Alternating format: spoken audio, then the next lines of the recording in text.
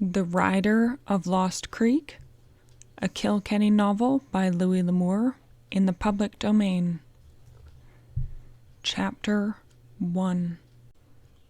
A lone cowhand riding a hard-pressed horse reined in at the hitching rail before the Dodge bar room. Swinging from the saddle, he pushed through the bat-wing doors, slapping the dust from his hat. "Make it rye," he said hoarsely as he reached the bar. When the raw, harsh liquor had cut the dust from his throat, he looked up at a nearby customer, a man known through the West as the gun expert Phil Coe. "They've begun it," he said, his voice rough with feeling. "They're putting wire on the range in Texas." "Wire?" A burly cattle buyer straightened up and glared. "Huh! They won't dare. Wire ain't practical. This here's a free-range country, and it'll always be free-range." "Don't make no difference," the cowhand who'd just entered insisted grimly. "They're doing it." He downed a second shot, shuddered, and then glanced up slantwise at Coe. "You seen Kilkenny?" He spoke softly, but a hush seemed to fall over the room, and the men's eyes sought each other questioningly. Somewhere chips clinked, emphasizing the stillness, the listening. "No," Coe said after a minute, "and you'd better not go around asking for 'em." "I've got to see 'em," the cowpuncher insisted stubbornly. "I've been sent to find 'em. I've got it to do. It's my job." "What do you want with Kilkenny?" demanded a short, wise-faced young man with light hair and narrow, pig-like eyes. The cowpuncher glanced at him, and his own eyes darkened. Death, he knew, was never far away when anybody talked to this man. Along with Royal Barnes, Wild Bill Hickok, and Kilkenny himself, this Wes Harden was one of the most feared men in the West. He was said to be as fast as Hickok and as cold-blooded as the Brockman twins. "They want guns in the Live Oak country, Harden," the cowpuncher said. "There's a range war coming." "Then don't look for Kilkenny," Coe said. "He rides alone, and his gun ain't for hire." "You seen him?" the cowpuncher persisted. "I got word for him from an old friend of his." "I hear tell he tied up with old King Fisher," someone said. "Don't you believe it," the cattle buyer stated flatly. "He don't tie up with nobody." He hesitated, and then glanced at the cowpuncher. "I did hear tell that he was down in the Indian Territory a while back." "Who'd you get word from?" Coe asked the cowpuncher quietly. "Might be somebody here knows Kilkenny and could pass the word along. Just say that Mort Davis is in trouble. Kilkenny won't need no more than that. He sticks by his friends." "That's right," the cattle buyer nodded emphatically. "Mort nursed him through a bad time after Kilkenny gunned down the 3 Webbers. Mort stood off the gang that came to lynch Kilkenny. If in Kilkenny hears that Mort needs help, he'll ride." "Funny Royal Barnes never hunted Kilkenny for killing the Webbers," someone suggested, "with Barnes being a half-brother to the Webbers and all." "That'd be something. Barnes and Kilkenny," another agreed. "Two of the fastest gunmen in the West." Conversation flowered around the room, and through it all was the name Kilkenny, woven like a scarlet thread. One man had seen him in Abilene. 2 men had cornered him there. 2 bad men trying to build a tough reputation. They'd drawn, but both had died before they could fire a shot. Another man said that he'd seen Kilkenny hold his hand out at arm's length with a poker chip on its back. Then he'd tipped his hand slowly, and when the chip fell free, he'd drawn and fired before the chip reached the level of his waist. "He's faster than Hickok," somebody said dogmatically. "And he's got the nerve of Ben Thompson." "What's he look like?" still another demanded. "I ain't never seen the feller." "Nobody agrees," the cattle buyer said. "I've heard a dozen descriptions of Kilkenny, and no 2 are alike. He never makes himself known until the guns start shooting, and then he fades right after and nobody knows him. This wire won't last in Texas," a lean, raw-boned Texan changed the subject to say. "That Live Oaks country, Nor this'n either. They ain't made for wire. It's free range, and it always will be. The buffalo was here before the longhorn, and it was free grass then. It always has been." "I dunno," somebody else said doubtfully. "There's farmers coming out from the east. Hoemen who'll fence their own ground and break the sod for crops." "This country ain't right for farmin', I tell ya," the young cowhand said. "You ever foller a trail herd? If they ever plow this country up, it'll blow clean to Mexico." But even as the men in Dodge talked and condemned wires, along the right-of-way in Botella, in the live oak country, lay huge reels of it, gleaming and new, literally miles of it on great spools, unloaded from wagon trains and ready to be strung. Reports implied that there would soon be a railroad in Texas. Fat beef, good beef, would soon be in demand. In this year of 1880, 40,000 tons of steel barbed wire, the hashish and Glidden star varieties, were to be sold to Texas ranchmen. In the bar of the old trail house in Botella, Ranger Webb Steele smashed a ham-like fist upon the bar. "We're putting it up," he shouted. "Hoss high, pig tight, and bull strong. If them who don't like it want a war, it's a war they'll get." "Who fences the Lost Creek Valley?" some hardened soul demanded. "You or Chet Lord?" "I'm fencing it," Steele declared, glaring about the room. "And if necessary, my riders will ride the fence with rifles." Outside the bar-room, a tall man in black trousers, black shirt, and a worn buckskin vest walked a rangy yellow horse down the one street of Botella, then swung down in front of the trail house. The buckskin relaxed, standing three-legged, head hanging in weariness. The tall man loosed the cinch, taking in the street with quick, alert eyes. It was merely the usual double row of false-fronted buildings that he saw. Almost every other one was a saloon. He knew that the men along the walk were looking at him, wondering about him, but he seemed not to notice. He could feel their eyes, though, like a tangible touch, lifting from his low-slung, tied-down guns to his lean brown face and green eyes. They were noting the dust in the grain of his face, the dust on his clothing, and the dust on the long-legged buckskin. They would know that he'd traveled far and fast, and that would mean that he traveled for a reason. When he stepped up on the walk, he closed his eyes for an instant.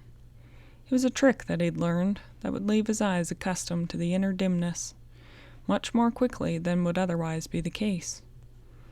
Then he stepped through the doors, letting his eyes shift from left to right, taking in the room in one swift, comprehensive glance. There was no one he knew. No one here, he was sure, knew him. Webb Steele, brawny and huge, strode past him through the doors, his guns seeming small, buckled to his massive frame. "I'll have a whiskey," the tall man said to the bartender. He took off his flat-crowned black hat to run his fingers around the sweaty band, and then through his black curly hair. He replaced the hat, dropped his right hand to the bar, and then glanced about. Several men leaned on the bar nearby. The nearest, a man who'd walked to the bar as Steele left, was a slim, wiry young fellow, with fringed buckskin jacket and black jeans stuffed into cowhide boots. The young man had gray, cold eyes. He looked hard at the stranger. "Don't I know you?" he demanded. The green eyes lifted in a direct, expressionless look. "You might." "Riding through? Maybe. Want a job? Maybe. Ain't you a cowhand? Sometimes. I'll pay well. What outfit are you with?" "I'm not with any outfit," the young man said sharply. "I am the Tumbling R." "Yeah?" The young man's face flamed with a queer, white eagerness that came into his eyes. "I don't like the way you said that," he snapped. "Does it matter?" drawled the tall man. For an instant the young rancher, stared, as if he couldn't believe his own ears. He heard men hurriedly backing away from him. Something turned over inside him, and with a sickening sensation in the pit of his stomach, he realized with a startling clarity that he was facing a gun battle, out in the open and alone. An icy chill went down his spine. Always before, when he'd talked, loud and free, the fact that he was Chet Lord's son had saved him. Men knew his hard-bitten father only too well. Then there'd been Bonner and Swildell. Both men had affronted Steve Lord, and later both had been found dead, in the trail, gun in hand. Suddenly, the awful realization that he might fight swept over Steve Lord. Nothing his father might do afterward would do any good now. He stiffened. His face was tense and white as he stared into the cold green eyes of the stranger. "Yeah," he snapped, "it matters, and I'll make it matter." His hand hovered over his gun. For an instant the watchers held their breaths. The tall man at the bar stared at Steve Lord coolly. And then Steve saw those green eyes change. A glint of humor and friendliness came into them. With a shrug, the stranger turned away. "Well," he drawled, "don't kill me now. I'd hate to get shot on an empty stomach." Deliberately, he turned his back and looked at the bartender. "How about another whiskey? That trail sure does make a feller dry." Everyone began talking suddenly, and Steve Lord, astonished and relieved, dropped his hand to his side. Something had happened to him, and all he knew was that he had narrowly escaped death from a shootout with a man to whom blazing guns were not new. The tall man at the bar lifted his eyes to the mirror in time to see a thin-bodied fellow with close-set eyes slide quietly from his chair and go out the side door. No one seemed to notice him go except the tall stranger, who noted the intenseness of the man's eyes and something sly in his movements. The stranger swallowed his drink, turned on his heel, and walked outside. The thin man who'd left the trail house was talking with 3 men across the street in front of the Spur Saloon. The tall man saw their eyes pick him up. Swiftly screening their faces, he strolled on. Idling in front of the empty stage station a few minutes later, he saw Steve Lord coming toward him. Something about the young man disturbed him, but although his eyes lifted from the cigarette he was rolling, he said nothing when Steve stopped before him. "You could have killed me," Steve said sharply, staring at him. "Yeah." The tall stranger smiled a little. "Why didn't you? I made a fool of myself talking too much." The stranger smiled. "No use killing a man unnecessarily. You may be Chet Lord's son, as I heard, but I think you make your own tracks." "Thanks. That's the first time anybody said that to me." "Well, maybe they should have." The stranger took a long drag and then glanced sideways at Steve. "Knowing you're pretty much of a man often helps a feller to be one." "Who are you?"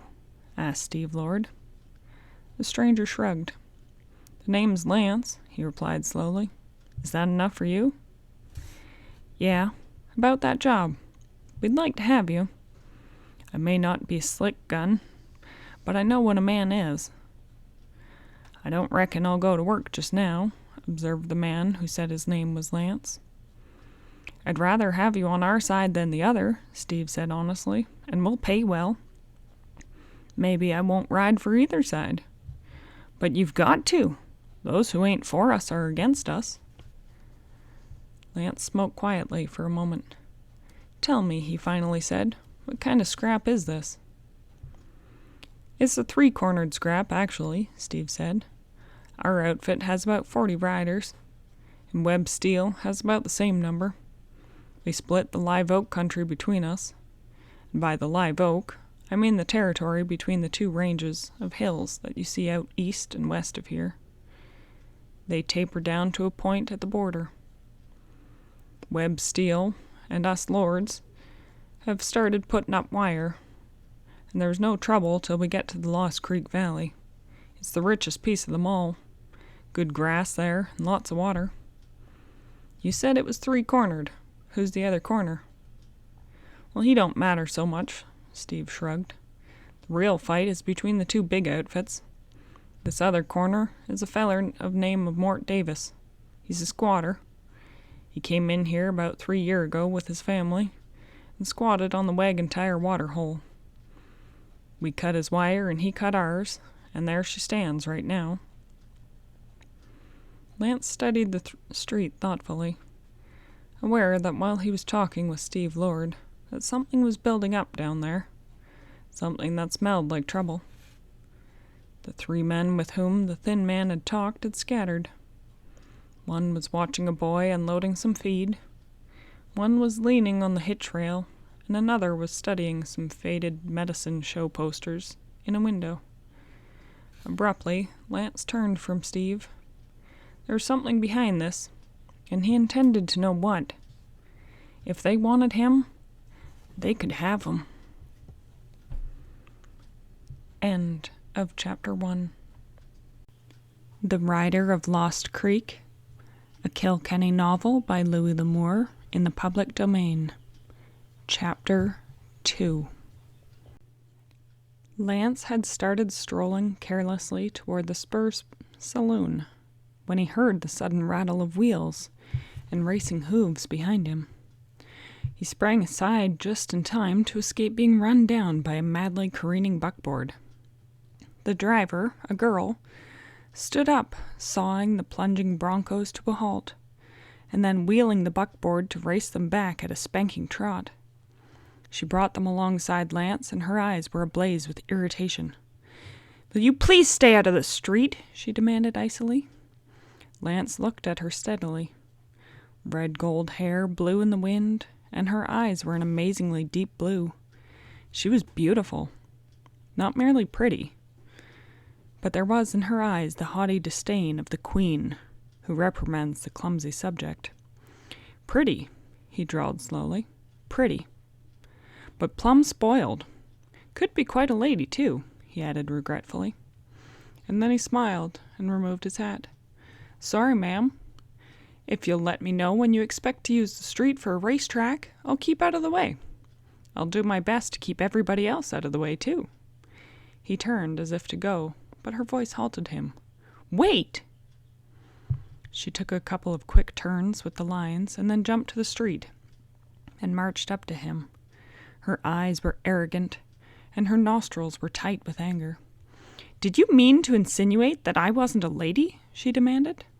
She held her horsewhip in her right hand, and he could see that she intended to use it. He smiled again. "I did," he said quietly. "You see, ma'am, it takes more than just a little beauty and a little money to make a lady. A lady is thoughtful of other people. A lady don't go racing around running people down with a buckboard. And then, when she does come close, she comes back and apologizes." Her eyes grew darker and darker, and he could see the coldness of fury in them. "You," she snapped contemptuously, "a common cowpuncher trying to tell me how to be a lady?" She drew back the whip and struck furiously, but he was expecting it. And without even shifting his feet, he threw up an arm and blocked the blow of the whip with his forearm. And then he dropped his hand over and grasped the whip. With a quick twist, he jerked it from her hands. The movement tilted her off balance, and she fell forward into his arms. He caught her and looked down at her upturned face, into her eyes blazing with astonishment and frustrated anger, and at her parted lips, and he smiled. "I'd kiss you," he drawled, "and you do look invitin', and most like it would be a lot of fun, but I won't. You spirited kind kiss much better if you come and ask for it." "Ask?" She tore herself free from him, trembling from head to foot. "I'd never kiss you, even if you were the last man alive." "No, ma'am, I reckon not. You'd just be standing in line waiting, standing away back." A hard voice behind Lance stopped him short.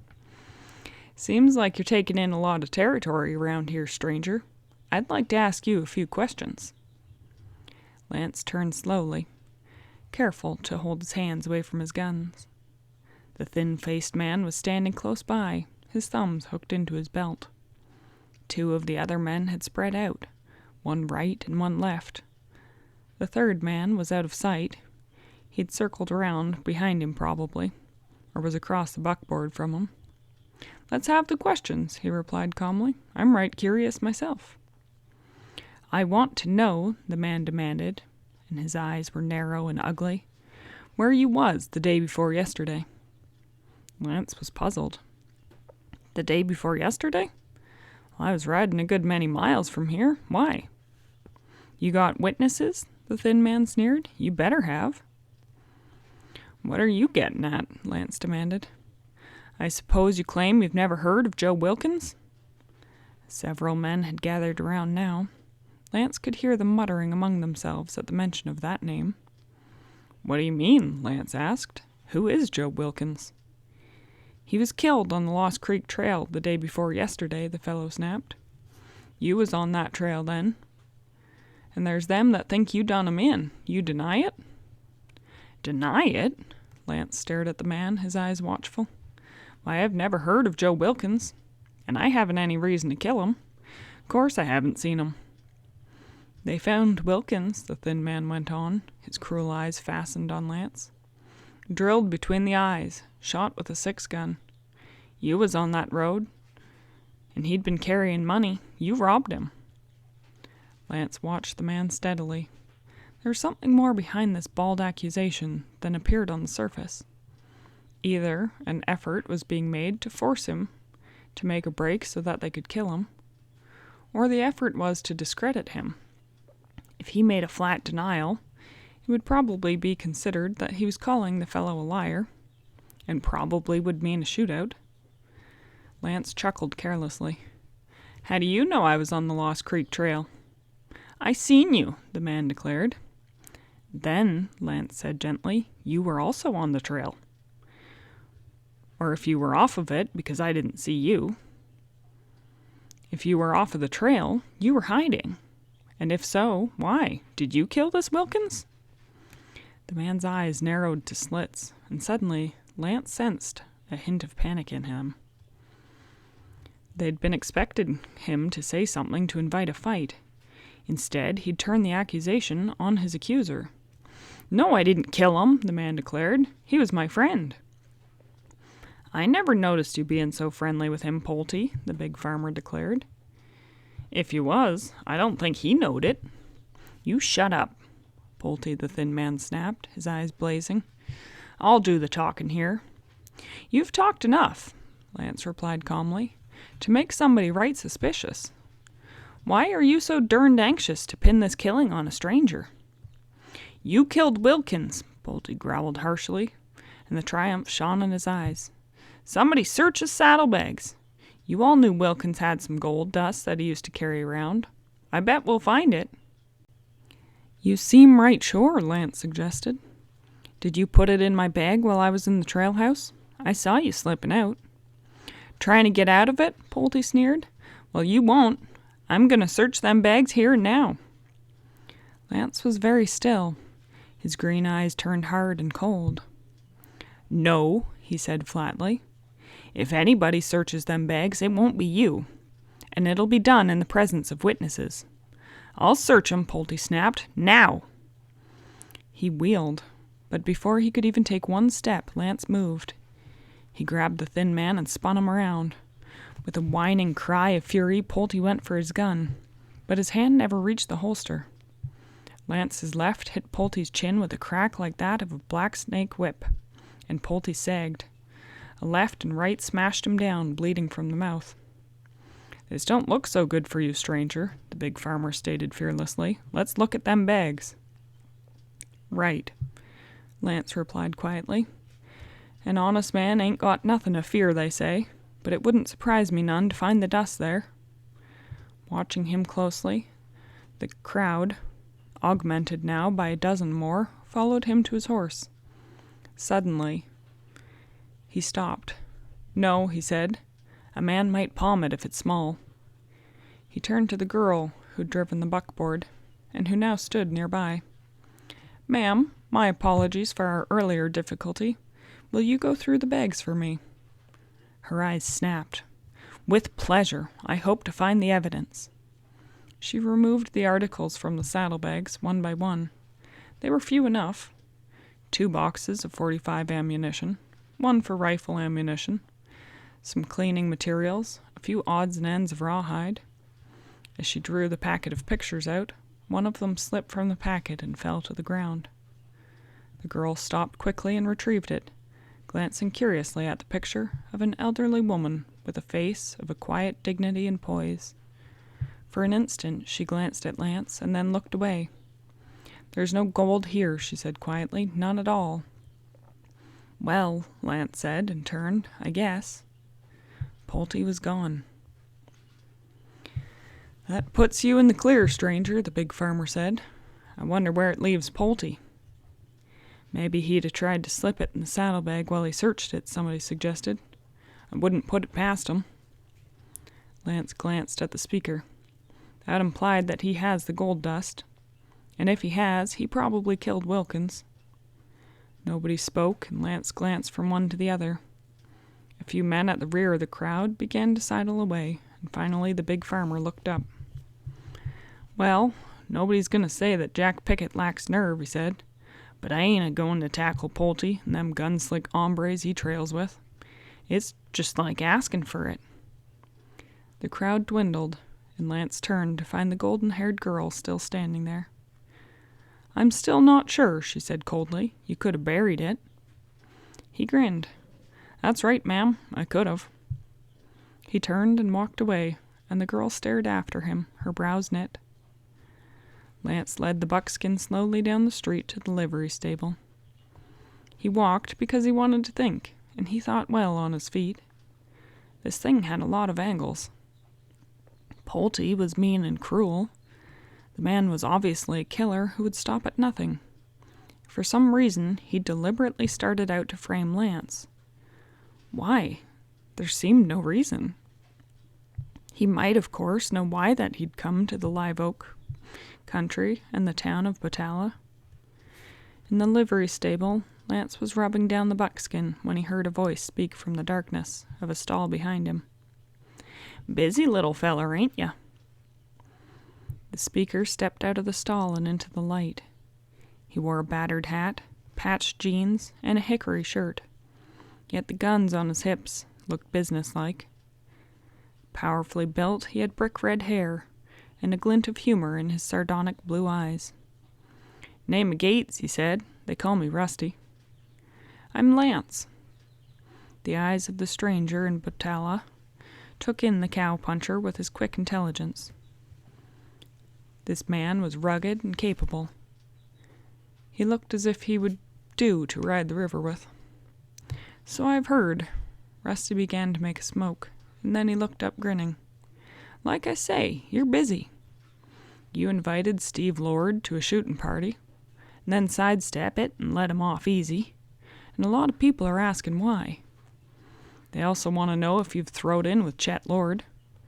They want to know if you was scared out. And then you tangle with that wildcat, Tanya Steele." "Webb Steele's daughter? I thought so." Noticed the name of Tanya Steele on the package in the buckboard. "Yeah, that's her, and trouble on wheels, pard. She'll never forgive. And before she's through, she'll make you eat your words. She never quits." "What do you know about this hombre Pulte?" asked Lance. "Bert Pulte? He's a sidewinder. Always has money, never does nothing. He's plumb bad, and plenty fast with that shooting iron." "He hangs out at the spur?" "Mostly. Him and them pards of his, Joe Daniels, Skimp Elis, and Henry Bates. They're bad, all of them. And the bartender at the spur is tough as a boot." Lance started for the door. Rusty stared after him for an instant and then shrugged. "Well," he said, "I'm buying a ticket. This is one ride I want to take." And then he swung along after Lance. Lance walked up the boardwalk and shoved open the bat-wing doors of the spur. Bert Pulte had been looking for trouble, and now Lance was. Slow to anger, it mounted in him, and now it was like a tide. The The memory of those small, vicious eyes and the tenseness of the man as he stood, set to make a kill. Never being a troublemaker, Lance always resented being bullied. Nevertheless, and he resented seeing others pushed around. It was this, as much as a debt to pay, that brought him to Patala. There was, as yet, no tangible clue as to what the trouble here was all about. He had only Steve Lord's version, one that seemingly ignored the rights of Mort Davis. Yet now Pulte was buying in. Pulte had deliberately tried to frame him with a killing. Lance hadn't a doubt but that Pulte had planned to plant that gold in his saddlebags. End of Chapter 2. The Rider of Lost Creek, a Kilkenny Novel by Louis L'Amour, in the public domain. Chapter 3.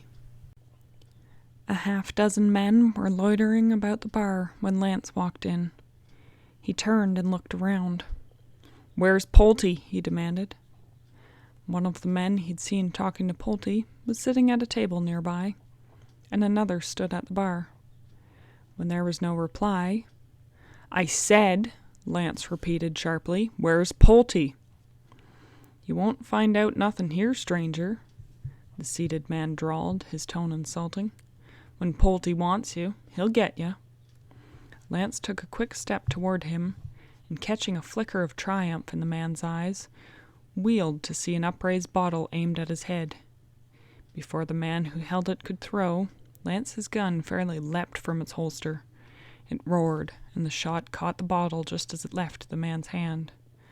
Liquor flew in all directions, and the man sprang back, splattered by it. Holstering his gun, Lance stepped in and caught the man by the shirt and jerked him around. Instantly the fellow swung. Turning him loose, Lance hooked a short left to the chin and stabbed 2 fast jabs to the face. He feinted and threw a hard right. The fellow went down and rolled over on the floor.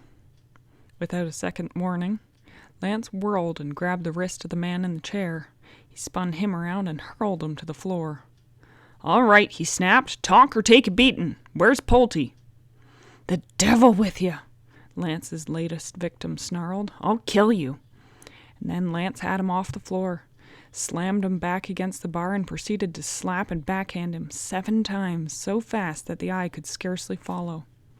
His grip was like iron, and before that strength the man against the bar felt impotent and helpless. "Talk, cuss you!" Lance barked and slapped him again.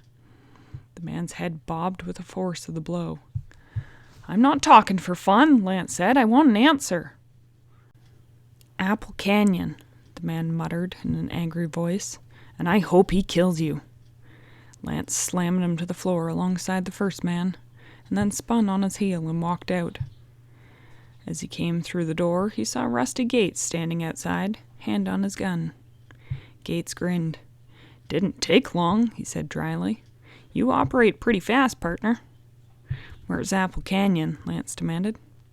"Well," Gates said, and rolled his quid a-chewin' in his jaws, "Apple Canyon is almost due south of here, down close to the border. That's where Nita Riordan hangs out." "Who's she?" Lance wanted to know. "The Queen of the Border, they call her. Half Irish, half Mexican, and all dynamite. The best-looking woman in the Southwest. And a tiger when she gets started. But it ain't her you want to watch. It's Brigo. Jamie Brigo is a big Yaqui half-breed who can sling a gun as fast as the Brockmans, track like a bloodhound, and is as loyal as a St. Bernard. Also, he weighs about 2 pounds less than a ton of coal." "What's the place like? A town?" "No. A bar, a bunkhouse, and 3 or 4 houses. It's a hangout for outlaws. And feller, it ain't no place for a man to go looking for Bert Pulte. That's his bailiwick." Lance saddled Buck his buckskin and headed south, leaving Rusty at the stable, staring thoughtfully after him. The day was beginning to fade now, and he could see the sun grow larger as it slid away toward the western mountains. There was still heat.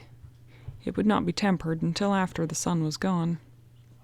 until the long shadows came to make the plains cool. The bunch grass levels were dotted with mesquite and clumps of prickly pear, and Lance rode on through them, letting the buckskin have his head on the narrow winding trail. Prairie dog towns were all about, but they disappeared as the rocks grew closer.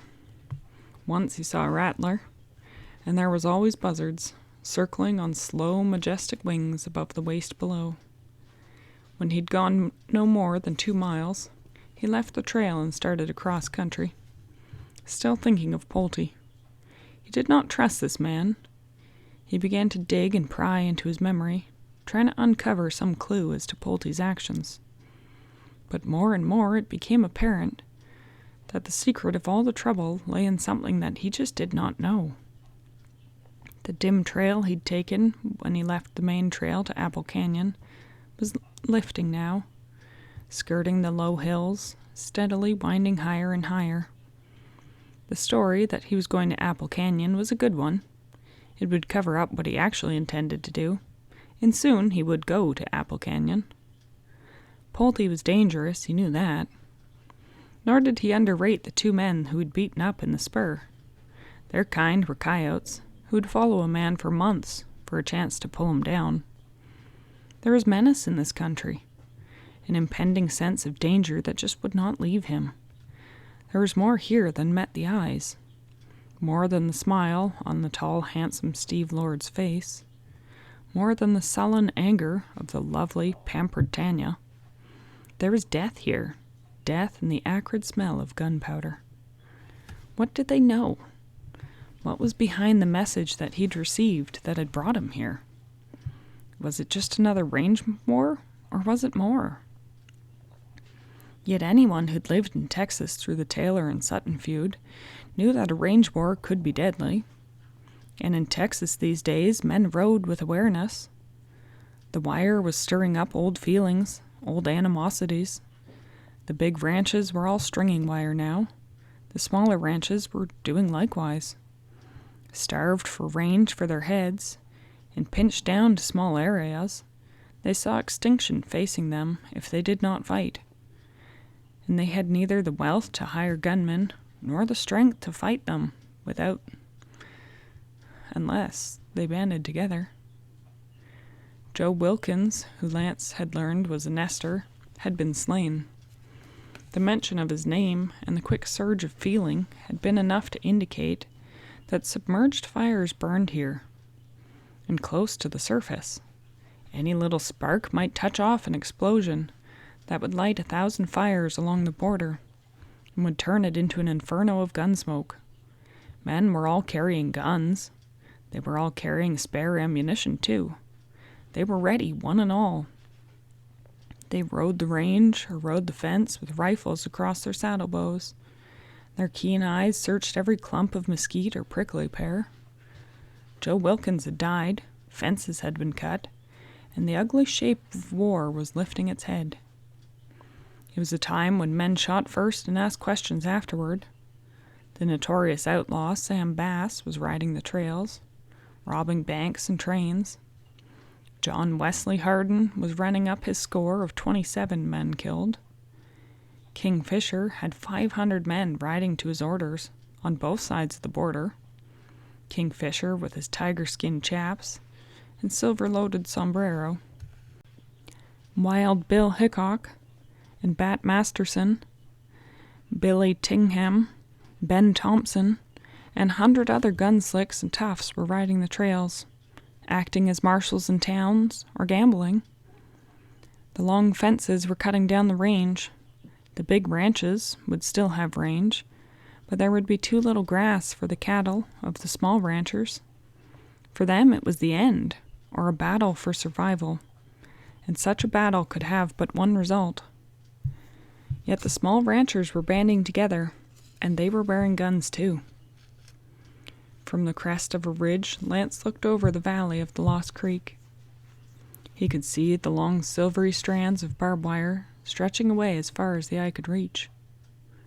"I don't know about this wire business," he mused, patting the buckskin on the shoulder. "I don't know who's right. There's arguments for both sides. It gives everybody a chance to improve breeding and have crops. And anybody can see the longhorn is on the way out. There's just too little beef. These white faces now, they have something. They carry a lot of beef. A lot more beef than the longhorn. You and me, Buck, maybe we're on the way out too. We're free, we go where we please, and we don't like fences. If they build fences, this country is finished for us. We'll have to go to Dakota, or maybe Mexico, or the Argentine. The buckskin turned down the little trail through the tumbled boulders and cedar. A dim, concealed little trail that the sure-footed mountain horse followed even in the vague light of the late evening. This was not an honest man's trail, but Lance was not worried, for he knew the manner of man he rode to see. That man who would never be less than honest, but he would fight to the last ditch for what he believed to be his own. The trail dipped into a hollow several 100 yards across, and when Lance had ridden halfway across it, he dismounted and led his horse into a sheltered position behind a boulder. It would be a long wait, for he was early. Sitting against a boulder, he watched the declining sun fall slowly westward, watching the shadows creep up the rocky walls, and the sunlight splash color upon the cliffs. He must have fallen asleep, for when he awakened the stars were out, and he judged that several hours must have passed. It was quiet, and yet when Lance lifted his eyes it was in time to catch the gleam of starlight on a pistol barrel aimed over a rock. And then even as he moved, the muzzle flowered with flame. As he hurled himself desperately to one side, he heard the bullet strike, and then again, and something struck him a wicked blow on the back of the head. He tumbled on his face among the boulders, and in fading consciousness he seemed to feel something hot and sticky along his cheek. The first thing Lance knew, a long time later, was the throbbing pain in his skull, as though 1,000 tiny iron men were hammering away with red-hot hammers at his skull, pounding and pounding. He opened his eyes to see a distant star shining through the crevice in the rocks across the hollow. He saw something long and dark lying upon the ground. It was like the body of a man. Turning over painfully, Lance got his hands under him and pushed himself to his knees. For a long time he was still, and his head swayed and seemed like an enormous, uncontrollable thing. He forced his eyes to focus, but the starlight was too slight to help him see any more than he had. Then he got a hand on the rock beside him and pushed himself to his feet, and there he remained, leaning up against a rock. One hand dropped instinctively to his gun on the right side, and then he felt for the other, and both were there. The first shot, if there had been more than one, had missed him. It had either ricocheted off a rock and hit him, or else the unseen killer had fired again. He apparently had been left for dead. Feeling his skull, he could understand why, for his hair was matted with blood. Feeling around, his head throbbing fiercely, he found his hat and hung it around his neck by the rawhide chin strap. His head was too swollen for him to wear the sombrero. Stumbling to where he left his horse, he found Buck waiting patiently. The yellow horse pricked his ears and whinnied softly. "Sorry, Buck," Lance whispered. "You should have been in the stable by now with a good bait of oats." He swung into the saddle and turned down into the hollow before he remembered the shape on the ground, and then he saw it again. There was more than the shape, for there was a standing horse. He dismounted and, gun in hand, walked cautiously over to the body. It was that of a stranger.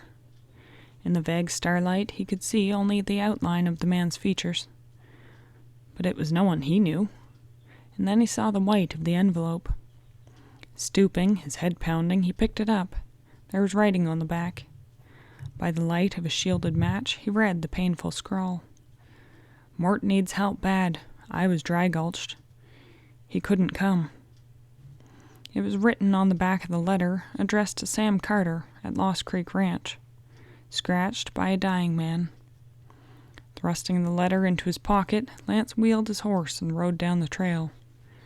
Lost Creek Ranch lay ahead and to the south, but he turned the buckskin again and rode away from the trail, skirting a cluster of rocks and heading for the ranch, whose position he'd ascertained from Rusty. He knew from a map that had been sent to him. He drew his rifle from the boot and put it across his saddle bow. Still several miles away, he saw a glow in the sky, a glow of burning buildings. His eyes grew hard, and he spoke urgently to Buck. The long-geared yellow horse quickened his pace. Lance passed what must have been Mort Davis's fence, but some of the posts were down and the wire was gone. Lance refrained from watching the fire, but keeping his eyes on the surrounding darkness. Maybe he was too late. A house was burning, and perhaps Mort Davis was dead. But suddenly he saw a man run out of the shadows. "Is that you, Joe?" the man shouted. Lance reined in and swung his horse on an angle to the man. The fellow came closer. "What's the matter?" he demanded. "Can't you hear me?" The speaker was one of the two men that Lance had whipped earlier in the bar that day. They recognized each other at the same instant. With a startled gasp, the fellow went for his gun. Lance pulled the trigger without shifting the rifle, and the man grabbed his stomach, sliding from the saddle with a groan. End of Chapter 3. The Rider of Lost Creek, a Kilkenny novel by Louis L'Amour, in the public domain. Chapter 4. Without looking down, Lance started toward the glow of the fire, his face set and angry. Had they killed Mort? They had not. Lance was still several hundred yards away when he saw a rifle flash and heard the heavy bark of Mort's old sharps. Several shots replied. Touching spurs to the buckskin, Lance whipped into a circle near the flames at a dead run, snapping 3 quick shots into a group of men near the low adobe wall. It was a gamble at that speed, but the attacking group was bunched close. There was a cry of pain, and one of them whirled about. He was fully in the light, and his chest loomed up. Lance put a shot into him as he flashed abreast of the man, and heard a bullet whip past his own ear. And then he was gone into the darkness beyond the flames. Sliding from the saddle, Lance put his rifle to his shoulder and shot twice. Reloading in haste, he began smoking up every bit of cover near the burning house, taking targets when they offered, and seeking the darkest spots of cover at other times. When his rifle was emptied, he dropped it to his side and opened up with a 6-gun.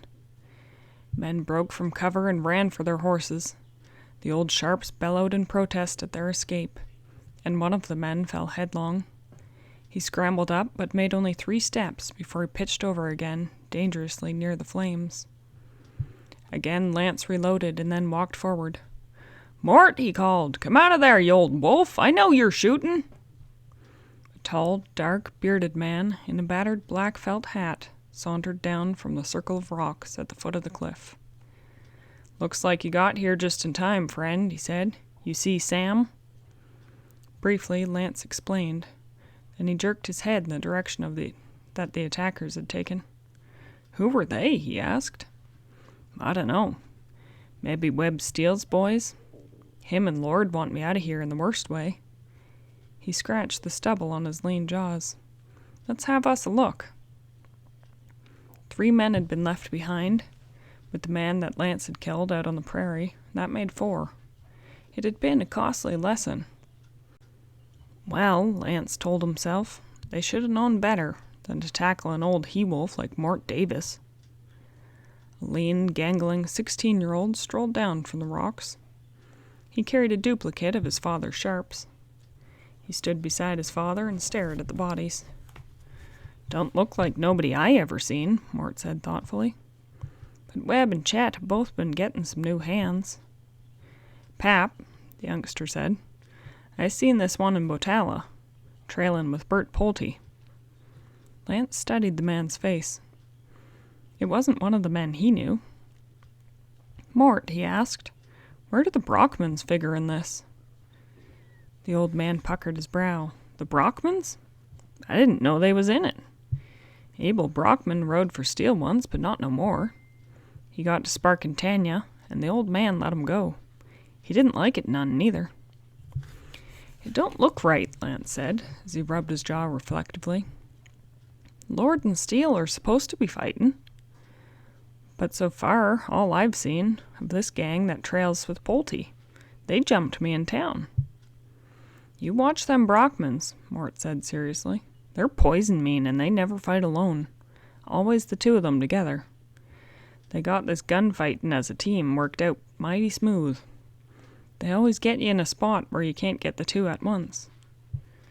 Lance looked around. Burned all your buildings, didn't they? Any place you can live? Uh-huh. We got us a little cave back up here.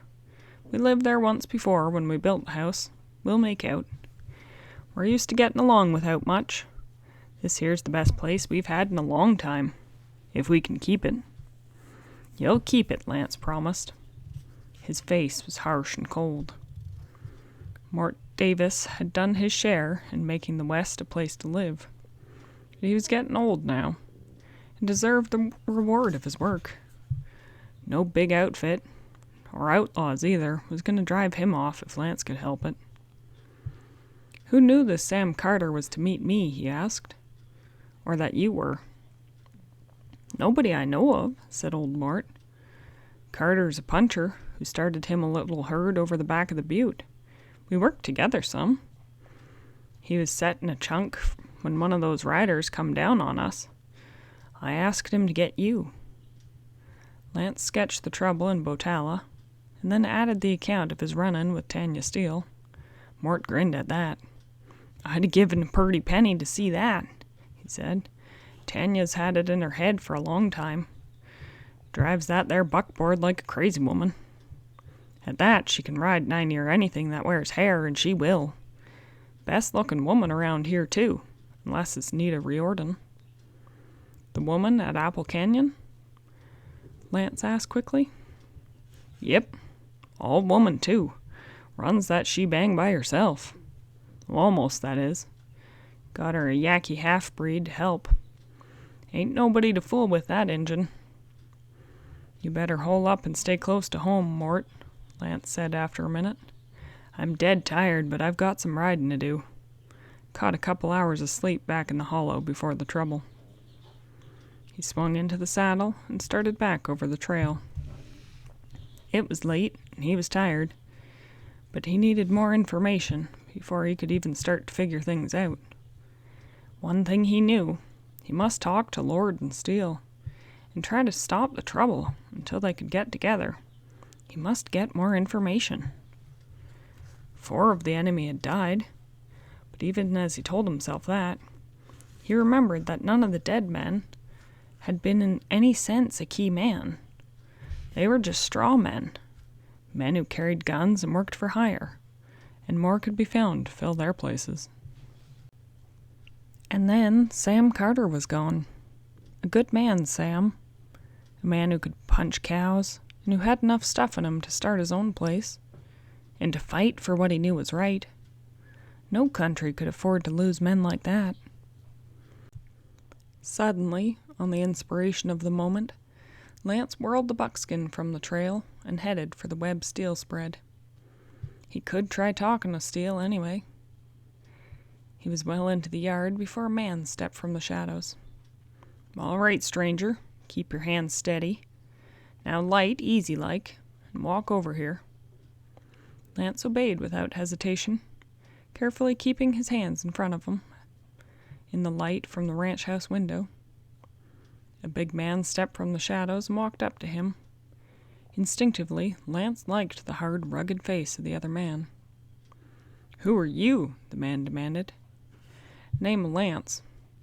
Riding by and thought I'd drop in and have a talk with Webb Steele."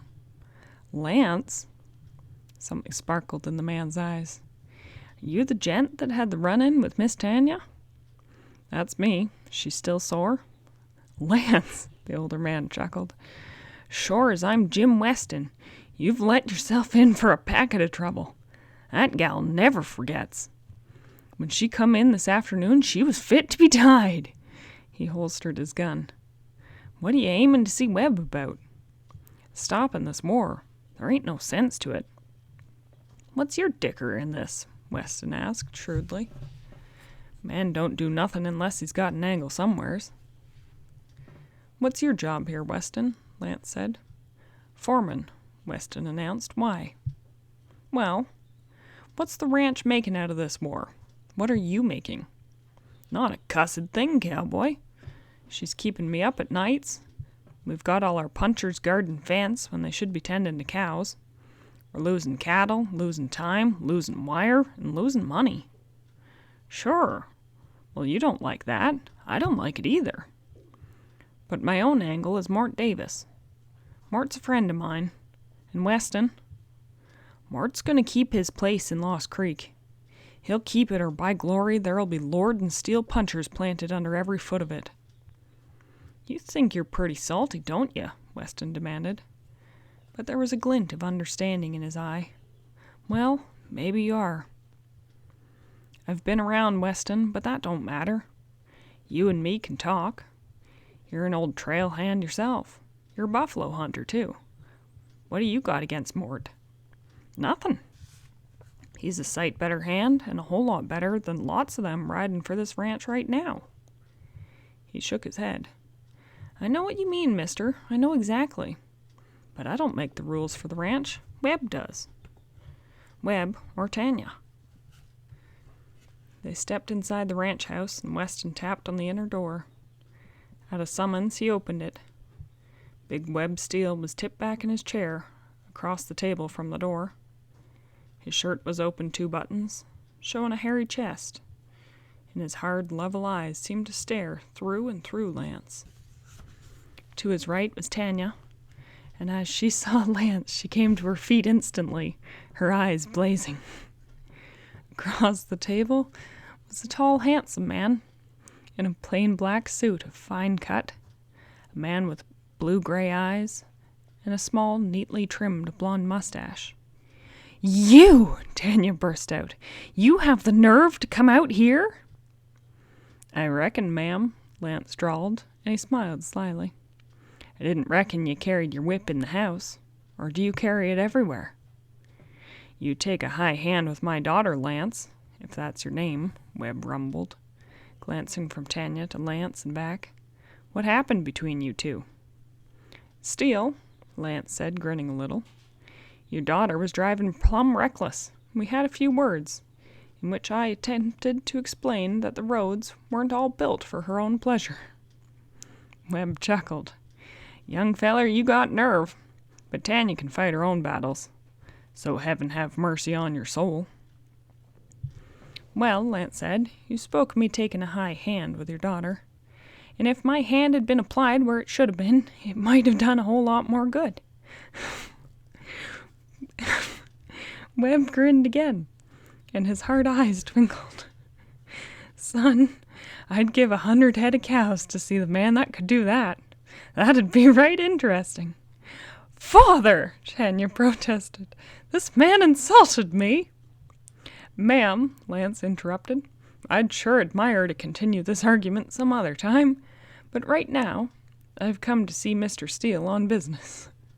"What business?" Webb Steele demanded, cutting short Tanya's impending outburst. "War business. You're edging into a 3-cornered war that's going to cost you plenty. It's going to cost Chet Lord plenty, too, and I came to see about stopping it. I want to get a peace talk between you and Chet Lord and Mort Davis." "Mort Davis?" Webb exploded. "That low-count nester ain't going to make no peace talk with me. He'll get off that claim or we'll run him off." Webb's eyes were blazing. "And you tell that long-geared high-binder to get his stock and get." "He's caused a lot of trouble here," the man with the blonde mustache said, "cutting fences and the like. He's a menace to the range." He looked up at Lance. "I'm Victor Bonham," he added, "out from New York." Lance had seated himself, and he studied Bonham for an instant, and then he looked back at Webb Steele, ignoring the Eastern man. "Mr. Steele," he said, "you've got a rep for being a square shooter. You come west with some darn good men. Some real salty ones. Well, so did Mort Davis. But Mort went farther west than you. He went on to Santa Fe and to Salt Lake.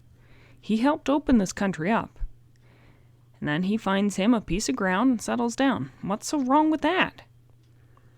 Lance shifted in his chair a little, and then went on. He fought Comanches and Apaches. He built himself a place. He cleaned up that water hole. He did things in Lost Creek that you'd never have done. You'd never have bothered about it, but for this fencing business. Well, Mort Davis, he moved in on that place, and he's going to stay. And I, for one, mean to see that he stays. He leaned forward. Webb Steele, I ain't been hereabouts long, but I've been here long enough to know that something mighty funny is going on.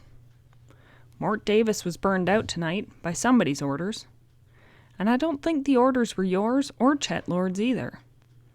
Well, as I say, Mort stays right where he is, and if he dies, I'm going to move in, and I'm going to bring war to these hills like nobody ever saw before. You talk mighty big for a loose-footed cowhand, Bonham said, smiling coldly. We might decide not to let you leave here at all.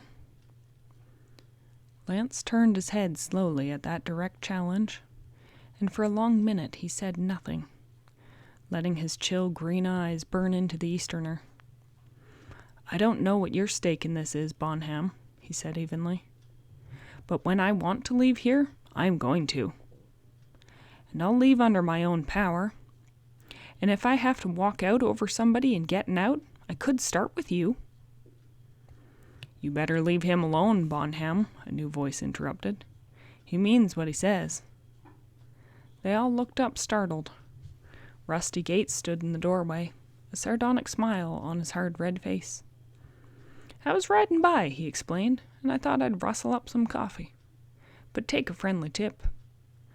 Bonham laughed harshly. Aye. Better shut up, New York man, Gates said. There's been enough killing tonight. You keep talking and you're going to say the wrong thing. Rusty smiled slightly, glanced back at Lance, his eyes twinkling. You see, he lighted his smoke, I've heard that Lance Kilkenny was right touchy about what folks said of him. End of Chapter 4. The Rider of Lost Creek, a Kilkenny novel by Louis L'Amour, in the public domain. Chapter 5. The name dropped into the room like a bombshell. Tanya's hands went to her throat, and her eyes widened. Webb Steele dropped his big hands to the table, and his chair legs slammed down. Jim Weston backed up a little, his tongue wetting his lips. But it was Bonham, the man from New York, who Lance Kilkenny was watching. And in Bonham's eyes he saw a sudden blaze of white, a killing rage. The man's lips drew back in a thin line. If ever lust to kill was in a man's face, it was in Victor Bonham's then. But an instant only, and then it was gone, so suddenly that Kilkenny wondered if it had not been a hallucination. Did you say Kilkenny? Webb Steele demanded. The gunfighter? That's right. Lance's voice seemed to have changed suddenly. My name is Lance Kilkenny. Mort Davis was in trouble, so I came to help him. He glanced up at Webb. I don't want trouble, if I can avoid it. But they tried to burn out Mort and wipe him out. What happened? Bonham demanded. 4 men died, Lance said quietly. They were not men anybody ever saw riding with Steele or Lord. He smiled a little. Mort's still around, and still able. Bonham was staring at him. Yes, I seem to recall something about a man named Kilkenny being nursed by Davis after a fight. Lance got up. Think it over, Mr. Steele. I'm not riding for war. I never asked for trouble with any man. But Mort's my friend. Even if with 2 old prairie wolves like you and Chet Lord, there can be peace. You two should get together with Mort. You'll probably like each other.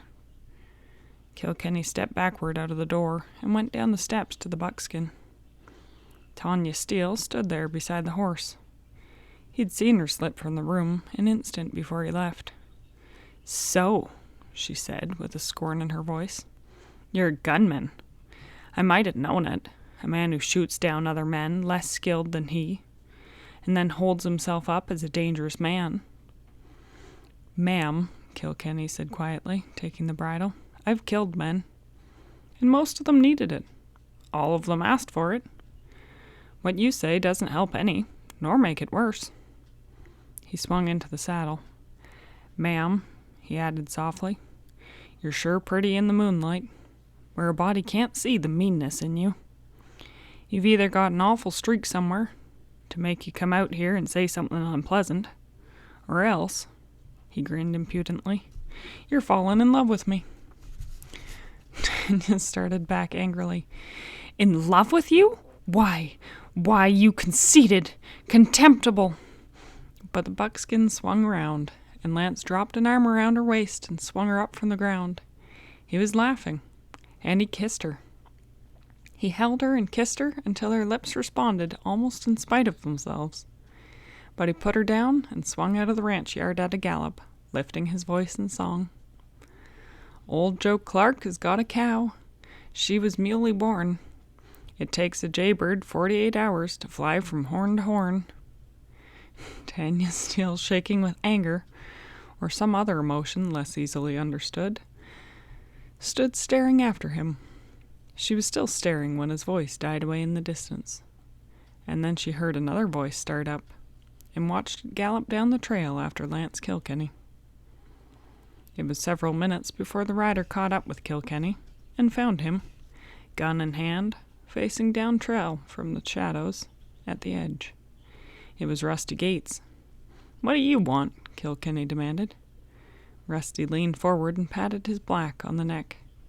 "Why, I reckon I want to ride along with you, Kilkenny. I heard you're a straight shooter. I guess you're the only hombre I ever met that could get into more trouble than me. If you can use a man beside you, I'd sure admire to ride along. I got an idea," he added, "that in days to come you can use some help." "Let's ride, Rusty," Kilkenny said quietly. "It's getting late." When Lance Kilkenny rolled out of his blankets in the early dawn, he glanced over at Gates. The redhead was still snoring. Kilkenny grinned, then shook his boots carefully to clear out any wandering tarantulas or scorpions that might have holed up for the night. Grimly, he contemplated a hole in his sock. No time for that now. He pulled the sock down to cover the exposed toe and slid the boot on, and then he got up and carefully checked his guns. He moved quietly out of camp. For 10 minutes he made a painstaking search of the area. When he returned to camp, he saddled his horse and rode quietly away. He was back and had bacon frying when Rusty awakened and sat up. They had camped on a cedar-covered mountainside with a wide view of the Lost Creek Valley. From the ridge above, they could see away into the purple distance above the mountains of Mexico. The air was brisk and cool with morning. Coffee was bubbling in the pot when Rusty walked over. "You get around, partner," he said. "Sure, I slept like a log." "Hey," he looked startled and pleased. "You got bacon?" "Got it last night from that Mexican where we got the frioles. He got 'em 6 hogs." Rusty shook himself and grinned. Then he looked up, suddenly serious. "Ever see this hombre Bonham before?" he asked. "No." Kilkenny glanced sideward at Gates. "Know him?" "No, he ain't from around here." "I wonder." "You wonder? Why?" "They said he was from New York. He looks like a pilgrim." "Yeah, he does." Lance poured coffee into 2 cups. "But he knew about Mort caring for me after the fight with the Webbers." "Heard it around, probably. I heard that myself." Rusty grinned. "You're too suspicious." "Well, I'm still alive." Lance Kilkenny grinned widely. Rusty nodded. "You got something there. Don't pay to miss no bets. Who do you think Bonham is?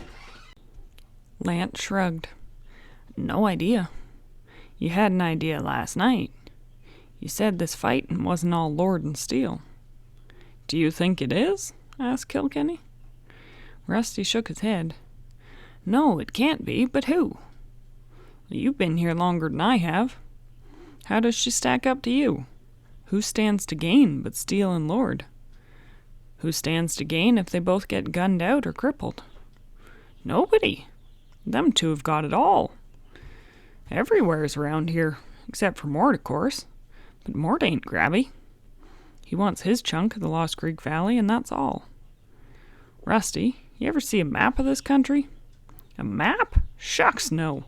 Don't reckon there is one. Who'd want a map? Maps are handy things, Kilkenny said, sipping his coffee. Sometimes a country looks a sight different on a map than you think it does. Sometimes when you get a bird's eye view of things, you get a lot of ideas. Look here. Drawing with his finger in the sand, Lance Kilkenny drew a roughly shaped V showing the low mountains and hills that girded the live oak country. Off to one side he drew in the Lost Creek Valley. Right here, where it opens on the main valley, he said, is where Lord and Steele's fence lines come together. That's right. Plumb right, Rusty agreed. That's what all the fuss is about, who gets the valley. But notice, Lance said, this V-shaped valley that's half Steele's and half Lord's runs from a point of the V up to the wide cattle ranges of Texas. Up there are other cow outfits, bigger even, than Lord's and Steele's. Fine stock, too. I come down through there a while back, and I rode over some fine range. Lots of white-faced bulls brought up in there. The stock is being improved. In a few years, this is going to be one of the greatest stock-raising countries in the world. The fences won't make much difference at first, except for to limit the size of the roundups. There won't be no 4-county roundups, but the stock will all improve. More beef per steer and bigger demand for it. The small ranchers can't afford to get good bulls, so they'll cut fences here and there, as much to let the bulls in with their stock as anything. But that's only part of it. Look at all these broad miles of range. They'll be covered with fat stock, thousands upon thousands of head. It'll be fat stock, good grass, and plenty of water. They'll shift the herds and feed the range off little by little. You've punched cows long enough to have rustled a few head. We all have now and again. Just think now. All this is stock country up here above the V. Now follow my finger. He drew a trail in the dust down through the point of the V and into the country below. See? He asked. Rusty furrowed his brow and spoke thoughtfully. You mean somebody could rustle that stock into Mexico? Sure, but they'd have to drive rustled cows across Steele and Lord spreads, and... His eyes narrowed suddenly. Say, partner, I get it. You mean if Lord and Steele was both out of it, whoever controlled that V could do as he dang well pleased down there, right? Kilkenny nodded. What's this place at the point of the V? That's Apple Canyon. It's the key to the whole country, ain't it? And it's a hangout for outlaws. Sure, Apple Canyon. The live oak country is like a big funnel that will pour rustled stock down into Mexico. And whoever controls the live oak and Apple Canyon controls rustling in all this section of Texas. Well, I'll be darned. Rusty spat into the dust. And that's where Nita Riordan lives. Kilkenny got up. That's right, Rusty. Right as rain. And we're riding to have a little talk with Nita.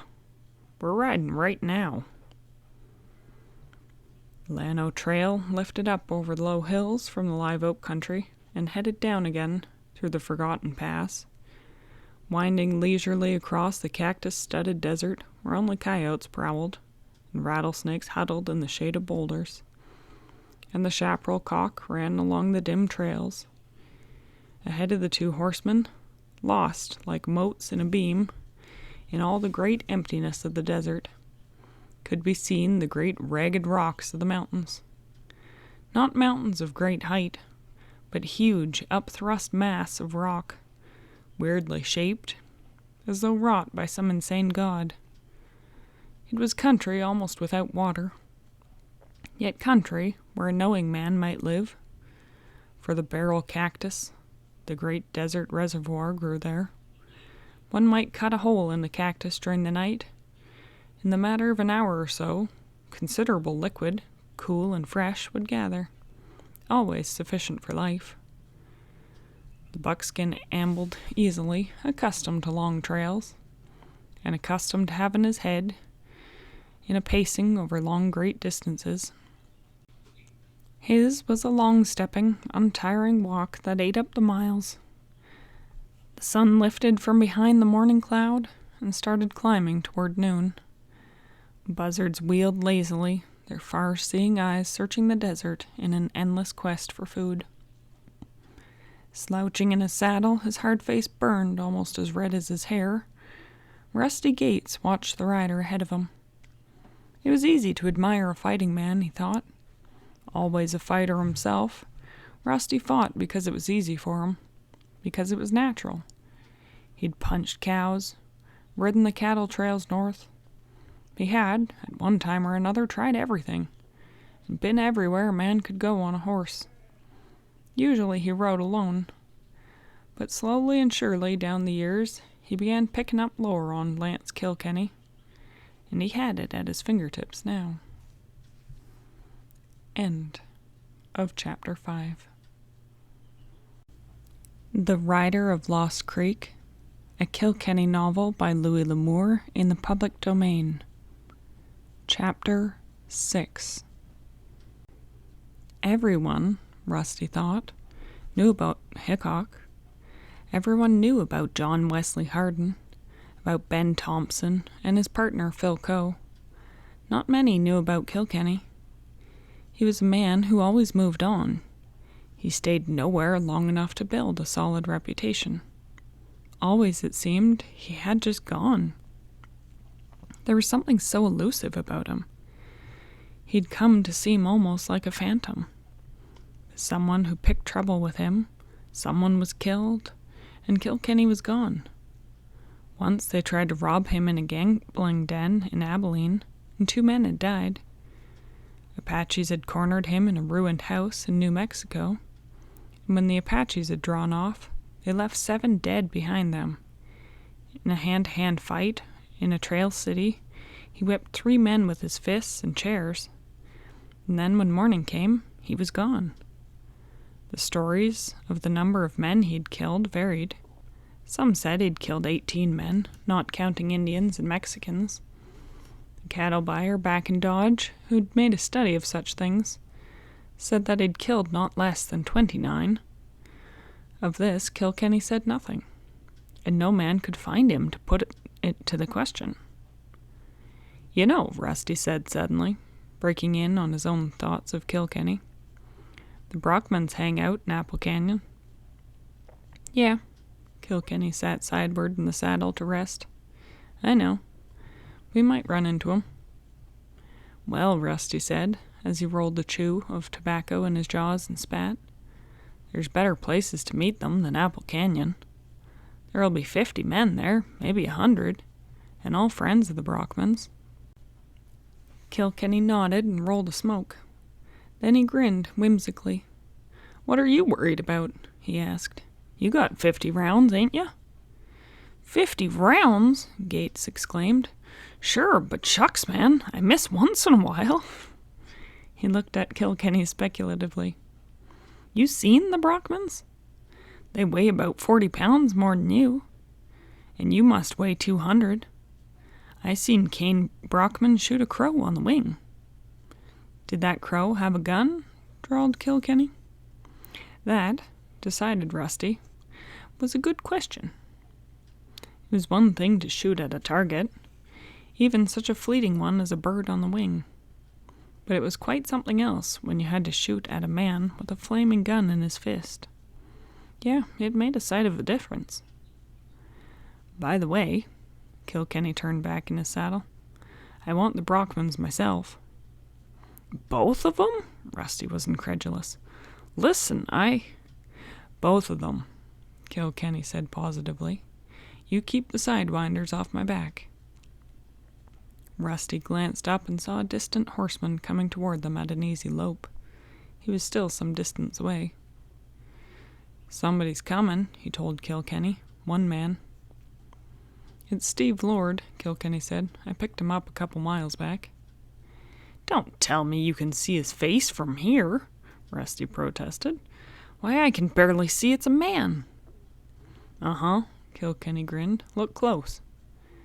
See that sunlight glinting on that sombrero? Steve has a hat band made of polished silver discs. Not common." Rusty spat. It was easy enough when you figured it out, he thought. But not many would think of it. Now that it was mentioned, he recalled that hat band.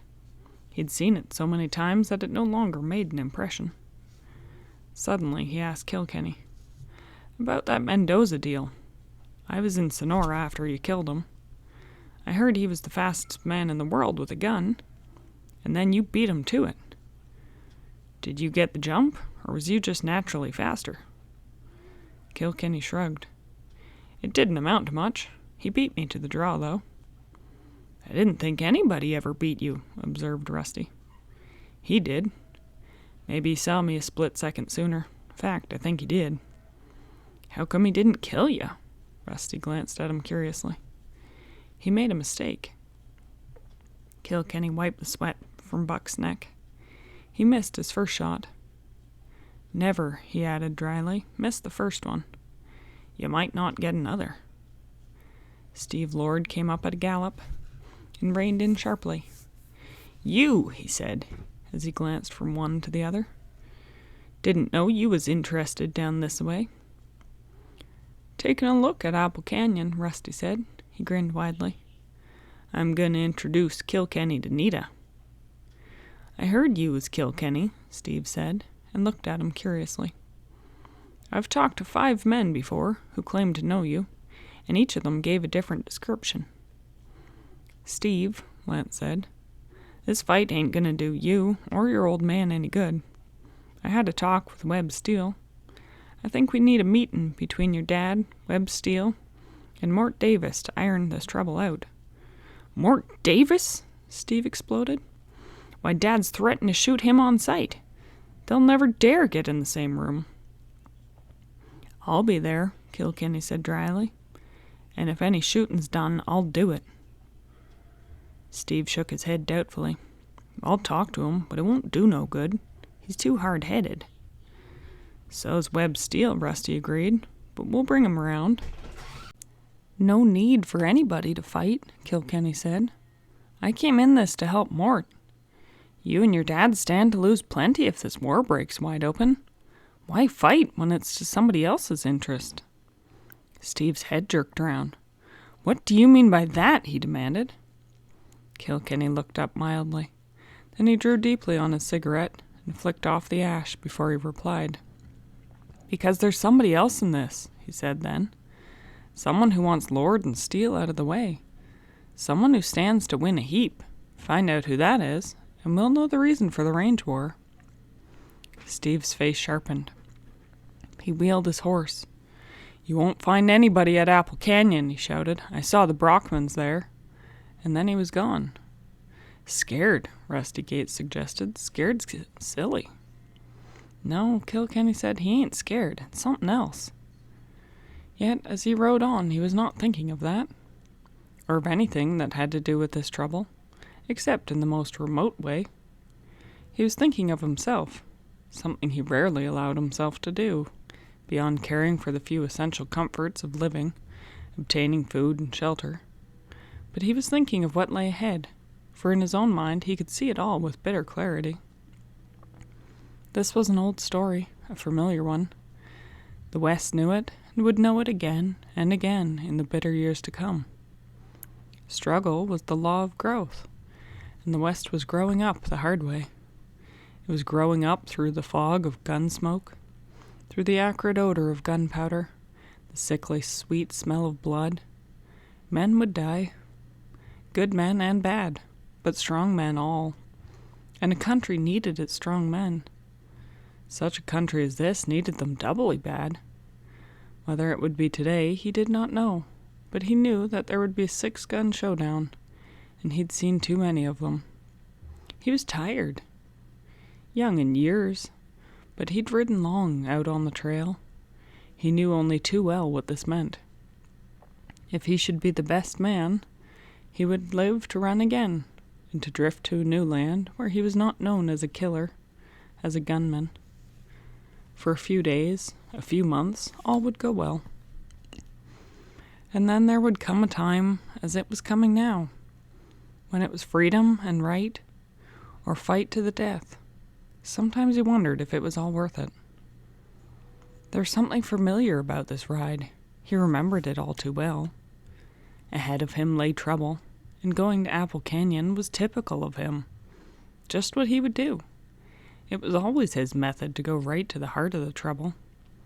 And Apple Canyon seemed to be the key point here. There was so much ahead. He did not underrate Bert Pulte. The snake-eyed gunman was dangerous, quick as a cat and vicious as a weasel. This man would kill and kill until he was finally put down, full of lead. He would not quit, for there wasn't a yellow thing about the man. He would kill from ambush, yes. He would take every advantage, for he did not kill from bravado or for a reputation. He killed to gain his own ends, and for that reason there would be no limit to his killing. Yet at best, Pulte was a tool. A keen-edged tool, but a tool nevertheless. He was a gunman, ready to be used by a keener brain, and such a brain was using him now. Who it was, Kilkenny could not guess. Somehow, he could not convince himself that behind the bluff boldness of Webb Steele lived the ice-cold mind of a killer. Nor from what he could discover was Chet Lord any different. No, the unknown man was someone else. Someone beyond the pale of the known. Someone relentless and ruthless. Someone with intelligence, skill, and command of men. And afterward, there would be only scant food, the harsh living of the fugitive, and then again a new attempt to find peace in the new surroundings. Some day he might succeed, but in his heart he doubted it. He was in danger. The thought impressed him little. He'd always been in danger. The man he sought this time would be aware by now that he knew the danger lay not in Steele or Lord, but outside of them. Yet his very action in telling them what he thought might force the unknown into the open.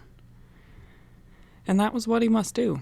He must force the play until at every move it brought the unknown more and more into the open, until he was compelled to reveal himself. The direct attack, it was always best with the adroit man. Such a man could plan for almost anything, but the continuous frontal attack. And he, Kilkenny, had broken such plots before. But could he break this one? Looking over the field, he realized suddenly that he was not sure. This man was cool, deadly, and dangerous. He would anticipate Kilkenny's moves, and from the shelter of his ghost-like existence, he could hunt him, pin him down, and kill him, if he was lucky. Kilkenny looked curiously at the mountains ahead. Somewhere up there, Forgotten Pass went over the mountains, and then down to the Rio Grande. It wasn't much of a pass, as passes go, but the section was barren, remote. But it would undoubtedly be an easy route over which to take cattle to Mexico, and many of the big ranches down there were buying, often planning to sell rustled cattle that they bought back across the border. It was almost mid-afternoon before the two riders rounded the shoulder of rock and reined in. Looking down the main street of the rickety little town of Apple Canyon, Kilkenny halted his horse and studied the situation. There were 4 clapboard buildings on one side of the street and 3 on the other. The nearest one is the Sawbones, Rusty explained. He's a renegade from somewheres, but a good dog. The next is the livery stable and the blacksmith shop all in one. The long building next door is the bunkhouse. 40 men can sleep there, and usually do. The place after that is Bert Polte's. He lives there with Joe Deegan and Tom Moreau. On the right side, the building nearest, is Bill Sadler's place. Bill's a gambler. Did a couple stretches for forgery, too, they say. He cooks up any kind of documents you want. After his place is the big joint of Apple Canyon, the Border Bar. That's Nita's place. She runs it herself. The last house, the one with the flowers around, is Nita's. They say no man's ever entered the place. You see, Rusty glanced at Lance, Nita's straight. Though there's been some that doubted it from time to time, but Nita, she puts 'em right. And the place up on the cliffs beyond the town? Kilkenny wondered. Who lives there? Huh? Rusty scowled in his puzzlement. Where do you mean? Kilkenny pointed. High on a rocky cliff, in a place that seemed to be secure from all but the circling eagles, he could dimly perceive the outline of some sort of structure. Even in the bright light, with the sun falling fully on the cliff, it was but a vague suggestion. Yet even as he looked, he caught a flash of light reflecting from something. Whoever lives there is a careful man, Kilkenny said dryly. He's looking us over with a glass. Rusty was disgusted. Well, I'll be hanged. I've been here 3 times before, and once I stayed for a full 5 days, and I never knowed that place was there. Kilkenny nodded in understanding. I'll bet a penny that you can't see it from town. I just wonder who's so careful. Who wants to know who comes to Apple Canyon? And who can hide up there and remain unknown?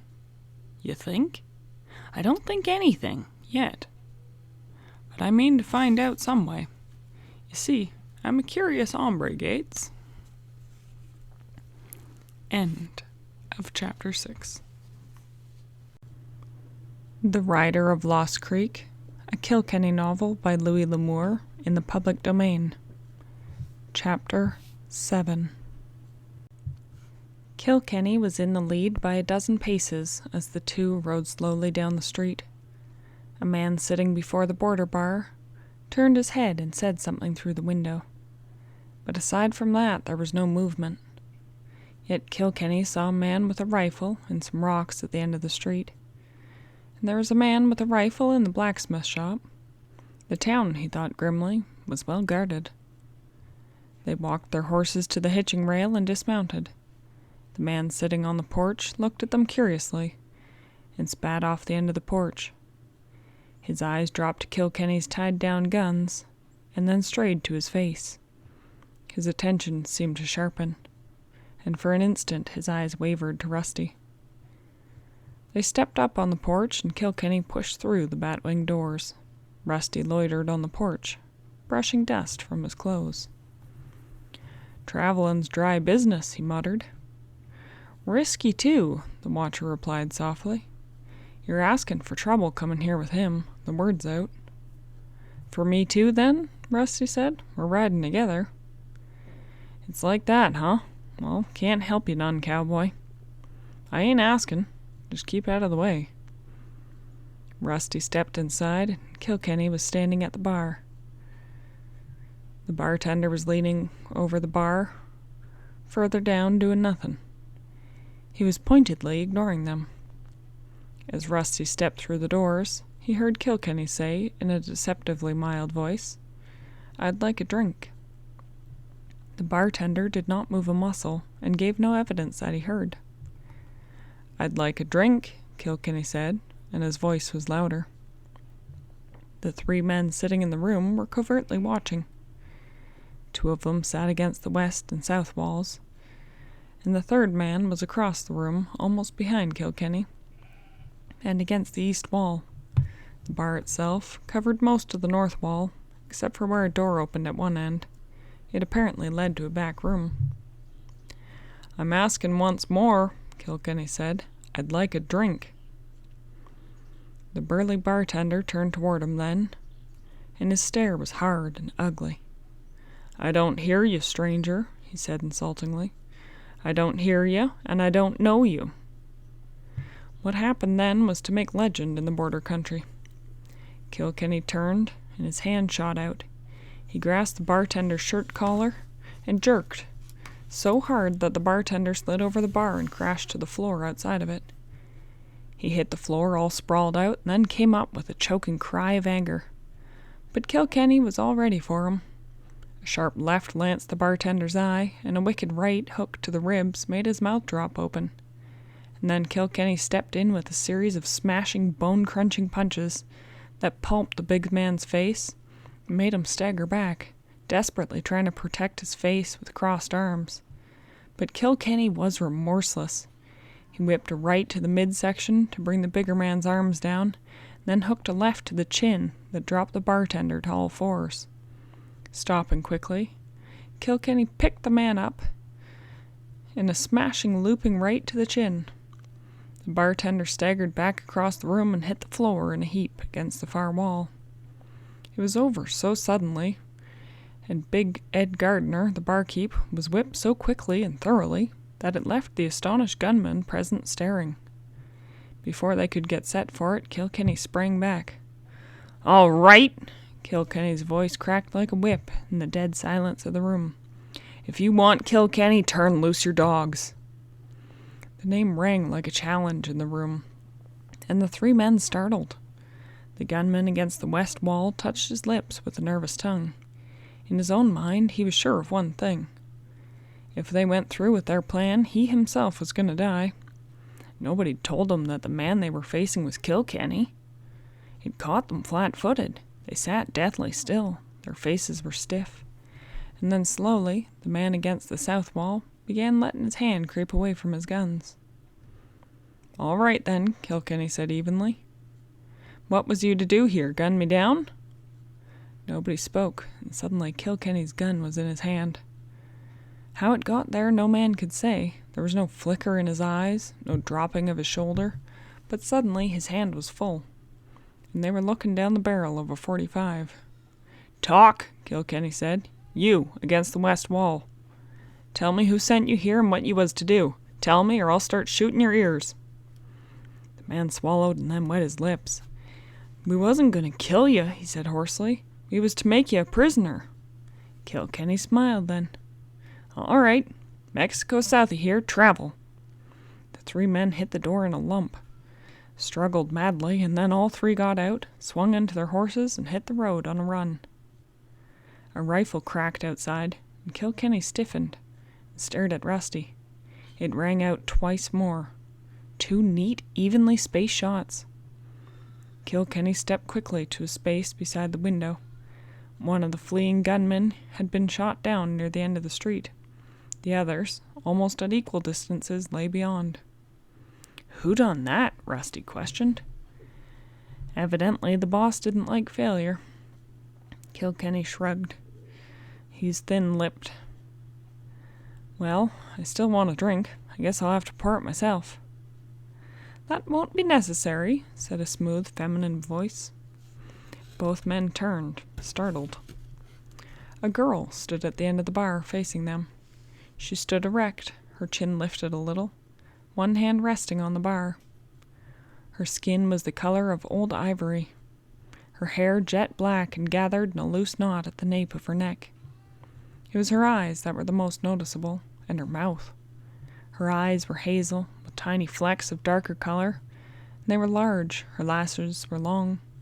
Her lips were full, but beautiful, and there was a certain wistfulness in her face, a strange, elusive charm that prevented the lips from being sensual. Her figure would have wrung a gasp from a marble statue, for it was seductively curved, and when she moved, it was with a sinuous grace that had no trace of affection. She came forward, and Kilkenny found himself looking into the most amazingly beautiful eyes that he'd ever seen. "I'm Nita Riordan," she said. "Can I pour you a drink?" Kilkenny's expression did not change. "Nita Riordan," he said quietly. "You could." She poured 2 drinks and then handed one to each of them. She did not glance at Big Ed, who was beginning to stir on the floor. "It seems you've had trouble," she said. "A little. Hardly worth mentioning," Kilkenny said with a shrug. "Not so much trouble as any man would cheerfully go through to meet a girl like you." You are gallant, senor, Nita said, looking directly into his eyes. Gallantry is always pleasant, especially here, where one finds it so seldom. Yes, Kilkenny said quietly, and I'm only gallant when I'm sincere. She looked at him quickly, as though anxious to find something in his face, and then she looked away quickly. Sincerity is difficult to find in the live oak, senor, she said. It has little value here. It still has value to some, he said, letting his eyes meet hers, and it has to me. He looked down at Big Ed. I don't like to fight, he said slowly, but sometimes it's necessary. Her eyes flashed. That was not sincere, senor, she retorted severely. No man who did not like to fight could have done that. With a gesture, she indicated Big Ed's face. Perhaps it is that you like to fight, but you do not like having to fight. There is a difference. Yes, he hitched up his guns a little, swallowed down his whiskey at a gulp, and then looked back at her. Nita Riordan, he asked quietly, who is the man in the cliff in the house above Apple Canyon? Her eyes widened a little, and then her face set in hard lines. Her lips parted a little, and he saw her quick breath. I cannot answer that, senor, she said. If there is a man there, he would resent it. You saw what happened to 3 who failed. I would not like to die, senor. There is so much joy in living. Even here, where there are only outlaws and thieves. Even here the world can be bright, senor. For a cause I can die, but for nothing, no. To tell you now would be for nothing. They told me you were the boss at Apple Canyon, Kilkenny suggested. Perhaps, but things are not always as they seem, senor. Then I'll go talk to the man on the cliff, Kilkenny said. I'll ask him what he wants with Kilkenny, and why he prefers me alive rather than dead. Kilkenny? Nita's eyes widened, and she stepped closer. Her eyes were searching his face. You? Yes. Are you surprised? She looked up at him, her eyes wide and searching. I heard long ago, Kilkenny, that you were a good man. I heard that your guns spoke only when the need was great. I've tried to keep it that way. And you ride alone, Kilkenny? I do. And you are never lonely, senor? For me, I have found it lonely sometime. He looked at her, and suddenly something in his eyes seemed to touch her with fire. He saw her eyes widen a little, and her lips part, as though in wonderment. Kilkenny took a half-step forward, and she seemed to lean to meet him. But then he stopped abruptly and turned quickly, almost roughly, away. Yes, he said somberly, it's been lonely, and it will be more so now. He turned abruptly toward the door and had taken 3 strides when her voice caught him. No, not now to the cliff, senor. The time is not now. There will be many guns, trust me, senor, for there will be another time. She stepped closer to him. That one will be enough for you, senor, without others. He's a tiger, a fiend. Perdition knows no viciousness such as his, and he hates you. Why, I do not know, but he hates you with a vindictive hatred, and he will not rest until he kills you. Go now and quickly. He will not shoot you if you ride away. He wants to face you, senor. Why, I do not know. Kilkenny stopped and turned toward her, his green eyes soft and strangely warm. Nita, he said softly, I will ride away. He may be the man you love. Maybe you're protecting him. Yet I don't believe either of them things. I'll trust you, Nita. It might be said that a man who trusts a woman is like one who writes his name upon water. But I'll take the chance. He stepped quickly from the door and walked to the buckskin. Gates, only a step behind, also swung into the saddle. They rode out of town at a rapid trot. Whew! Rusty Gates stared at Kilkenny. Mister, when you try, you sure get results. I never saw Nita Riordan like she was today. Every man along the border has had ideas about her. She's hoss-whipped a couple, knifed one, and Brigo killed a couple. But today, I'd have swore she was going to walk right into your arms. Kilkenny shrugged. Never put too much weight on a woman's emotions, Rusty. They ain't reliable. Behind them, in the saloon at Apple Canyon, a door slowly opened. The man who stood in the door, looking at Big Ed, was even larger than the bartender. He seemed to fill the open door. He seemed huge, almost too big to be human. Yet there was nothing malformed about him. He was big, but powerfully, splendidly built, and his Indian face was dark and strangely handsome. He moved down the bar with no more noise than the sliding of wind along the floor, and stopped close to Big Ed. The bartender turned his battered, bloody face toward him. "No," Brigo said softly, "you will not betray the señorita." His black eyes were dark with intent as he stared into Big Ed's. "If one word of this reaches him, I will kill you. And when I kill you, amigo mio, it will not be nice the way I kill." "I ain't talking," Big Ed said gruffly through battered lips. "I had enough." End of Chapter 7. The Rider of Lost Creek, a Kilkenny novel by Louis L'Amour, in the public domain. Chapter 8. Nita was standing in her garden, one hand idly fingering a rose, when Brigo came through the hedge. He looked at her, and his lips parted over perfect teeth. "You have found him, señorita," he murmured. "I see that. You have found this man for whom you have waited." She turned quickly. "Yes, Jamie, it is he, but has he found me?" "Did you not see his face, his eyes?" "Si, señorita. Jamie thinks he find you too. He is a strong man, that one, perhaps." He canted his head speculatively.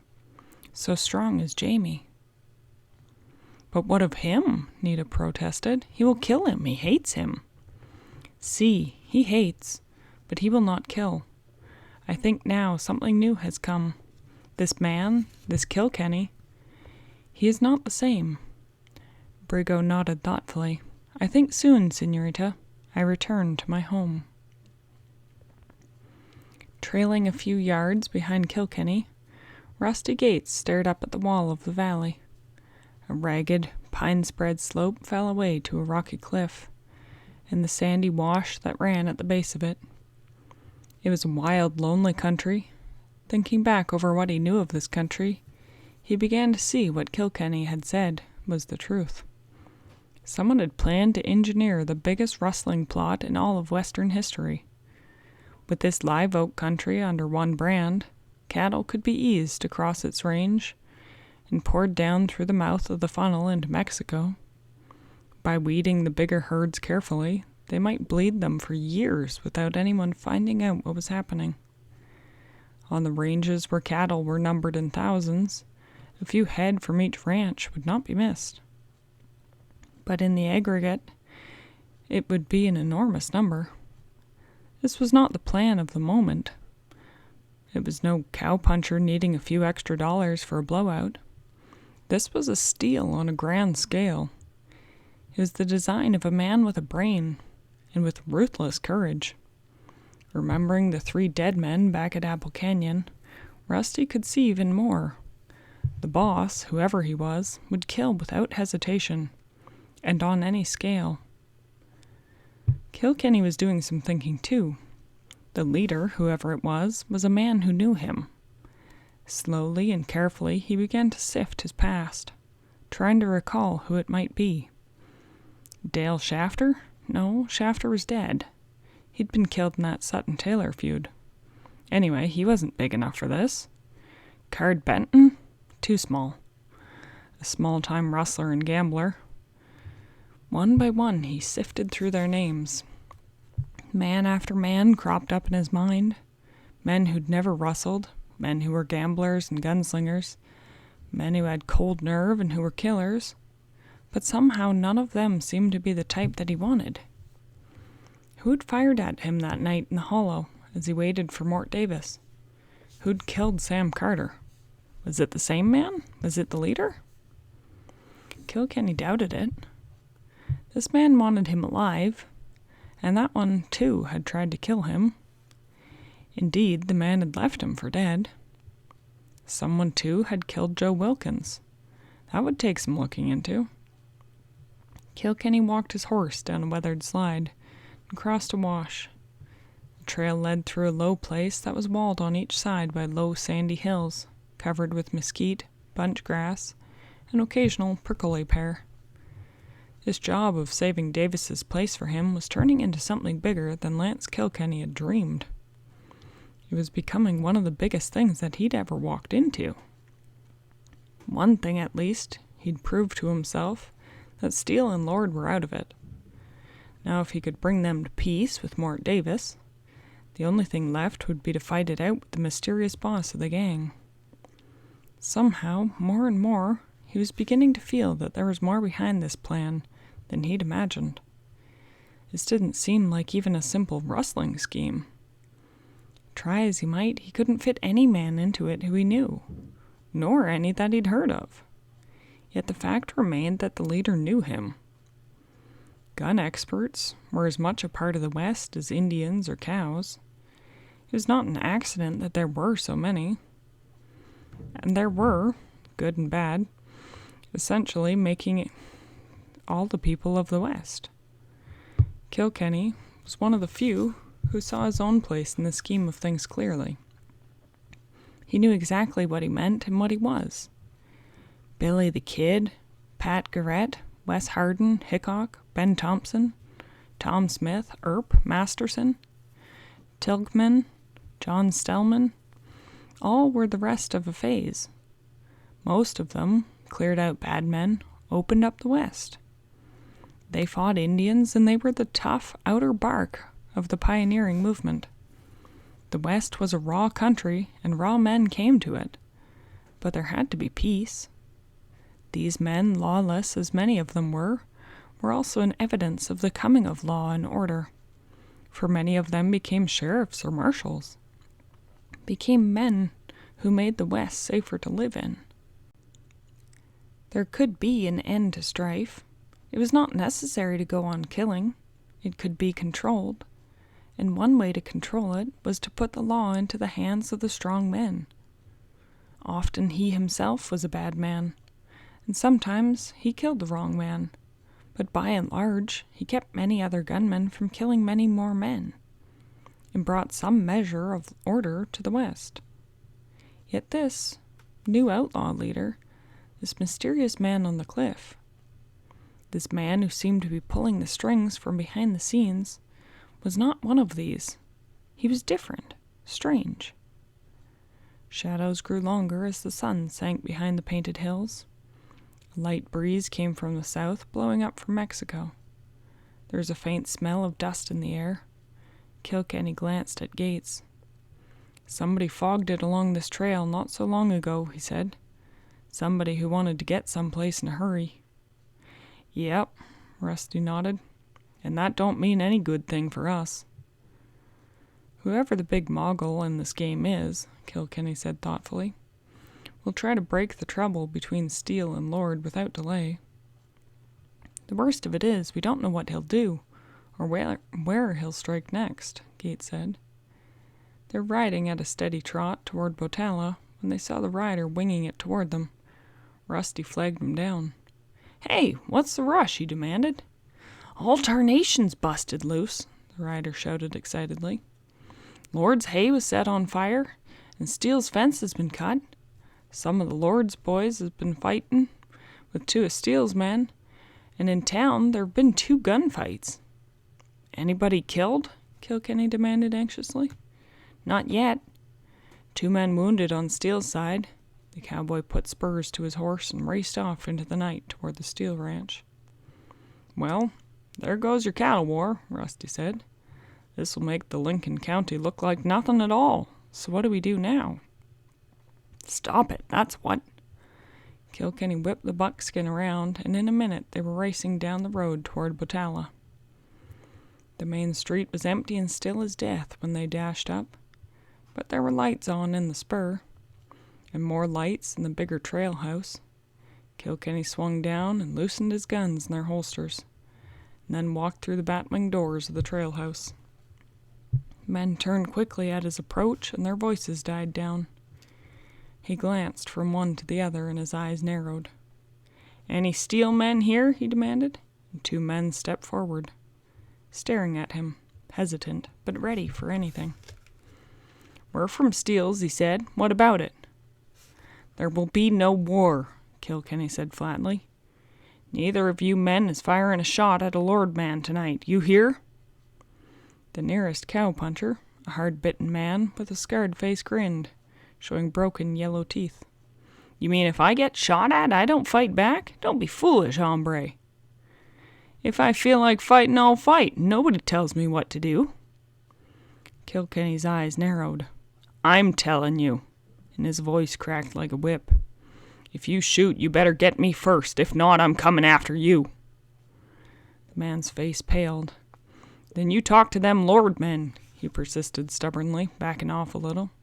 "I ain't anxious for no gunslinging." Kilkenny wheeled and crossed to the spur. Shoving the doors open, he stepped in and issued the same ultimatum to the Lord men. Several of them appeared relieved, but one man got up and walked slowly down the room toward Kilkenny.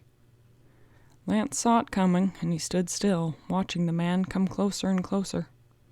He knew the type. This man was fairly good with a gun, but he wanted a reputation like Kilkenny's, and figured that this was the time to get it. Yet there was a lack of certainty in the man's mind. He was coming, but he wasn't sure. Kilkenny was. No man had ever outshot him. He had the confidence given to him by many, many victories. "I reckon, Kilkenny," the Lord Cowpuncher said, "it's time somebody called you. I'm shootin' who I want to, and I ain't taking orders from you. I hear you're fast. Well, fill your hand." He dropped into the gunman's crouch, and then froze, and his mouth dropped open.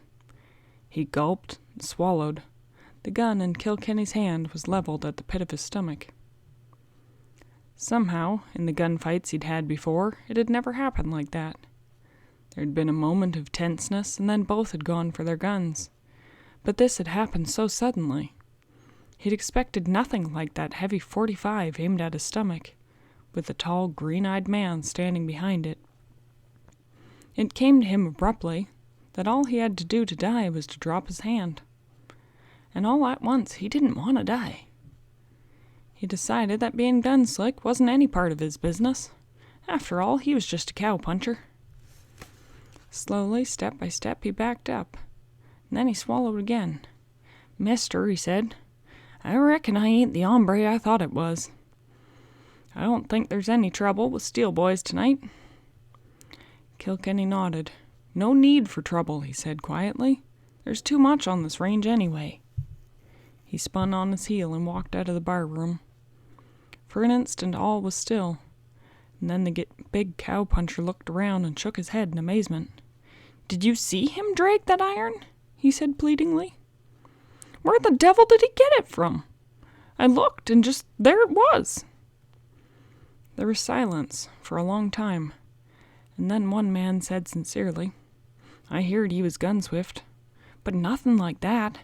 Men, that's Kilkenny." Rusty Gates grabbed Kilkenny as he left the spur. "Kilkenny," he said, "there's a stranger rode in today. He asked for you.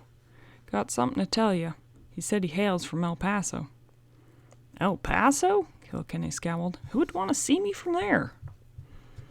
Gates shrugged. "Purty well liquored, I hear." He lighted a smoke.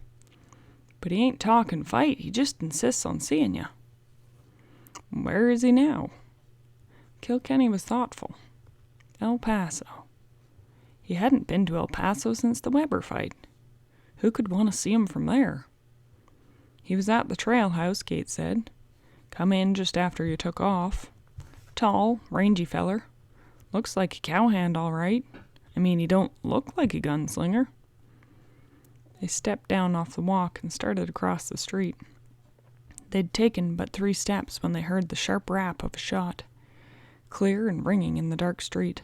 A shot and then another. "The trail house!" Gates yelled and broke into a run. Kilkenny made the door 2 steps ahead of him and shoved it open and stepped in. A cowpuncher lay on his face on the floor, red stain growing on the back of his shirt. A drawn gun lay near his hand, and he was dead. Slowly, Kilkenny looked up. Bert Pulte stood across from the man's body, a smoking gun in his fist. He looked at Kilkenny and his eyes narrowed. Kilkenny could see the calculation in his eyes. He could see the careful estimate of the situation. He had a gun out, and Kilkenny had not yet drawn. But there was Gates, in his own mind, reading what the man thought. Kilkenny saw the momentary impulse die. "Personal fight, Kilkenny," Pulte said. "This wasn't no cattle war scrap. He knocked a drink out of my hand, and I asked him to apologize. He told me to go to thunder, and I beat him to it." Kilkenny's eyes went past Pulte to a cowpuncher from the Lord ranch. "That right?" he demanded. "Yeah," the cowpuncher said slowly, his expression unchanging. "That's about what happened." Pulte hesitated and then holstered his weapon and walked outside. End of Chapter 8. The Rider of Lost Creek, a Kilkenny novel by Louis L'Amour, in the public domain. Chapter 9. Several men started to remove the body, and Kilkenny walked to the bar. Looking at the liquor in his glass, he heard Rusty speaking to himself softly. "That hombre that got himself killed," Rusty said. "He was the one looking for you." Kilkenny's eyes caught the eyes of the cowpuncher, who'd corroborated Pulte, and with an almost imperceptible movement of his head, he brought the man to the bar. "You tell me," Kilkenny asked, "what happened?" The cowpuncher hesitated. "It ain't healthy to talk around here," he said doubtfully. "See what happened to one hombre? Well, he's only one." "You don't look like you'd scare easy," Kilkenny said dryly. "Are you afraid of Pulte?" "No." The cowpuncher faced Kilkenny. "I ain't afraid of him, nor of you either, for that matter. It just ain't healthy to talk. Howsoever, well, what Pulte said was the truth. It looked powerful like to me that Pulte deliberately bumped the cowboy's elbow, and that he deliberately drew him into a fight." "What was the puncher saying? Anything to rile Pulte?" "Not that I know of. He just said he had him a story to tell that would bust this country wide open. He did him a lot of talking, I'd say." So, Bert Pulte had picked a quarrel with a man who had a message for Kilkenny. A man who said he could bust this country wide open. Kilkenny thought rapidly. What had the man known? And why from El Paso? Suddenly a thought occurred to him. Finishing his drink, he said out of the corner of his mouth, "Stick around and keep your eyes open, Rusty. If you can, pick up Pulte and stay close to him." Stepping from the trail house, Kilkenny walked slowly down the street, keeping to the shadows, then crossed the alley to the hardware store, and walked down its wall, and then the corral, and around it. He moved carefully, keeping out of sight until he reached the hotel. There was no one in sight on the porch, and the street was empty. Kilkenny stepped up on the porch and through the door. His actions seemed leisurely, to attract no attention, but he wasted no time. The old man who served as a clerk was dozing behind the desk, and the proprietor, old Sam Duvall, was stretched out on a leather settee in the wide, empty lobby. Kilkenny turned the worn account book to the names on the register and glanced down at the list. It was a gamble, and only a gamble. It was the 5th name written down. Jack B. Tyson, El Paso, Texas. The room was number 22. Kilkenny went up the stairs swiftly and silently. There was no sound in the hall above. Those who wanted to sleep were already snoring, and those who wanted the bright lights of the red liquor were already at the trail house or the spur. Somewhere in his own past, Kilkenny now felt sure lay the secret of the man in the cliff house. And this strange rider, out of the past, who'd been killed a short time before, might be a clue. Perhaps it was only a slim chance, but there was something in his war bag that could be a clue. Something to tell the secret of his killing. For of one thing Kilkenny was certain. The killing of Tyson had been deliberate, and not the result of a barroom argument. The hallway was dark, and he felt his way with his feet. And when safely away from the stairhead, he struck a match. The room opposite of him was number 14. In a few minutes he tried again, and this time he'd found room 22. Carefully, he dropped a hand to the knob and turned it softly. Like a ghost, he entered the room. But even as he stepped in, he saw a dark figure rise from bending over something at the foot of the bed. There was a quick stab of flame, and something burned along his side. And then the figure wheeled and plunged through the open window to the shed roof outside. Kilkenny went to the window and snapped a quick shot at the man as he dropped from the roof edge. But even as he fired, he knew that he'd missed. For an instant he thought of giving chase, and then the idea was gone. The man, whoever he was, would be in the crowds around the spur or the trail house within a matter of minutes, and it would be a fool's errand. In the meantime, he'd lose what he sought here. There was a pounding on the steps, and he turned, lighting a lamp. The door was slammed open, and the clerk stood there, his old chest heaving. Behind him, clutching a shotgun, was Duval. "Here," Duval bellowed. "What in the consarn are you doing in here, and who's a-shooting at you?" "I tell you I won't take it." "Take it easy, Dad," Kilkenny said, grinning. "I came up here to have a look at Tyson's gear and caught somebody going through it. He shot at me." "What right have you got to go through his gear yourself?" Duval snapped suspiciously. "He was killed in the trail house, and someone told me he had a message for me. I was looking for it."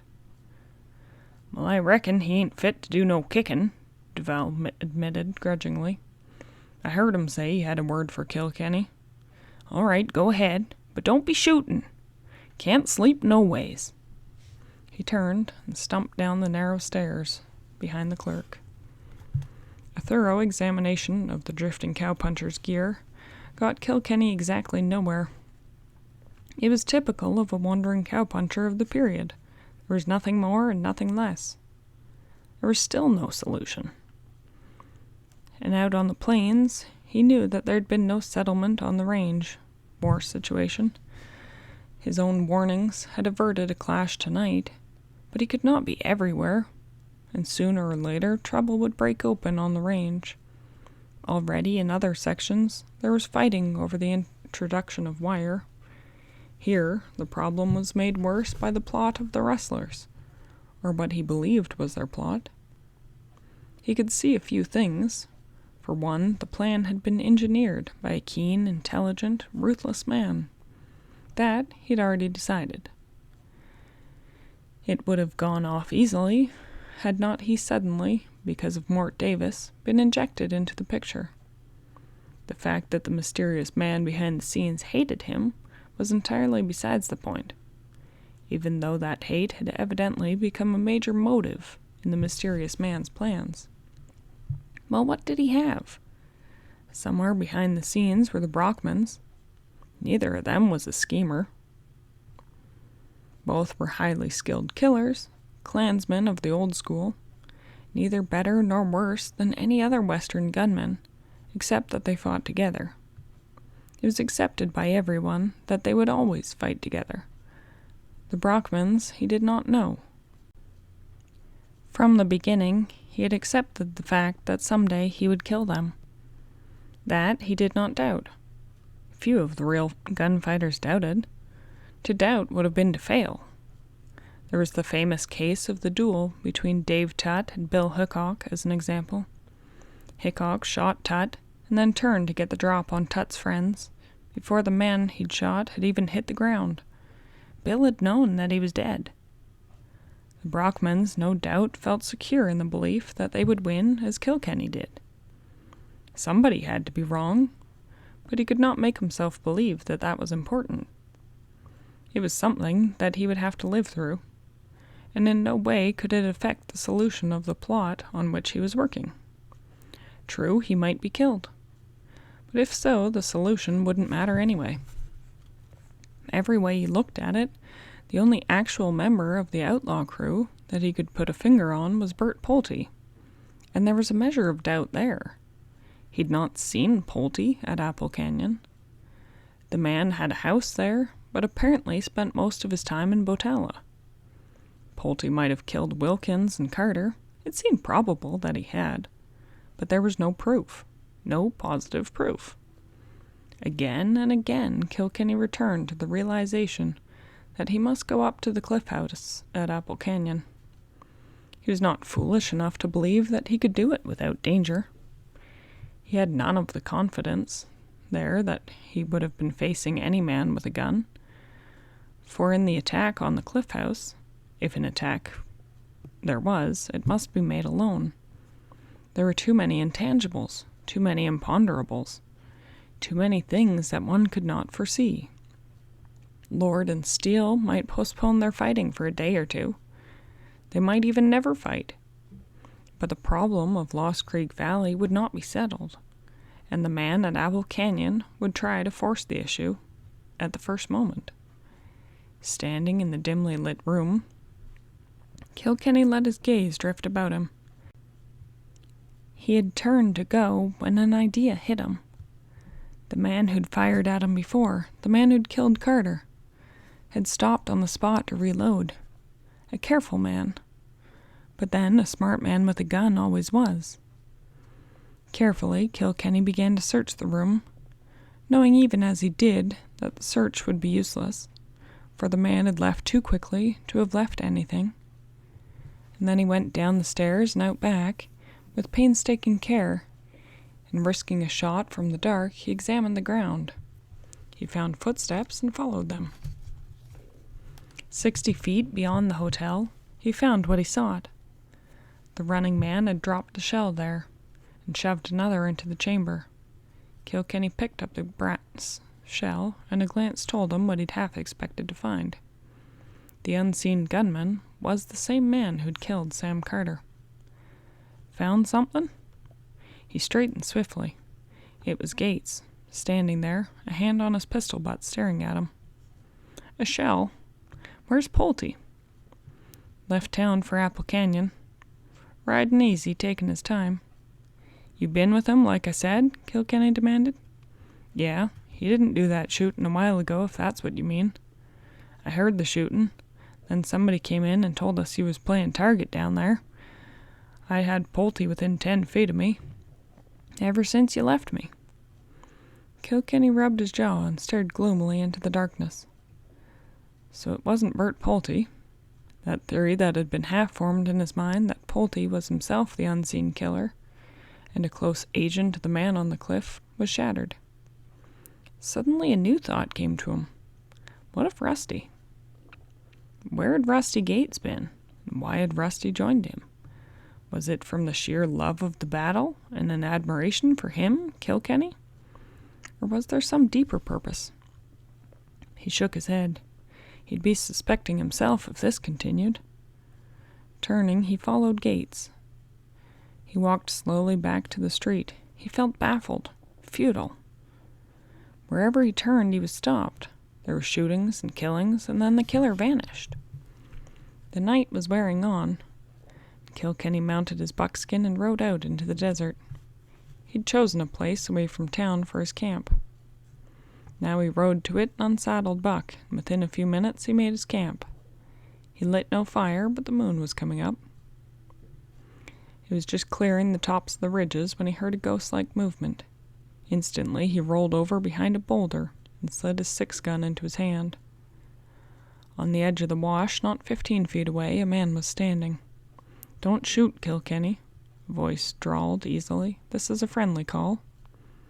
"All right," Kilkenny said, rising to his full height. "Come on up, but watch it. I can see in the dark just as well as in the light." The man walked forward and stopped within 4 feet of Kilkenny.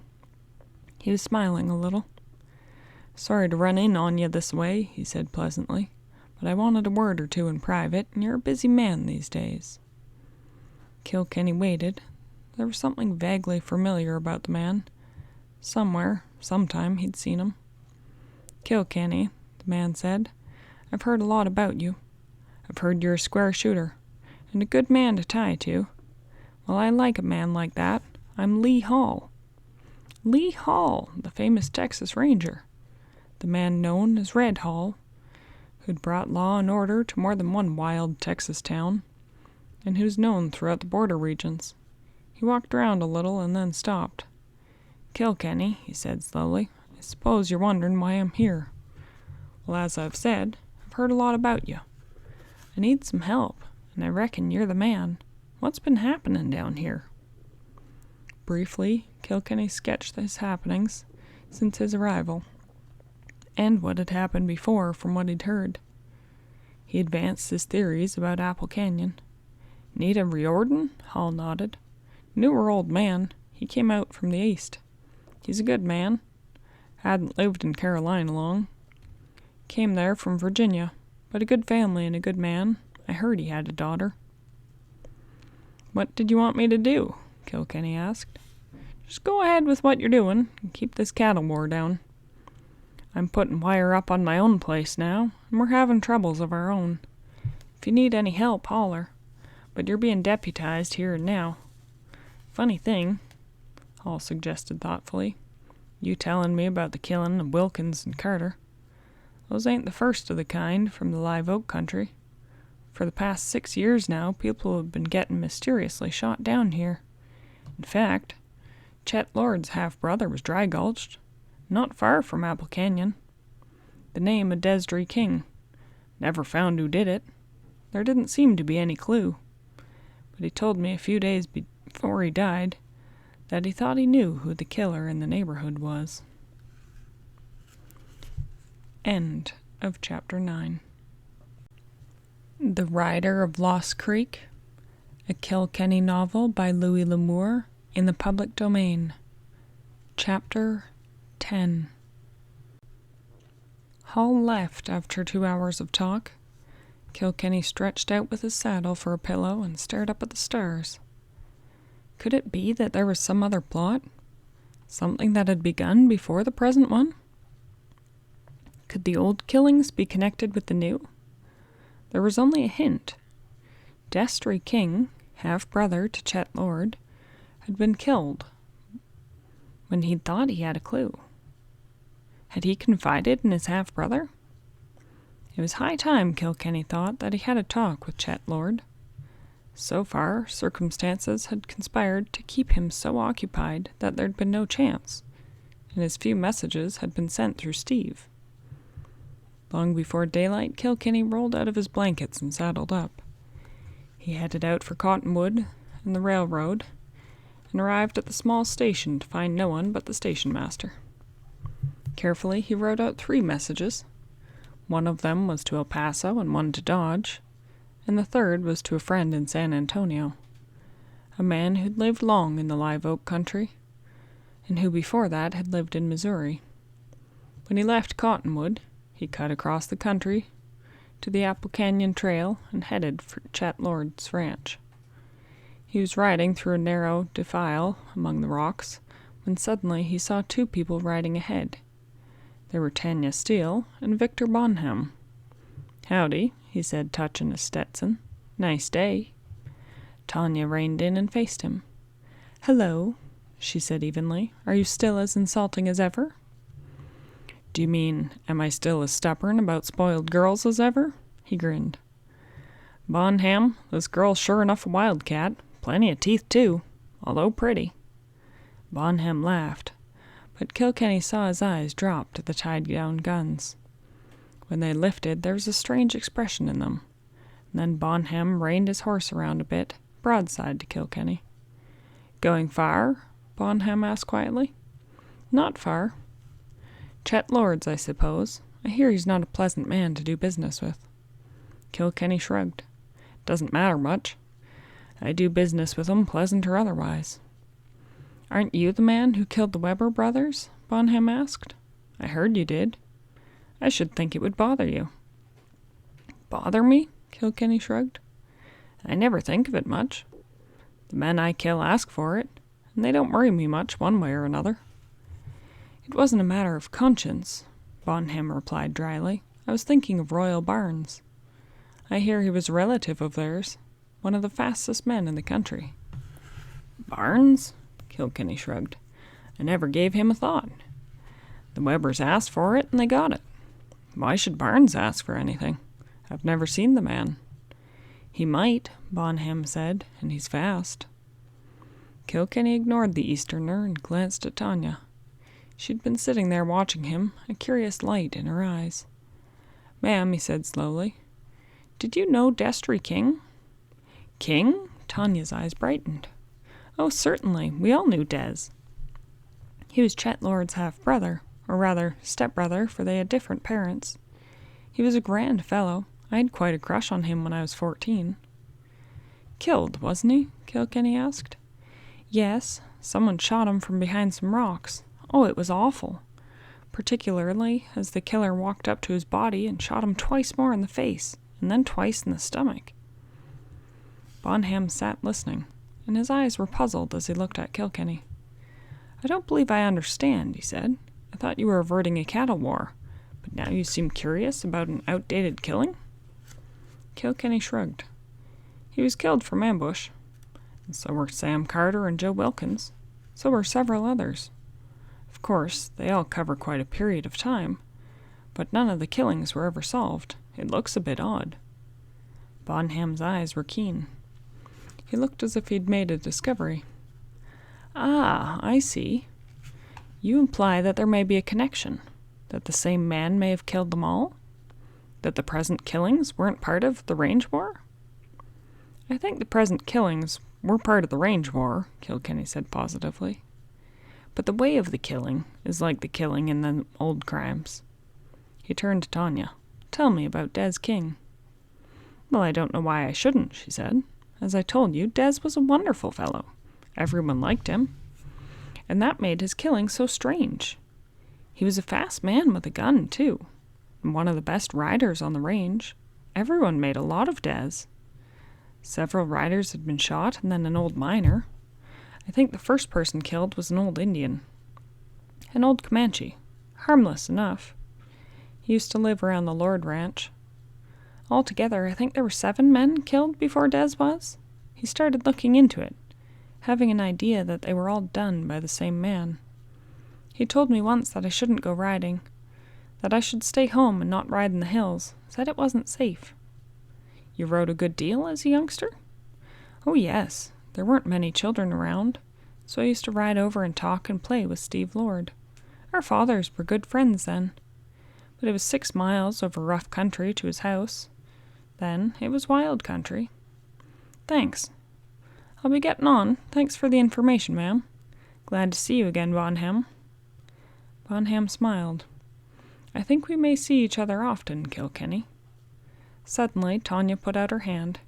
Really, Kilkenny, she said. I'm sorry about that first day. I knew you were right the first time, but I was so mad that I hated to admit it. I'm sorry. Sure, Kilkenny grinned.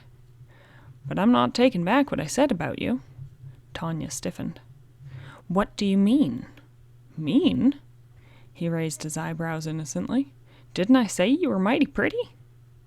He touched his spurs lightly to the buckskin's flanks and took off at a bound. After a brisk gallop for about a quarter mile, he slowed down to a walk, busy with his thoughts. Hall's information had been correct. Des King had a theory as to who the killer was. He'd been steadily tracking him down. Then the killer must have seen how near he was to capture and had killed King. But what was the thread that connected the crimes? There's no hint of burglary or robbery in any of them. Yet there had to be a connection. The pattern was varied only in the case of King, for he'd been shot several times. Shot as though the killer had hated him. Shot through and through. And why a harmless old Indian? A prospector? Several riders? Kilkenny rode on, puzzling. Ahead of him the ground dipped into a wide, shallow valley, which led down the cattle trail he was following. Nearby were rocks and a wash not far away. Kilkenny rolled a smoke and thoughtfully lighted it. He flipped the match away and shoved his sombrero back on his head. The situation was getting complicated, and he was nowhere closer to a solution. The Steele and Lord fight was a hanging fire. Twice there'd been minor bursts of action, and then both had petered out after his taking a hand, yet it wasn't fooling anybody. The basic trouble was still there. And Davis hadn't been brought together with Steele and Lord. Above the live oak, the country was seething too. Wire cutters were loose, and fences were torn down nightly. Cattle were being rustled occasionally, but in small bunches.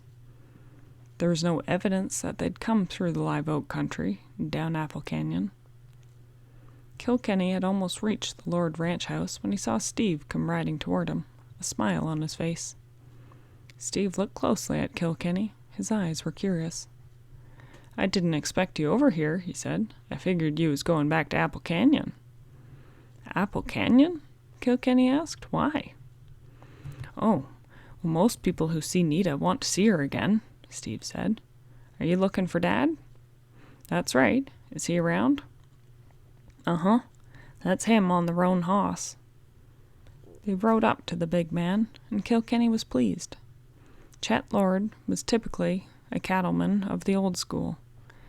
Old Chet turned and stared at Kilkenny as he approached, and then he looked quickly from him to Steve, and he smiled and held out his hand. "Kilkenny, huh? I thought so from the stories I've been hearing." Lord's face was deeply lined, and there were creases of worry about his eyes. Either the impending cattle war was bothering Chet Lord, or something else was. He looked like anything but a healthy man now, yet it wasn't physical distress. Something, Kilkenny felt instinctively, was troubling the rancher. "Been meaning to see you, Mr. Lord," Kilkenny said. "I got to keep you and Steele off each other's backs, and then get you with Mort Davis."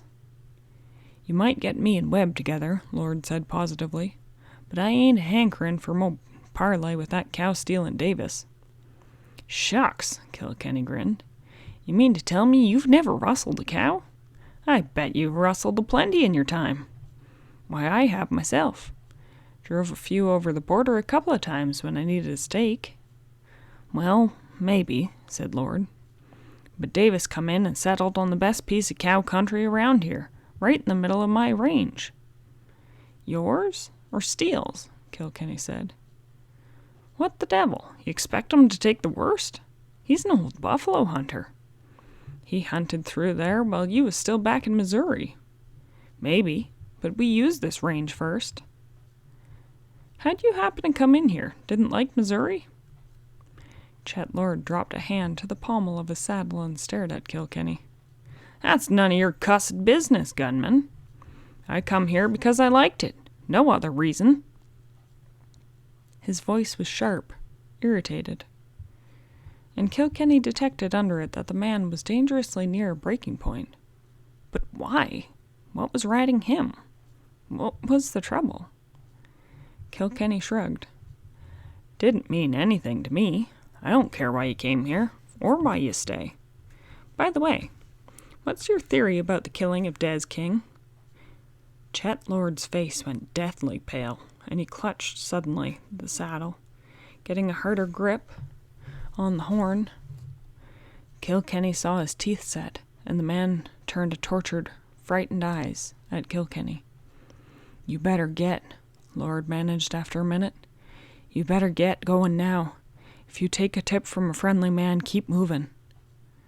He wheeled his horse and walked it away. For a moment, Kilkenny watched him, and then turned his head to find Steve staring at him. In his eyes were that strange leaping white light that Kilkenny had seen once before. "Don't bother Dad," Steve said. "He ain't been sleeping well lately." "Not good. I think this range war has got him worried." "Worried?" "Uh-huh. We need money. If we lose many cows, we can't pay off some debts we got." After a few minutes' talk, Kilkenny turned his buckskin and rode away from the ranch. He rode away in a brown study. Something about Des King had Chet Lord bothered. Was Lord the murderer of his own stepbrother? But no. Chet might shoot a man, but he'd do it in a fair stand-up fight. There's no coyote in Chet Lord any more than there was in Webb, Steele, or Mort Davis. End of chapter 10. The Rider of Lost Creek, a Kilkenny novel by Louis L'Amour, in the public domain. Chapter 11. More and more the tangled skein of the situation became more twisted, and more he felt the building up of powerful forces around him, with nothing that he could take hold of. He was in serious danger, he knew, yet danger was something he'd always known. It was the atmosphere that he had breathed since he'd gunned down his first man in a fair stand-up fight at the age of 16. There was something about Chet Lord's fear that puzzled him. Lord had seemed to be more afraid for him than for himself. But why? What could have aroused Lord's fear so? And what made the man so upset? Was he really in debt? Somehow, remembering the place and the fat cattle, and knowing the range as he did, Kilkenny could not convince himself that Steve's statement was true. It was a cover-up for something else. There was fresh paint, all too rare in Texas those days, new barbed wire, and new ranch buildings, and every indication that money was being spent. Yet somewhere on the range there was a killer loose, a strange, fiendish killer, and that was unlike the West. A man who struck from ambush, a man who would kill an old Indian, who would ambush a prospector, who'd shoot down lonely riders. Somewhere in all the welter of the background there was a clue. Kilkenny lifted his head and stared gloomily down the trail. He was riding back through the shallow valley, down the cattle trail along which he just traveled. He looked ahead, and for some reason he felt uneasy. Lord's getting his fear into me, he told himself grimly. Still, in a country like this, a man's fool to ride twice over the same trail. So on the impulse of the moment, he wheeled his horse and took 2 quick jumps for the shelter of the wash. As the horse gathered himself for the second jump, a shot sounded, and Kilkenny felt the whip of a bullet past his head, and then another and another. But Buck knew a shootin' was, and he hit the wash in one more jump and slid into it in a cascade of sand and gravel. Kilkenny touched his spurs to the horse and went down the wash on a dead run. That wash took a bend up above. If he could get around that bend in a hurry, he might outflank the killer. He went around the bend in a rush and hit the ground running, rifle in hand. Flattening himself behind a hummock of sand and sagebrush, he peered through, trying to locate the unseen rifleman. He moved slightly, trying to see better, and a shot clipped by him, almost burning his face. A second shot kicked sand in his eyes. He slid back into the wash in a hurry. "The devil!" he exploded. "That hombre is wise. He spotted me, did he?" So he swung into the saddle and circled farther. Tried again from the bank. Now he could see into the nest of rocks where the killer must have waited, and from which his first shot had come. There was no one in sight. Then he saw a flicker of movement among the rocks higher up. The killer was stalking him. Crouching low, he waited, watching a gap in the rocks. Then he saw the shadow of a man, only a blob of darkness from where he huddled, and he fired. It was quick, a snap shot, and it clipped the boulder and ricocheted off into the daylight, whining wickedly. And then it began. A steady circling. 2 riflemen trained in the West, each maneuvering for a good shot, each wanting to kill. Twice Kilkenny almost got in shots, and then one clipped the rock over his head. An hour passed, and still he'd seen nothing. He circled higher among the rocks, and after a long search he found the place where the man had knelt. On the ground nearby was a rifle shell, a shell from a Winchester carbine, model 1873. Maybe that'll help, he told himself. Ain't too many of them around. Rangers mostly have them, and I've got one. I think Rusty still uses his old sharps, and I expect Webb Steele does too. But say, he stopped, scowling. Why, Tanya Steele has a 73. Yeah, and if I ain't mistaken, so has Bonham. This couldn't continue. 3 times now the killer had tried shots at him, if indeed they'd all been fired by the same man. Bonham was in the vicinity, but why should Bonham shoot at him? Tanya Steele was near also, and Tanya might have a streak of revenge in her system. But Chet Lord wasn't far away either, and there were other men on the range who might shoot. Above all was the uncertain country, where every man rode with an itch in his trigger finger these days. One thing was sure, he was no nearer a solution now than he had been. He had the shells from the killer's 6-gun, and now from a Winchester, but he had no proof beyond a hunch that the attempts at killing had been made by the same man. The mysterious boss of Apple Canyon had apparently not wanted him killed, hence why the attempts now. If he were responsible, or had the attempts, as he suspected before, been the work of different men? But if not the Apple Canyon boss, and if not Bert Pulte, then who and why? Who had the cause to kill him? Yet so far as he knew, many of the mysterious killings in the past had been done without cause. At least there was no reason with which he was aware. Underneath it all, some strange influence was at work, something cruel and evil, something that was not typical of range country, where men settled their disputes face to face. Kilkenny kept to the back trails and making his way back to Potala. The thing now was to get to Steele, and then get him and Lord and Davis all together to settle their differences, if they could be settled. Knowing these 3 men, and the kind of men that they were, he had little doubt of a settlement. The 2 bigger cattlemen were range-hungry, and Davis was stubborn. Like many men, each of them wanted to work his own way. Each was a rugged individualist who had yet to learn that many more things are accomplished by cooperation than by solitary efforts. Potala lay quietly under the sun when the buckskin walked down the street. A few men were sitting around, and among them several cow-punchers from the Lord and Steele spreads. Kilkenny reined in alongside a couple of them. A short cow-puncher with bat-wing chaps and a battered grey sombrero looked up at him from his seat on the boardwalk and rolled his quid in his jaws and spat. "How is it?" he said carefully. "So-so." Kilkenny shoved his hat back on his head and reached for his makings. "You're Shorty Lewis, ain't you?" The short cow-puncher looked surprised. "Sure am. How'd you know me?" "Saw you one time in Austin, riding a white-legged roan hoss." Lewis spat again. "Well, I'll be derned. I ain't had that hoss for 3 year. You sure got yourself a memory." Kilkenny grinned and lighted a cigarette. "Got to have, living like I do. An hombre might forget the wrong face." He drew deeply on the smoke. "Shorty, you ride for Steele, don't you?" "Been riding for him for 6 year," Lewis said. "Before that I was up in the Nations." "No Des King?" Kilkenny asked casually. Lewis got to his feet. "Just what's on your mind, Kilkenny?" he asked. "Des King was a half-brother of Lord's, but we rode together up in the Nations. He was my friend." Kilkenny nodded. "I thought maybe. Lewis, I got me a hunch that the hombre that killed Wilkins and Carter also killed Des King. I also got a hunch that that hombre tried to kill me." "But King was killed some time ago," Lewis protested, "before this fight got started." "Right.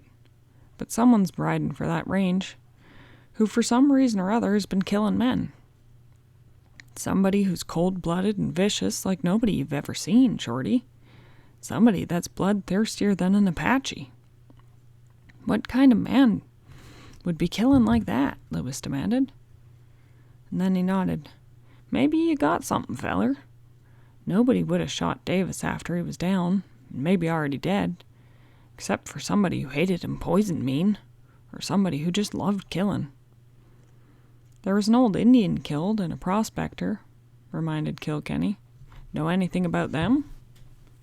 Yeah, old Yellow Hoss was the Comanche.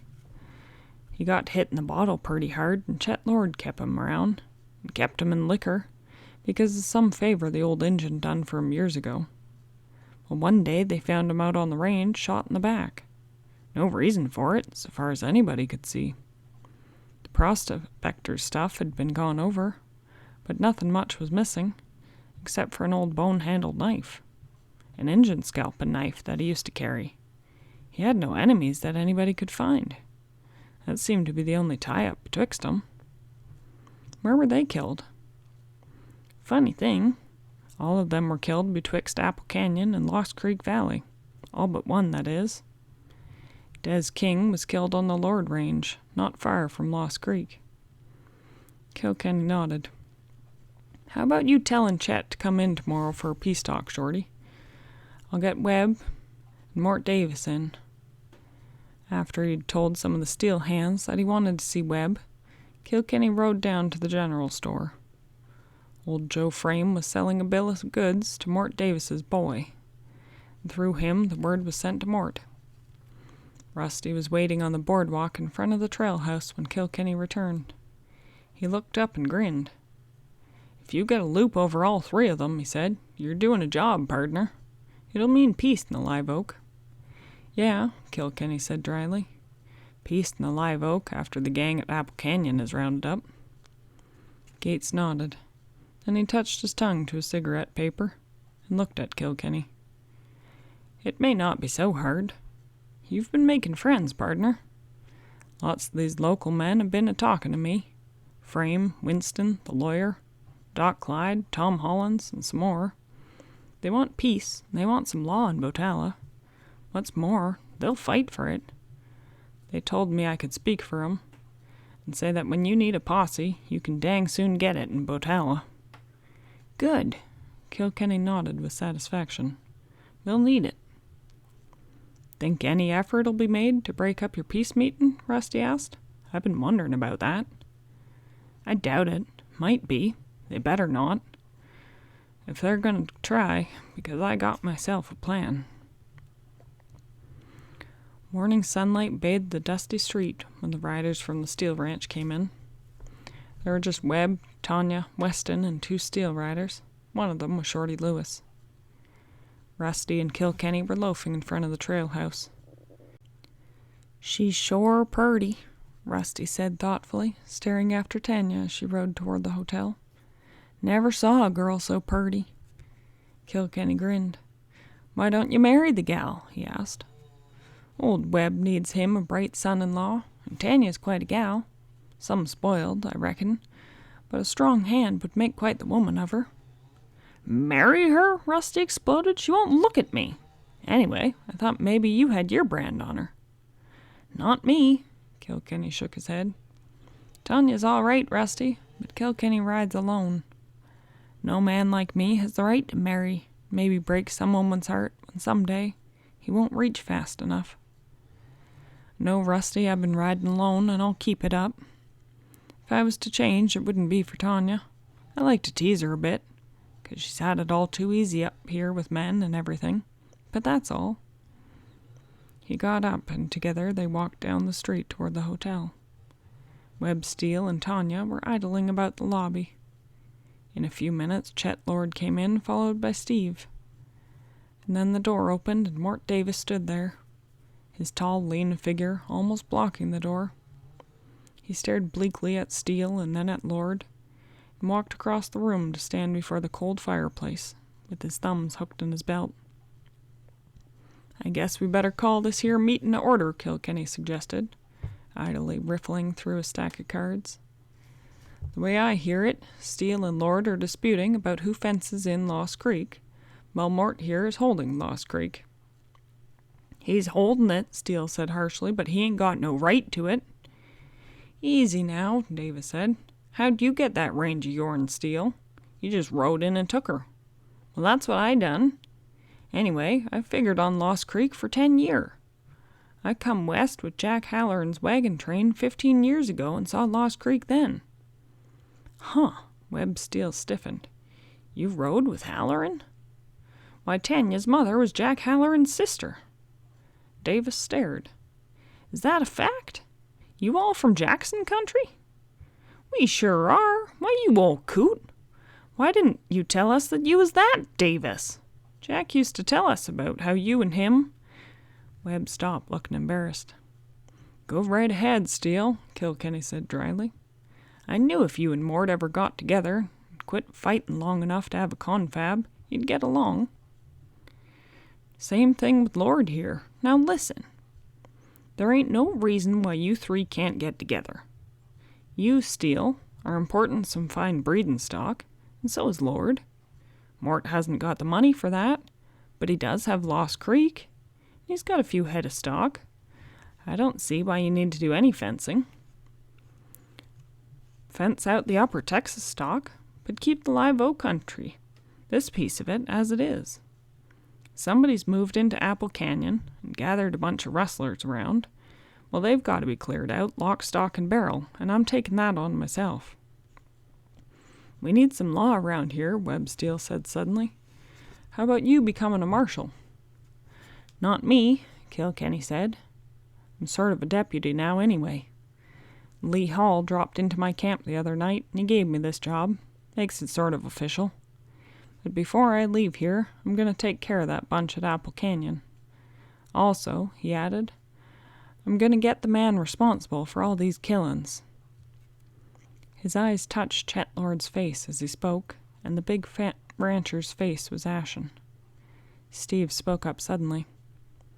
"You sound as if you believe there's no connection between the killings in this fight." "Maybe there is and maybe there isn't. But what I think is that the man who's doing the killings is the same man who killed Des King. The same who killed old Yellow Horse." End of chapter 11. The Rider of Lost Creek, a Kilkenny novel by Louis L'Amour, in the public domain. Chapter 12. Chet Lord was slumped in his chair, and Kilkenny thought that he'd never seen a man look so old. Tanya Steele was looking strange too, and Kilkenny, looking up suddenly, saw that her face was oddly white and puzzled. "I think," Kilkenny said after he'd made his disturbing accusation about the mysterious killer, "that Des King knew who the killer was. He was killed to keep him from exposing the Rattler, and also, I believe, because the killer hated King." "Why didn't he tell, then?" Steve Lord demanded. Kilkenny looked up at Steve. "Maybe he did," he said slowly. "Maybe he did." "What do you mean by that?" Webb Steele demanded. "If he told, I ain't never heard anything of it." Kilkenny sat quietly, but he could see the tenseness in Tanya's face, the ashen pallor of Chet Lord slumped in his chair, and Steve's immobile, hard face. "Des," Kilkenny said slowly, "had a little hangout in the hills, in a box canyon west of Forgotten Pass. Well, Des kept a diary, an account of his search for the killer. He told Lee Hall that, and Lee told me. Tomorrow, I'm going to that cabin in the canyon to get that diary, and then I'll know the whole story." "I think," Tanya began, but got no further because there was a hoarse yell from the street and the sharp bark of a 6-gun, and then a roll of heavy firing. Kilkenny left his chair with a bound and kicked the door open. There was another burst of firing as he lunged down the steps. His boot caught and he plunged headlong into the dust, his head striking a rock that lay at the foot of the steps. Rusty and the others plunged after him. They were just in time to see 2 big men lunging for their horses, while rifles and pistols began to bark all over town. One of the big men threw up his pistol and blazed away at the group on the porch. Rusty just had time to grab Tanya and push her against the wall as bullets splattered the hotel wall. Kilkenny, his head throbbing from the blow of his fall, crawled blindly to his feet, his eyes filled with dust. There was a wild rattle of hoofbeats, and then horses charged by him. One caught him a glancing blow with its shoulder and knocked him flat again. There was another rattle of gunfire, and then it was over. Kilkenny got to his feet again, wiping the dust from his eyes. "What was it?" he choked. "What happened?" Frame had come running up the street from the general store, carrying an old Sharps rifle. "The Brockmans," he shouted, "that's who it was. Come to bust up your meeting and wipe you out, Kilkenny." Jim Weston, Shorty, and the other Steele rider tried to stop them. Webb Steele stepped down, his eyes blazing. "So that was the Brockmans rode by? Cussed near killed my daughter." "Yep," Frame agreed. "They got Weston. Lewis is shot bad, and they got the other boy, O'Connor, I think his name was. Weston never had a chance. He dropped his hand for his gun, and Kane drilled him plumb center. Abel took Lewis, and they both lowered guns on the last one. It was short and bloody. I don't think either of them got a scratch." "This busts it," Steele shouted. "We'll ride to Apple Canyon and burn that bunch to the ground. They've gone too far." Tanya Steele was straightening up. She looked at Rusty. "You saved my life," she said quietly. "If you hadn't thrown yourself in front of me, I might have been killed." Rusty grinned, and then suddenly Kilkenny saw blood on his shirt. "You better take him inside, Tanya," he said. "He's hit." "Oh!" Tanya caught Rusty quickly. "You're hurt." "It ain't nothin'," Rusty said. "Shucks, And then he slumped limply against the wall. Steele and Frame picked him up and started inside. The Lords, father and son, headed down the street. Suddenly, Kilkenny heard the porch boards creak, and then a low voice, Bert Pulte's voice, spoke. "All right, Mr. Lance Kilkenny. Here's where you cash in." As Kilkenny recognized the voice, he whirled and drew. Pulte's gun flamed as Kilkenny turned, and he felt the hot breath of a bullet, and then he fired. Pulte staggered but caught himself. His head thrust forward, he tried to squeeze off another shot, but the 6-gun couldn't come up. He tried and then tried again, but slowly the gun muzzle lowered, and he toppled and fell headlong. Steele came charging to the door, gun in hand. He took one look and then holstered his gun. "Pulte, huh? He's had it coming for a long time. How come he drew on you?" Kilkenny briefly explained, and Steele nodded. "Figured with your back turned he had a chance to get ya. Well, he didn't make it. Good work, son. You beat the rope for him with that bullet." He looked down at the fallen man. Plumb center, too, right through the heart. Kilkenny looked up. "Steele, get your boys ready and stand by, and have Lord do the same. I'm going after the Brockmans myself. When I come back, we're going to clean up Apple Canyon. Right now, the main thing is to get the Brockmans out of the way." "You're going after them alone?" Steele was incredulous. "They just gunned down 3 men." "Uh-huh," Kilkenny grinned without humor. "But there's only 2 of them. I'll go after 'em. You see that somebody takes care of Rusty." Steele grinned then. "I reckon Tanya's doing that." Half an hour later, stocked with grub for 3 days, Kilkenny rode out of town on the trail of the Brockmans. For the first half-mile they'd ridden hard, and then had slowed down, saving their horses when they noticed no pursuit. They were both shrewd riders, and they would save their horses while confusing their trail. 3 miles from town they'd turned from the trail and taken to the rough country toward the lava beds. The trail became steadily more difficult, and wound back and forth across the desert, weaving around clusters of boulders and following dry washes. They used every trick of the desert men to lose their trail, yet it could be followed. Still, time and time again, Kilkenny was compelled to dismount from his horse and search the ground carefully, and follow as much by guess and instinct as by sight or knowledge. It became evident that the Brockmans were traveling in a big circle. Picturing the country in his mind, Kilkenny began to believe that they were heading for Cottonwood. But why Cottonwood? Could they by chance know the wires that he'd sent? Were they afraid that those wires might mean something to them? Or were they watching the station on orders from the unknown in the cliff house? On impulse, Kilkenny swung the buckskin from the trail and cut across the country for Cottonwood.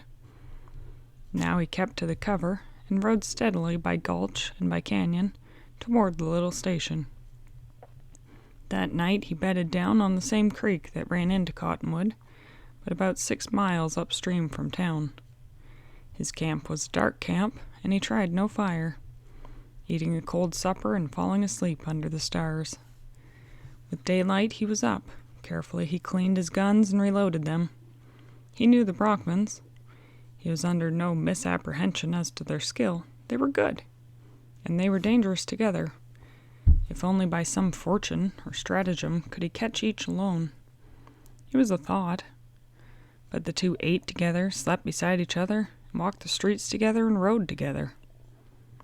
It was almost 9 o'clock before he was up and rode into town. If his calculations were correct, he was still ahead of the Brockmans. He would still make cottonwood first, but, if not first, at almost the same time. When he reached town, he tied Buck under the trees on the edge of the stream, then walked across the little log footbridge to the street. There is nothing much in Cottonwood. On one side of the street was a little stream, never more than 6 feet wide, and a row of cottonwood trees backed by some bunches of willow beyond the stream. On the opposite side were the telegraph office and a station, a bar and a small store, and 4 or 5 houses. And that was about all. Kilkenny walked into the station. "Any messages for me?" he asked. The station keeper nodded and then stretched. "Yeah, just come in, 3 of them." He passed the messages across to Kilkenny, broke a straw off a broom and began to chew it slowly and carefully, glancing out the window occasionally. "Reckon there'll be some fireworks now," he said, nodding at those messages. "It sure beats the devil." Kilkenny pocketed the messages without glancing at them and left the station, crossing the street to the willows. After a brief glance into the bar, on the far side of the bridge, he lay down on the grass and began to doze. He was there an hour later when the station master came to the door. "Hossmen coming out of the break, stranger," he called out. "They look powerful like the Brockmans." Kilkenny got up and stretched, and then he leaned against the trunk of a huge cottonwood, waiting. The riders turned into the road leading to Cottonwood at a fast trot. There were 3 of them now. Kilkenny did not know the third man, but they came on at a fast trot. As they reined in suddenly in front of the bar, Kilkenny stepped out and walked across the bridge. Abel Brockman had swung down. Hearing the footsteps on the bridge, he turned and glanced over his shoulder. His hands stiffened, and he said something low-voiced and began to turn. The Brockmans had been caught offside. Kilkenny stepped out from under the trees. "All right," he yelled. Up the street, a man was sitting on a bench in front of the door. He suddenly fell backward off the bench and began to scramble madly for the door. Cain Brockman was still in the saddle, but he grabbed for his gun as Abel's hand moved. Kilkenny's hand whipped down in the lightning draw that had made him famous. His gun came up, steadied, even as Abel's 6-shooter cleared his holster. Kilkenny fired. Walking toward them, he opened up with both guns. Abel got off a shot, but he'd been knocked off balance by Kilkenny's first shot, and he staggered into the hitch rail. Cain's horse reared wildly, and the big man toppled backward onto the ground. Kilkenny walked on firing. Abel went to one knee, swung up lurching, and his guns began to roar again. Unbelieving, Kilkenny stopped and steadied his hand and then fired again. He was sure he'd hit Abel Brockman with at least 4 shots. Abel started to fall, and swinging on his heel, Kilkenny tried to get a shot at the third man, but grabbing Cain Brockman, the fellow dragged him around the corner and out of sight. One of the horses trotted after them. Gun in hand, Kilkenny walked up to Abel. Lying on his back in the dust, his hand clutching an empty gun, his chest was covered with blood. Abel Brockman stared at him. "Cain'll kill you for this," he snarled, his eyes burning. "Cain'll... Oh!" Abel's face twisted with agony. "Cain, where's..." One hand, thrust up and straining, fell into the dust, and Kilkenny, who'd lifted his eyes toward the corner, started toward it. Then he heard the sudden rattle of hooves, and he broke into a run. The third man, whoever he'd been, with Cain Brockman across his saddle, was taking off up the trail. Kilkenny stared after them a moment and then shrugged and walked back. He didn't think he'd hit Cain Brockman. Perhaps he'd been thrown from his horse and knocked cold. Kilkenny retrieved Buck and swung into the saddle. Then he rode by the station. The station master thrust his head out. "Didn't think you could do it, mister," he said. "Some shootin'." "Thanks. And thanks for the warning." Kilkenny jerked his head back at Abel Brockman's body. "Better get that out of the street fast. He's pretty big, and he'll probably spoil right fast." He turned Buck toward the Botala trail and started down it. Well, it wouldn't be long now. He slapped Buck on the shoulder and lifted his voice in song. "I have a word to speak, boys, only one to say. Don't never be no cow thief, don't never ride no stray. Be careful of your rope, boys, and keep it on the tree. But suit yourself about it, for it's nothing at all to me." Yet even as he sang, he was thinking of the problems ahead. It was time to strike now, before anything else was done by the man at Apple Canyon, to stir up the strife between the Steele and Lord fractions. If he and the ranchers and Botala men could attack Apple Canyon and rout out the rustlers living in the longhouse down there, and either capture them or send them over the border, much of the trouble would be over. The cow-punchers of the two ranches could still have hard feelings, all too easily aroused if the proper stories were circulated, and there should be no more killing. Kilkenny realized that. So the thing to do was to strike before the man at the canyon could have a chance to direct another move. And that meant that they must move at once. Right now. End of chapter 12. The Rider of Lost Creek, a Kilkenny novel by Louis L'Amour, in the public domain. Chapter 13. Pulte was dead. Abel Brockman was dead. That much at least had been done. Cain Brockman was alive.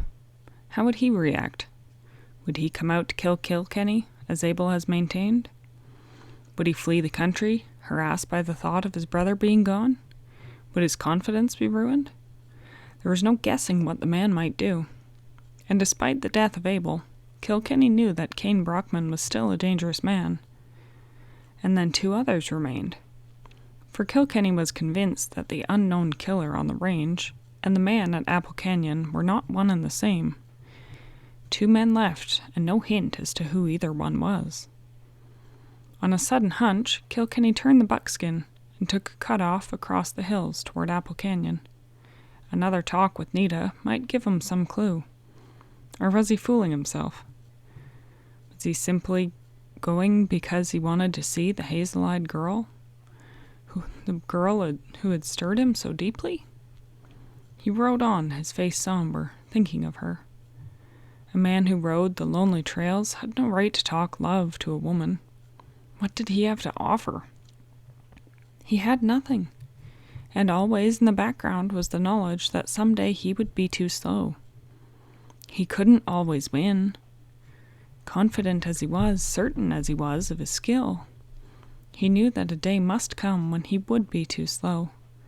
Either that or he'd be shot in the back by an enemy, or a shot from someone who wanted to be able to say that he was the man who killed Kilkenny. That was what any gunman of repute always had to fear, and there were many such.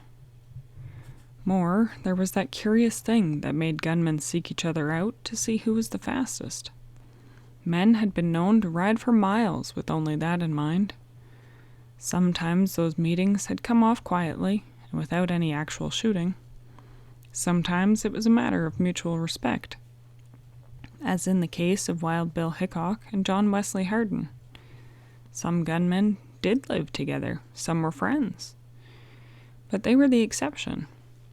There was always the chance that some ill-considered remark might set off the explosion that might leave a dozen men lying in death. No, men who lived by the gun died by the gun, and no such man had any right to marry. No matter where he might go in the West, there would always be someone, sometime, who would know him. And then his name would become known again, and he must either fight or be killed. Billy the Kid, Wild Bill, Ben Thompson, Kingfisher, Phil Coe, and many another were to prove the old belief in dying by the gun. One day the time would come for him too, and until then his only safety lay in moving on, in being what he'd always been, a shadow on the border, mysterious little-known gunman who no man could surely describe. The buckskin skirted the base of a hill and came out among some cedars. Below lay Apple Canyon. Thoughtfully, Kilkenny studied the town. It seemed quiet, and there was no telltale flash from the cliff house. It might be that he could visit the town without being seen. Carefully, keeping to the cover of the scattered groves of cedar, Kilkenny worked his way along the mountainside, steadily getting closer and closer to the bottom. There was no sign of life. Finally, close to the foot of the hill, he dismounted and tied the buckskin to a tree with a slip knot. Enough of a tie to let the buckskin know that he should stand, but not enough to hold him if Kilkenny should whistle for him. And then, keeping the saloon between himself and the livery stable, Kilkenny walked casually out of the trees toward the back of the bar. The biggest chance of being seen would be from the saddler house, or by someone walking down the short street of the town. He made the trees around Nita's house without being seen. Carefully, he placed a hand on the fence, and then vaulted it, landing lightly behind the lilacs. Inside the house, someone was singing in a contralto voice, singing carelessly and without the pretense, as people sang when in song from the heart more than the brain. It was an old song, a tender song, and for a long time Kilkenny stood there by the lilacs listening. Then he moved around the bushes and stopped near the open window. The girl stood there just inside, almost within reach of his arm, and she had an open book in her hands, but she was not reading. She was looking out the hills across the valley, out across the roof of the livery stable at the crags. "It's a lovely picture," he said softly. "A mighty lovely picture. Makes me regret my misspent life." She did not jump or show surprise, nor at first did her head turn. She kept her eyes on the distant crags and smiled slowly. "Strange that you should come now," she said softly. "I had been thinking of you. I was just wondering what you were like as a little boy. What was your mother like, and your father?" Kilkenny took off his hat and leaned on the windowsill. "Does it matter?" he asked softly. "No man is anything but what he is himself. I expect his blood has something to do with it, but not much. It's what he does with himself afterward, that's what matters. And I haven't done so well." "No?" "I would say, Kilkenny, that you've done well. I think that you're an honorable man. I've killed men, too many." She shrugged. "Perhaps that is bad, but it is the West.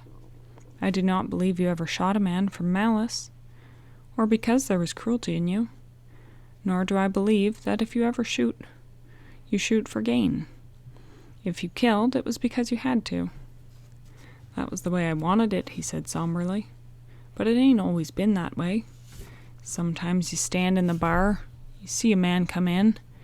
When you look at him, you can tell by his eyes and his guns that he's a gunslinger. And that's when you should leave. You should get out of there, but you don't. And then sooner or later you have to kill him. You have power when you can sling a gun, but it's an ugly power. And it keeps a man thinking, worrying for fear that he may use it wrong." "But Kilkenny," Nita said, "surely the West needs good men who can shoot. If there were only the bad men, only the killers, then what chance would honest people have? We need men like you. Oh, I know, killing is bad. It's wrong. But here in the West, men carry guns, for wild steers, for rattlesnakes, for Comanches or rustlers. And some must learn to use them too well. But the West can't grow without them, Kilkenny." He looked at her for a long moment. "You're a smart girl, Nita. You think, don't you?" "Is that good, Kilkenny?" The hazel eyes were soft. "I'm not sure that a girl should ever think. Or at least she shouldn't let a man know it. That's what they say, he grinned suddenly, but not for me. I want a girl who can think. I want a girl who can walk beside me, not behind me. Kilkenny, she said, and her hand suddenly came out to touch his. Be careful. He's deadly, Kilkenny. He's as vicious as a coiled snake. He's living for just one thing now, to kill you. I don't think it's for the reason that he gives. I think it's because he hates you for your reputation. I think he's a little afraid, too. He was drinking once and he told me, when we were standing at the gate, that he wasn't afraid of Harden. He said that he knew he could beat Harden or Kingfisher. He said it all his life that only 2 men had him bothered, Ben Thompson and you.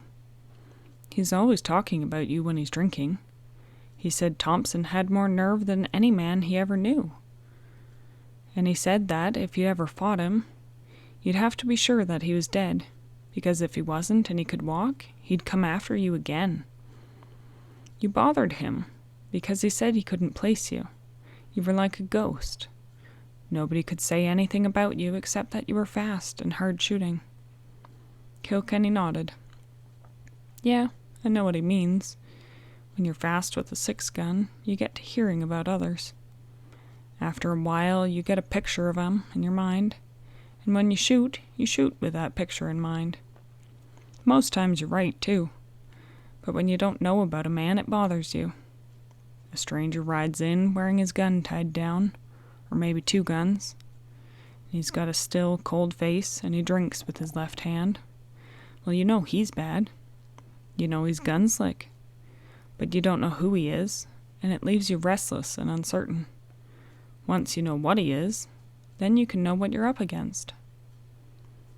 They stood there for a while in the warm sun, and a little breeze stirred. The lilac petals sifted over his shoulders. He could smell their heavy perfume. He looked up at the girl and felt a strange yearning rise within him. It wasn't merely the yearning of a man for a woman, but it was the longing of a man for a home, for a fireside, for laughter of children, the quiet of night with someone lying beside you. The yearning for someone to work for, to protect, someone to belong to, and some place in life where you fitted in. It was so different from all that he'd known these last bitter years, these years of endless watchfulness, of continual awareness, of looking into each man's eyes and wondering if he was another man that you would have to kill, of riding down long trails, always aware that a bullet might cut you down. Yet even as he thought of that, he knew there was something in his blood that answered the call of the wild and of the wilderness trails. There was something about riding into a strange town, swinging down from his horse, walking into a bar, something that gave him a lift, that gave life a strange zest. There was something about the pounding of guns, the buck of the .45 in his hand, the leap of a horse beneath him, the shouts of men, something that awakened everything that was in him. Times bred the men they needed, and the West needed such men, men who could bring peace to a strange wild land, even while they found death themselves. The West was won by gunmen, no less than it was won by pioneering families, by fur traders, and by Indian fighters. What are you going to do, Kilkenny, when all of this is over? Nita asked softly. He leaned his elbows on the windowsill and pushed his hat back on his head. I don't rightly know, he said thoughtfully. I reckon I'll just move on to some other town. Might wrestle me a herd of cows and settle down somewhere on a piece of land, maybe over in the Big Bend country. Why don't you marry and have a home, Kilkenny? Nita asked softly. I think you'd make a good man around a home. Me? He laughed, a bit harshly. All I can do is sling a gun. I ain't much good around the house. Of course, I might punch cows or play poker. He straightened suddenly. Time I was riding on. You be careful. And then he paused. Tell me, Nita, what hold does this man have over you? None. It is as I've said. I like to live, even here, and alone. I know I would die, and quickly, if I talked. And then after a fashion, he's protected me. Of course, Signor, she fell into her old way of speaking. It's that he wants me for himself, but I belong to no man. Yet. You can't tell me who he is? No. She looked at him for a minute. Perhaps you think I'm not helping. But you see, this is all I have, this place. And when it's gone, there's nothing. And the people out there, she waved a hand toward Botala, do not think that I am good. There would be no place for me there. I can only say that he will kill you if he can, and you must be careful if you go to the cliff, and do not go by the path. When he was back on the buckskin, he turned toward Botala. If Steele and Lord had their men there, he would bring them back to Apple Canyon at once. In his ride to the place, he'd carefully scouted the approaches. It had been easy enough to see just what they would be facing in an attack on the stronghold. He could muster about 60 men. There would be at least 40 here at the canyon. 60 wasn't really enough, for the men at the canyon would be fighting on their own ground and behind defenses, and all were seasoned fighters. Nevertheless, much could be lost by waiting, and the time was now. The raid on Apple Canyon, however, might leave the range killer at large. As Kilkenny rode, his brain dug into the accumulated evidence, little as it was. Yet one idea refused to be denied, and it worried around in his mind until he reached town. He came up to the trail house at a spanking trot. Dropping from the saddle, he flipped $1 to the Mexican boy. "Take that hoss, Pedro." He was grinning. "Treat him right. Oats, hay, water, and a rub-down." Pedro dropped to his bare feet into the boardwalk, and he grinned, showing his white teeth. "Si, Signor, it shall be done." End of chapter 13. The Rider of Lost Creek, a Kilkenny novel by Louis L'Amour, in the public domain. Chapter 14. Rusty Gates was sitting inside the trail house, holding himself stiffly, but grinning. Webb Steele was there, too. He looked up keenly as Kilkenny came in. "Can't keep a good man down," Rusty said. "Tanya bandaged my side, and I wanted to give you a hand with the Brockmans, but she wouldn't let me. She's got a mind of her own, that girl." "What happened?" Frame demanded, stepping up. "Got Abel," said Kilkenny. "Kane got thrown from his hoss. Knocked out, I think. Another hombre dragged him around the corner and got him aboard a hoss. They lit out, and I let him go." Frame shook his head, his eyes dark with worry. "Kane'll go crazy when he finds out that Abel's dead, and you're still alive. He'll come cunning for you, Kilkenny." "He might," Kilkenny shrugged. "Gotta take that chance. We're after bigger game now. We've got to wipe out that bunch at Apple Canyon. There's at least 40 outlaws there." "Probably more," Steele said. "Clyde Wilder was down there a few days ago. He said there was anyways 50. Might have even been 70. "Don't make no difference," Frame declared. "We're ready. Even Duval at the hotel is going. Everybody wants to lend a hand." Down the main street of Botala, there was suddenly a pounding of hooves. Then a rider threw himself from the saddle in front of the trail house. He thrust the batwing doors open with his shoulder. "Kilkenny," he yelled. "Chet Lord's dying. Wants to see you in the worst way." "What happened?" Steele demanded. "Gored by a crazy steer. Don't reckon he's got long. Asking for Kilkenny. I don't know what he wants of him." "Steele," Kilkenny said, "get the men together. Get plenty of arms and ammunition. Nobody leaves town to warn Apple Canyon. Get set to move, and when you're ready, start a-rollin'." He swung into the saddle and turned the buckskin toward the Lord ranch. His mind was working swiftly. What could Chet Lord have to say? That he'd been worrying about something for days was obvious enough, for the man had lost weight. He looked drawn and pale. He seemed to be under great strain. Was the unknown killer? Was he the killer? As soon as that idea occurred, Kilkenny shook his head. The man was just not the type. Bluff, outspoken, and direct. He was the kind of man who would shoot straight and die hard, but his shots would be at a man's face, not behind his back. Kilkenny let the buckskin take his own gait. The long-legged horse knew his rider, and knew the mountains and the desert. He knew that on many days he would be called on for long, hard rides, and he'd learn to pace himself accordingly. While cow-ponies were held in light esteem, good as they might be, most cow-punchers had their favorites.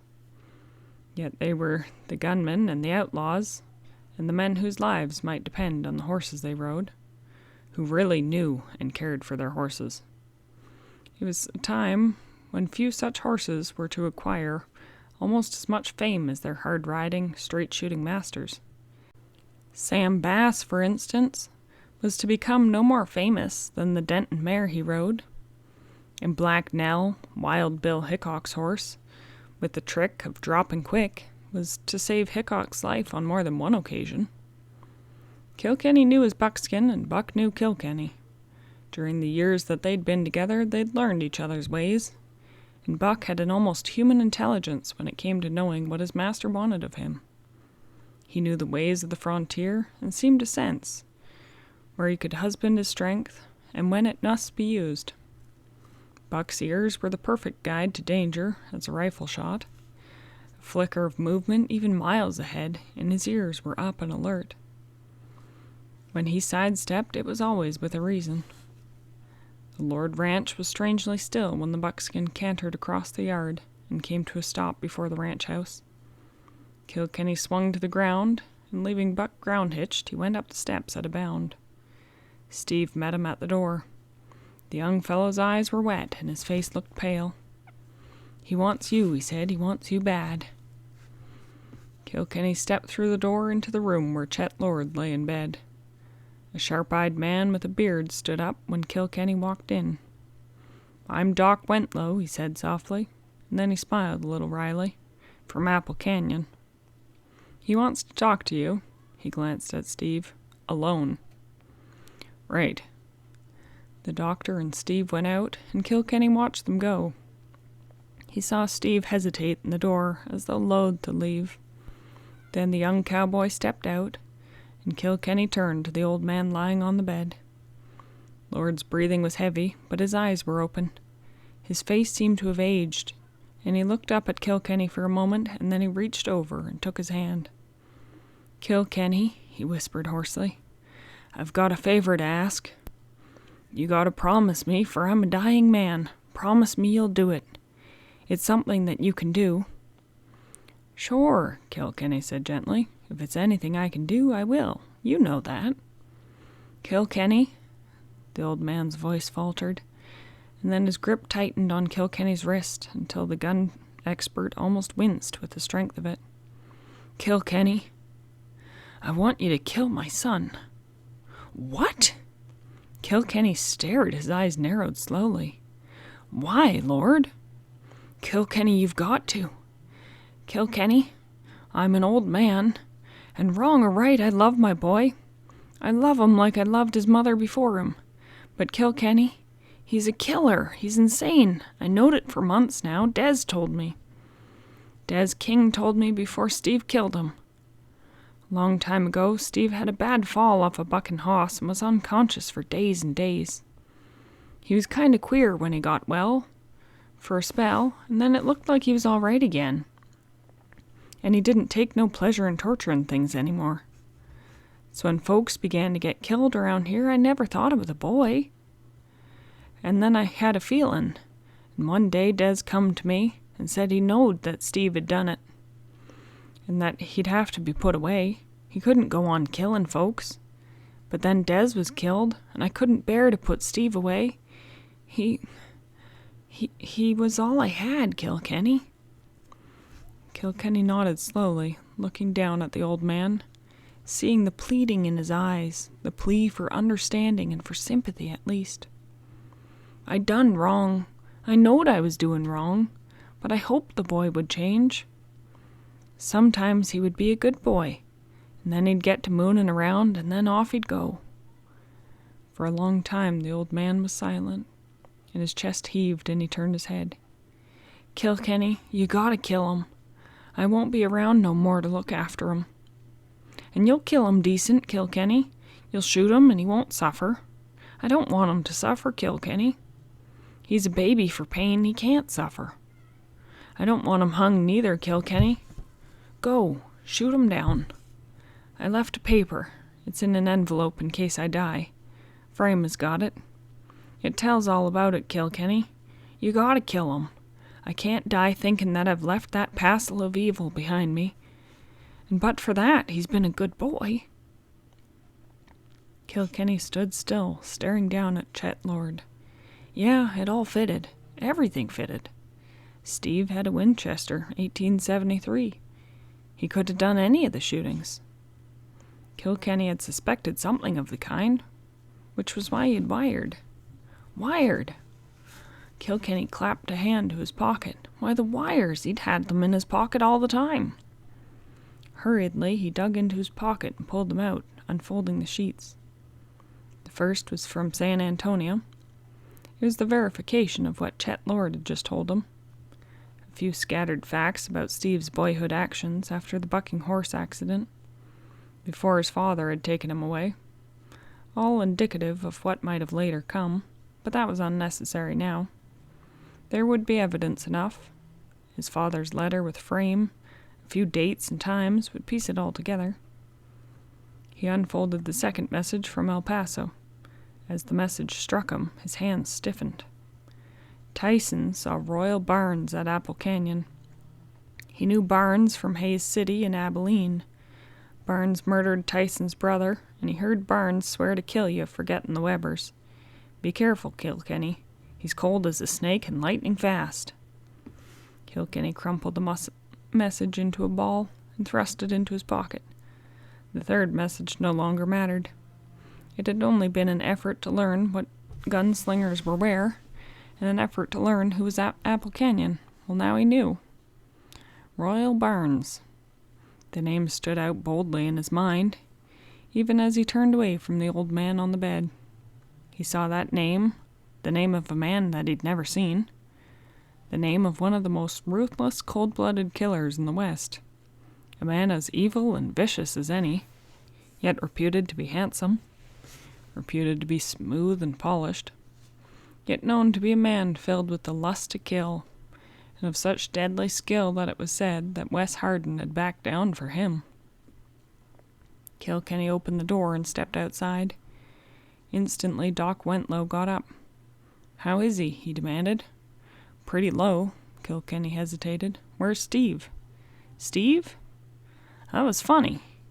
He stood by the door a minute after you went in, listening, I guess. And then all of a sudden he turned and got on a horse and took off, riding like the devil." Despite himself, Kilkenny felt relieved. He'd never killed a man unless the man was attempting to kill him. To walk out of the old cattleman's bedchambers and shoot Steve had been the furthest from his thoughts. Just what he'd hoped to do, he was not sure. But he did know that Steve Lord must be stopped. Thinking back, he could remember the curious light, the blazing of some inner compulsion which he'd seen in Steve's eyes that first day on the trail to the trail house. Yet Steve had not wanted to shoot it out with him face to face. The young fellow was a man with an insane urge to kill. It grew from some inner feeling of inferiority. What Steve Lord would do now, Kilkenny could not guess. He knew killers, but the killers that he knew were sane men. Men whose thoughts could be read, whose ways could be known. He did know that even the craziest man had his moments of sanity. And he knew that Steve Lord must have listened at the door, probably suspecting that his father intended to tell Kilkenny. So he'd mounted and ridden away. But to what? Where could he go? Yet even as the question came, he knew the answer. Steve Lord would go to Apple Canyon. However insane the boy might be, there was some connection between him and the events stemming from the canyon rendezvous, and Kilkenny suspected that Steve had had more than a little interest in Nita Riordan. But he would be riding now with fear in his heart, with desperation. For now he was in the open, the place he dreaded to be, where there was no concealment. He must fight or he must die, and Kilkenny knew that such a man would fight like a cornered rat. Yet he'd made a promise to a dying man, and regardless of that, it was something that had to be done. Why should he feel depressed? Steve was a killer, preying upon the lonely and helpless. A man who shot from ambush, who killed from the sheer love of killing, so he must be stopped. It was his own father, the man who sired him, who had passed the sentence upon him. Kilkenny turned off into the thick brush and unrolled his poncho, and he was asleep almost as soon as he lay down. End of chapter 14. The Rider of Lost Creek, a Kilkenny novel by Louis L'Amour, in the public domain. Chapter 15. Botalla's main street was crowded with horsemen when Kilkenny rode back to town. They were in for the finish, the lean, hard-bitten, wind and gun-seasoned veterans of the Texas range. Riders from the Steele and Lord ranches, men who'd ridden the long cattle trails north to Dodge and Abilene, men who knew the ways of cows and Indians and guns, men who had cut their teeth on six-shooters. Yet as Kilkenny rode up the street, eyes alert for some sign of Steve Lord, he wondered how many of these men would be alive when another sundown came. For they were facing men as tough as themselves, as good and as dangerous as cornered rats are always dangerous. Vicious as men can be who find themselves faced with the last justice of the necessity of paying for their misdeeds. They would fight, shrewdly and well. They were not common criminals, these men at Apple Canyon. A few, yes, but many were just tough young men who'd taken the wrong trail or liked the hard, reckless life. A different turn of events, and they might have been satisfied cowhands, trail bosses, or they might have even been rangers. They would ask no quarter, and they would give none. They would fight this out to the bitter ditch, and they would go down guns blazing. They might have taken the wrong trails, but they had courage. And for him? Well, there was none of that. There was just one man. He had to mount that cliff and take Royal Barnes, the mysterious man of the cliff house. How would he know him? He didn't know. But he did know that when he saw the man that he would know him. Instinctively he knew that. When a man was looking across a space of ground with guns waiting, he knew whether a man was fast and whether he would kill or not. This would be different. Lance Kilkenny understood that. The Brockmans had been good, but he'd timed his chances to nullify their skill as a twin fighting combination. He'd killed Abel Brockman as he'd killed many another man, and most of them as fast. But, and this he knew, he had never drawn against a man like Royal Barnes. Blinding speed, Barnes had that. Barnes had killed Blackie Slade, and Kilkenny recalled Slade only too well. He'd seen Slade in action, and the man had been poison. Yet Barnes had shot him down as if he were an amateur. Yet Kilkenny could feel something building up inside himself, and he recognized what it was. It was his own compulsion, his own fire to kill. Every gunman had it, for without it he was helpless. It was a fiery drive, but with it the cold ruthlessness of a man who knew that he must kill or he must die himself. He swung down from his horse and walked into the trail house. "We're all set," Webb Steele said, walking forward. "All set and raring to go. The boys wanted to wait and see how Chet is." Kilkenny looked up. "Steele," he said slowly, "Chet's dying. He told me about the killings. It's Steve. Steve's a killer." Webb Steele stared, and Frame rubbed the back of his hand across his eyes. "Huh," Steele said. "I might have knowed it. He was always a strange 'un." "That ain't all," Kilkenny said quietly. "The man up in the cliff house is Royal Barnes." "Barnes?" Rusty Gates' face tightened, and then turned gray as he looked at Kilkenny. "One of the slickest hombres that ever threw a six-gun." In the stillness that followed, the men stared at one another, and into the mind of each came the stories that they'd heard of Royal Barnes, and of the men who'd gone down before his roaring guns. In the mind of each was a fear that he might be next. The silence was shattered by a crashing of a door, and as one man, the crowd turned to stare at the rear door of the trail house. Several steps inside that door, his head thrust forward and his eyes glaring with killing hatred, stood a huge, broad-jawed man in a checked shirt and black jeans stuffed into heavy cowhide boots. "Cain Brockman!" Frame yelled. The big man strode forward until he stood only 3 paces from Kilkenny. And then, with cold, merciless hatred in his eyes, he unbuckled his belt and shed his guns. "I'm gonna kill you, Kilkenny, with my bare hands." "No!" Webb burst out, thrusting himself forward. "We've got us a job to do, Kilkenny." "Keep out of this," Kilkenny said quietly. Without further word, and without taking his eyes from Cain's, he unbuckled his own belt and passed his guns to the big rancher. With a hoarse grunt, Cain Brockman lunged, swinging a ponderous right fist. Kilkenny stepped inside, snapping a lightning left to the face. Then he closed with the big man, slamming both fists to his midriff. Cain grabbed Kilkenny and hurled him across the room so that he was brought up with a crash against the bar, and Cain lunged after him. Kilkenny pivoted away and stabbed a left that caught the bigger man on the cheekbone, and then Brockman swung and caught Kilkenny with a hard right swing that knocked him to his knees. A kick aimed at Kilkenny's shoulder just grazed him as he was starting to rise. He lost balance, toppling over on the floor. He rolled away and came up swinging, and the two sprang together. Brockman's face was a savage with killing fury and an ugly glee at having his enemy, and the man who'd slain his brother, actually in his hands. Another right caught Kilkenny a glancing blow, but he weathered it and stepped under a left, slamming a right to the ribs.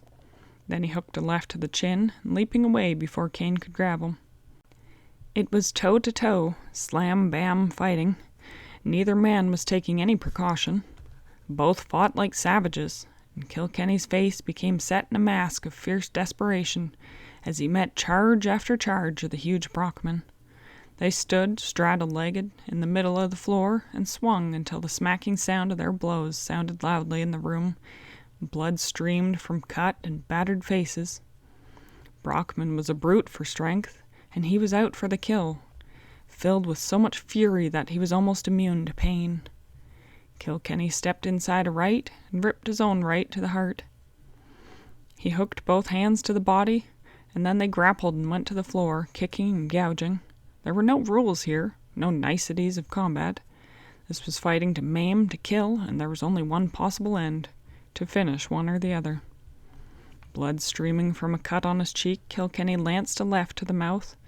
Then he missed a right and took a wicked left to the middle. But he took the punch going in, punching with both hands to the head.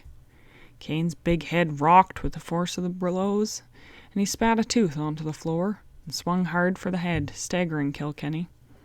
The gunman came back fast, ripping a right uppercut to the chin, then a left and a right to the head. Kilkenny was boxing now. Long ago he'd taken lessons from one of the best. And now he found that he needed every bit of skill that he had. It was not merely a matter of defeating Cain Brockman, but after that, and perhaps soon, he would be meeting Royal Barnes, and his hands must be strong and ready. He stepped inside of a right and smashed a right to the bigger man's body, then hooked a left to the heart, and drummed with both hands against the big man's torso. Body punches stood less chance of hurting his hands, and he must be careful. He stepped around, putting Brockman off to the side, and then crossed a right to Cain's bleeding eye, circled farther left, and then crossed to the right again. Then he stabbed 3 lefts to the face as Cain lunged. He stepped inside and butted him under the chin with his head. Brockman let out a muffled roar and crowded Kilkenny to the bar, but Lance wormed away and slugged the big man in the ribs. Brockman was slowing down now. His face was bloody and swollen, but his eyes gleamed fiercely, and he began to move slowly, more cautiously, moving in, watching for his chance. Cain backed slowly, trying to keep away from that stabbing left, and then suddenly he was brought up against the wall. Putting a foot against the wall, he shoved himself off of it like a huge battering ram and caught Kilkenny fully in the chest with his big head, and Kilkenny went crashing to the floor. Brockman rushed close, trying to kick him in the ribs, but Kilkenny got his hands and knees and hurled himself against Brockman's legs.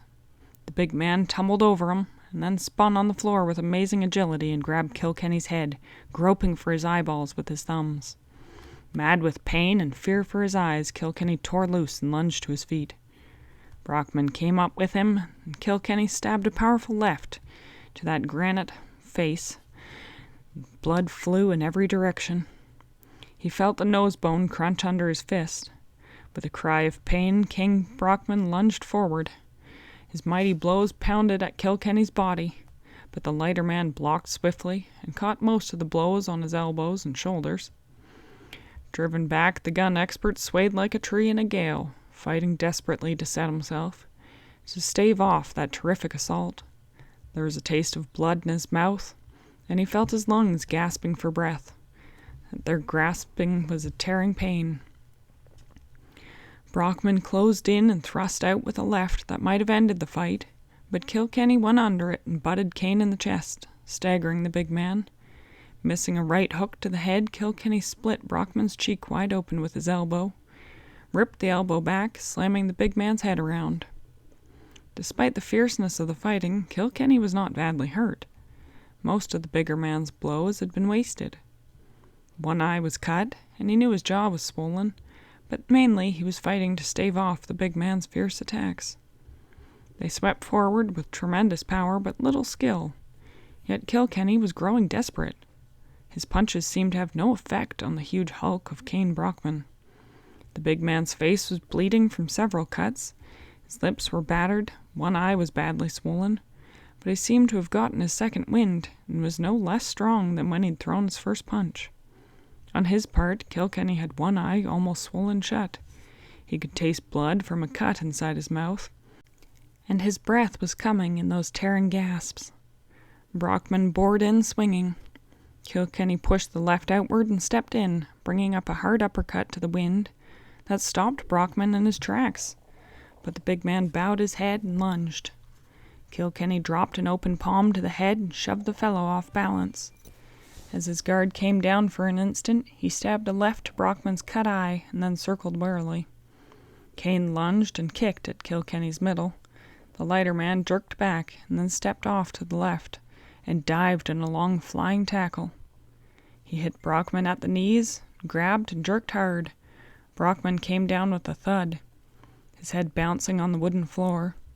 Kilkenny rolled free and scrambled to his feet. Brockman was getting up, but he was slow. Half up, he lunged in a long dive himself, but Kilkenny jerked his knee into the big man's face. Cain rolled off to one side, his face bloody and scarcely human, yet even then he tried to get up, and he made it. Kilkenny was sick of the fight, sick of the beating that he was giving the bigger man. He stepped in, measured him with a left, and when Cain tried to lift his hands, Kilkenny slugged him in the solar plexus. The big man went down, conscious, but paralyzed from the waist down. Kilkenny stepped back, weaving with exhaustion, and grimly he worked his battered, stiffened hands. "You ain't for no shape for that raid now, Kilkenny," Rusty expostulated. "Better call it off or stay behind." "To thunder with that," Kilkenny replied sharply.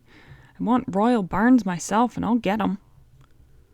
Walking back to the wash basin, he dipped up water from the bucket and bathed his cut and bruised face. He turned his head as Frame walked up, his face grave. "Get me some salts," Kilkenny said. While he waited, he bathed his hands and replaced his torn shirt with one brought to him by Gates. When he had the salts, he put them in the hot water that one of the men brought and soaked them.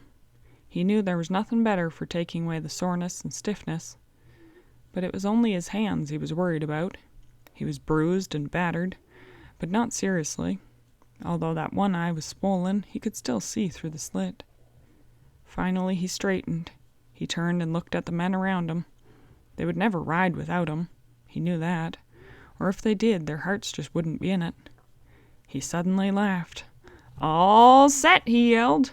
"Let's ride." End of chapter 15. The Rider of Lost Creek, a Kilkenny novel by Louis L'Amour, in the public domain. Chapter 16. On Buck, Kilkenny headed toward Apple Canyon. He was tired, his muscles were weary and heavy, yet he knew that the outdoor life he had lived, and the rugged existence he'd known most of his life, would give him the stamina that he needed now. Behind him, in a tight cavalcade of grim, mounted men, they were riding out to battle. Rusty Gates rode up alongside Kilkenny, in the van of the column. "You had yourself a scrap," Rusty said. "Can you see?" "Enough." "How about your hands?" Gates noticed the swollen knuckles and his lips tightened. "Kilkenny, you can't drag a fast gun with hands like that. Facing Barnes will be suicide." "Nevertheless, I'm facing him," Kilkenny said crisply. "He's my meat and I'll take him. Besides, my hands ain't as bad as they look. And most of that swelling will be gone soon.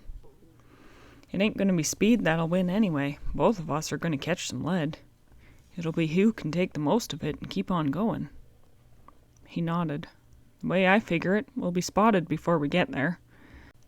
They'll be holed up around the buildings. The bunkhouse and the livery stable and the blacksmith shop all look like they was built to stand a siege." "They were," said Rusty. "Heavy logs or stone and heavy built. Bill Sadler's place on the same side as the border bar. It's adobe. It has walls 3 feet thick. Them windows was built to cover the trail, and believe me, it ain't going to be no picnic getting tough men out of there." "I know." Kilkenny rubbed Buck's neck thoughtfully. "Gotta figure that one out. I'm thinking of leaving you fellers anyway. I'm going up to the castle." "Alone?" Gates was incredulous. "Man, you're asking for it. He'll be forted up there, and plenty tight." "I doubt it. I doubt if he ever lets more than one man up there with him. Royal Barnes, as I hear of him, ain't a trusting stool. No, I'm going to try coming down the cliffs from above the castle." "The what?" Gates swore and spat on the road. "Holy snakes, feller! There's sheer rock. You'd need a rope and a lot of luck. Then he'd see you and get you before you ever got down." "Maybe. I got the rope and maybe the luck. Anyway, I'm coming down from behind where he won't be expecting me. And I'm coming down while you fellers are hard at it in the front. Now here, the way I see it." As Webb, Steele, Frame, and Rusty listened, he outlined the brief plan of attack. At the end, they began to grin. "It might work," observed Steele. "I forgot that claim up in the pass, if that stuff is still there." "It is. I looked." Kilkenny had no illusions about the task ahead. With the plan that he'd conceived, carefully working it out the previous days, he'd believed that the fort houses of Apple Canyon could be taken. It meant a struggle, and there would be loss of life. This riding column would lose some faces, and it would be hectic and bloody fighting before that return. Where was Steve Lord? Had Steve risen to his bait and ridden to the hidden cabin in the Box Canyon? It would be a place to find him, and there, if Steve should go for a gun, he could end it all. Kilkenny shrank from the task, and only the knowledge that other people would die, brutally murdered from ambush, made him willing to go through with keeping his promise to old Chet Lord. He had that job to do, and luckily the canyon was only a short distance from the route the cavalcade would follow. There had been no diary left by Des King. The idea had been created in Kilkenny's own mind. It had been bait dropped for the killer, and it had been conceived even before Kilkenny had known that Steve was the man. That he would have discovered it soon, he knew, for slowly the evidence had been mounting, and he'd been suspicious of Steve Lord, waiting only for a chance to inspect his guns and check them against the shells that he'd picked up as evidence. What would Steve Lord do now? To all intents, he would be outlawed. He knew his father had exposed him, and he must realize that there was evidence enough to convict him, or to send him to an asylum. He would be desperate. Would he try to kill Kenny? To escape? Or would he go on a killing spree and gun down everybody and everything in sight? Kilkenny couldn't escape the feeling that Steve would go to Apple Canyon. He suddenly turned to Webb Steele. "I'm riding for the shack where I let Steve think that Dev's King hid his diary," he said. "If I ain't back when you get to Apple Canyon, just go to work and don't wait for me. I'm going to get Steve Lord. When I find him, I'll come back." He wheeled the buckskin and took off up a draw into the deeper hills. He'd been thinking about this route all the way along. He wasn't sure this route would do it, but he knew he could find a way. The draw opened into a narrower draw, and after a long time he rode out of that to a little stretch of bunch grass that led away to a ridge covered with cedar and pine. It was cool among the trees, and he stopped for a minute to wipe his hatband, check his guns once more. Then he slid his Winchester from the scabbard and took it across the saddle in front of him. His hands felt better than he'd expected that they would. He struck a path and followed it through the trees, winding steadily upward. Then the trees thinned, and he entered a region of heaped-up boulders, among which a trail wound with all the casualness of cow trails, in a country where cows are in no hurry.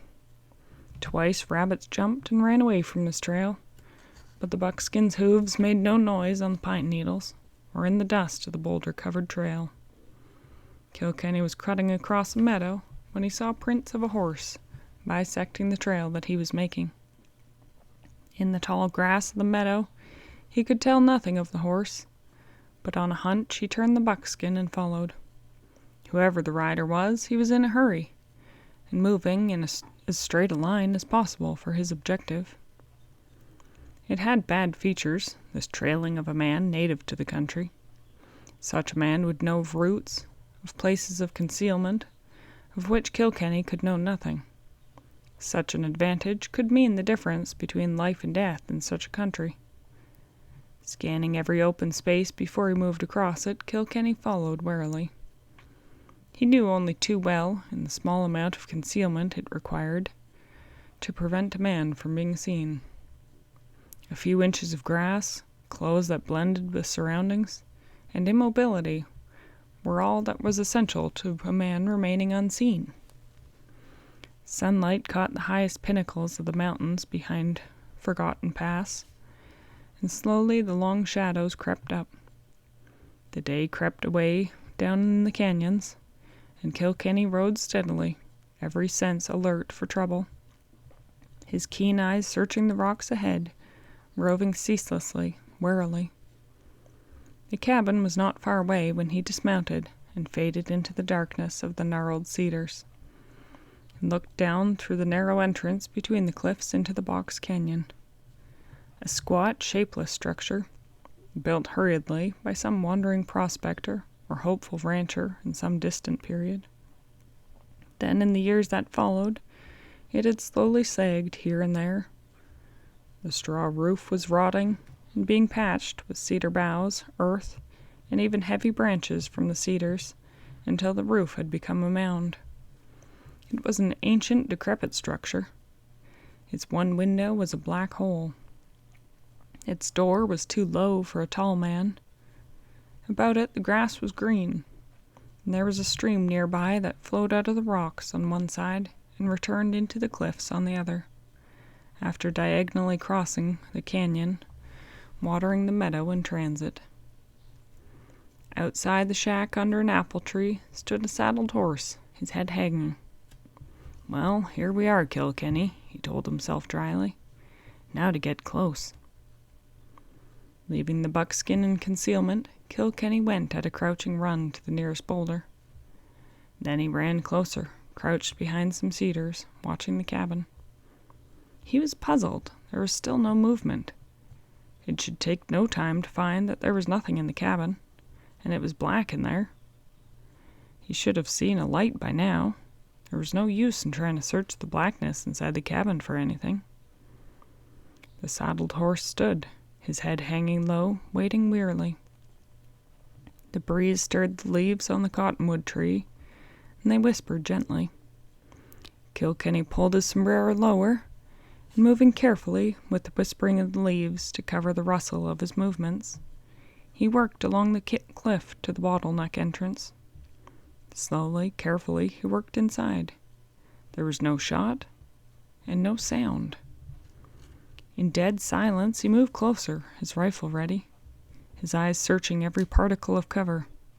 The horse moved a little and began cropping grass absently, although it had already eaten its fill. Suddenly he had a feeling that the cabin was empty, and there was no reason for him to wait. He would go over to it. He stepped out, his rifle ready. He walked swiftly and silently across the grass toward the cabin. The horse stopped cropping grass and looked up. His ears pricked at him, and then he stepped up to the cabin. Was there anyone inside? The blackness of the squat cabin gave off no sound. Despite himself, Kilkenny felt uneasy. It was too still, and there was something unearthly about this lost canyon and the lonely little shack. Carefully, he put down his rifle and slipped a 6-gun into his hand. The rifle would be a handicap if he had to fight in the close quarters of the shack. Then he looked inside. It was black inside, yet between himself and the hole that passed for a window, he could see the vague outline of a sleeping man's head. A man's head bowed forward on his chest. "All right," he said clearly. "You can get up and come out." There was neither sound nor movement. Kilkenny stepped inside quickly, and there was still no move. Taking a chance, he struck a match. The man was dead.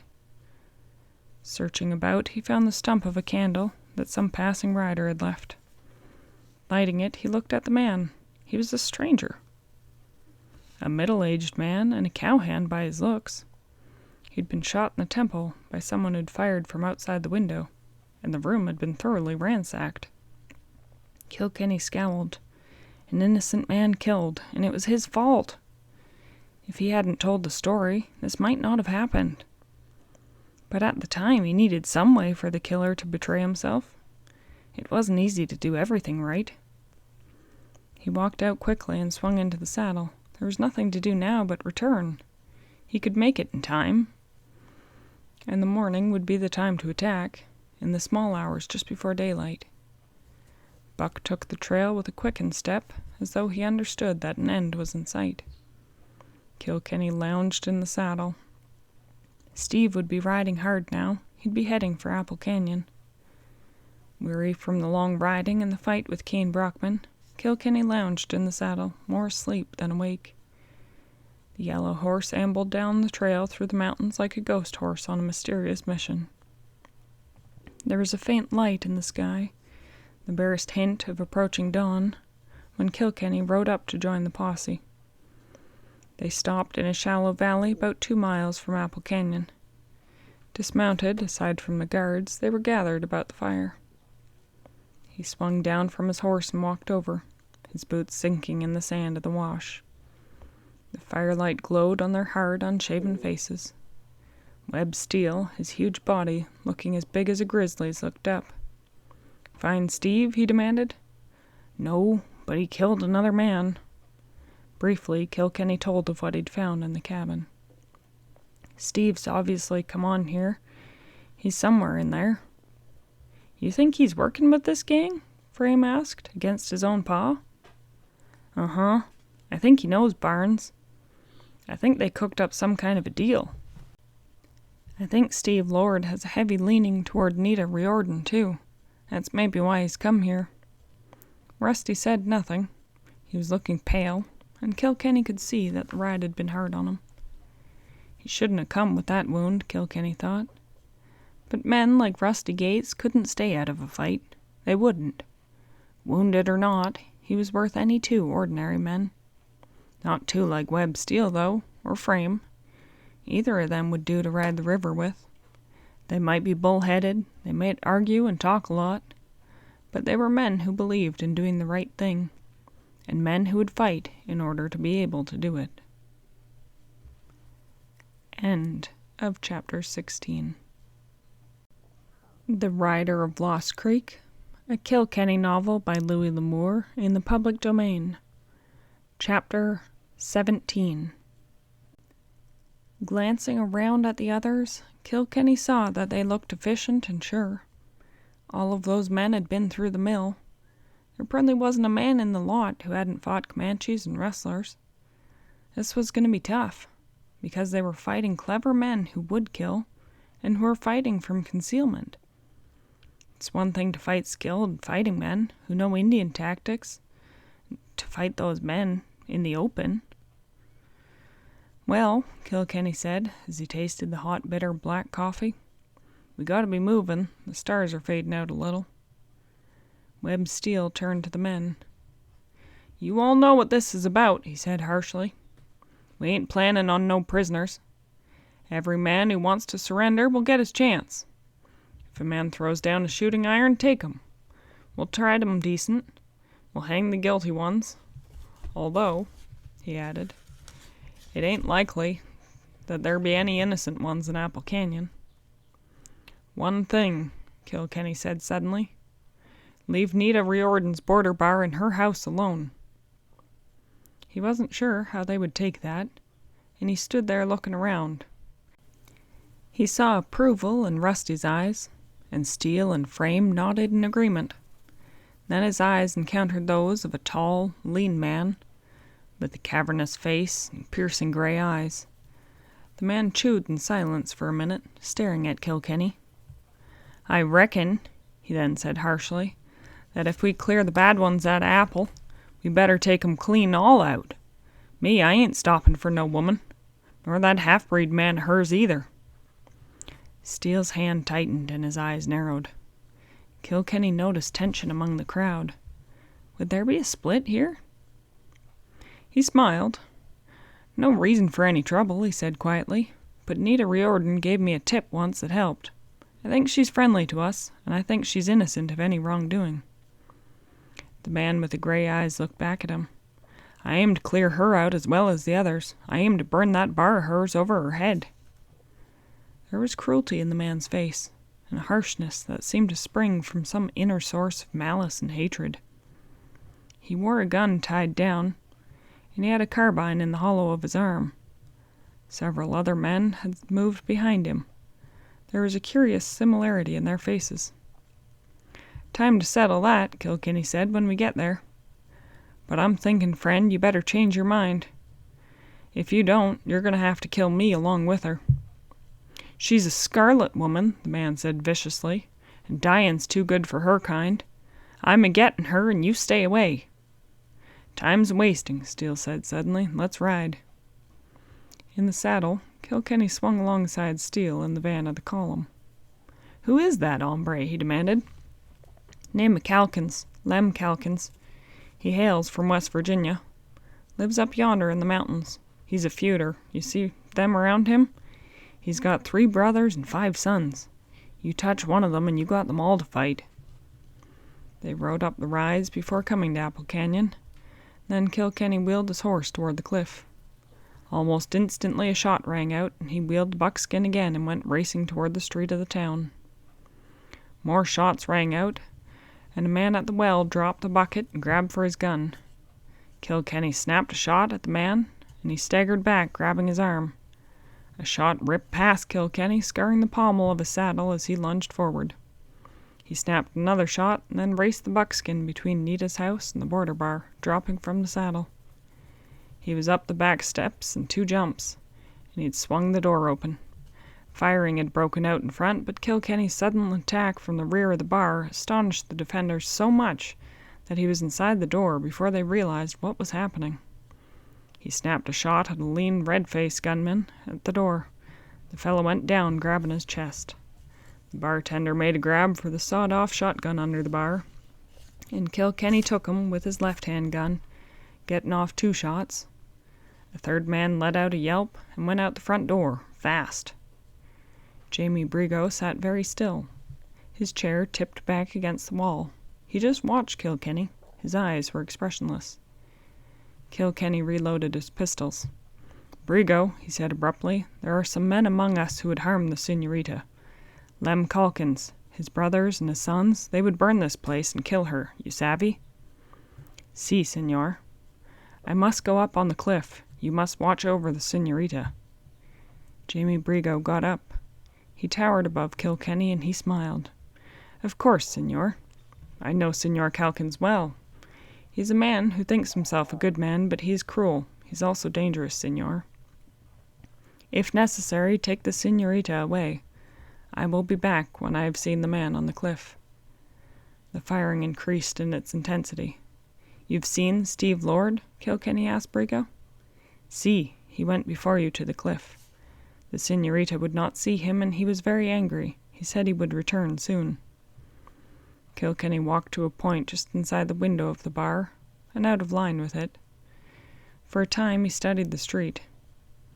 The bulk of the outlaws seemed to be holed up in the livery stable, and they were throwing out a hot fire.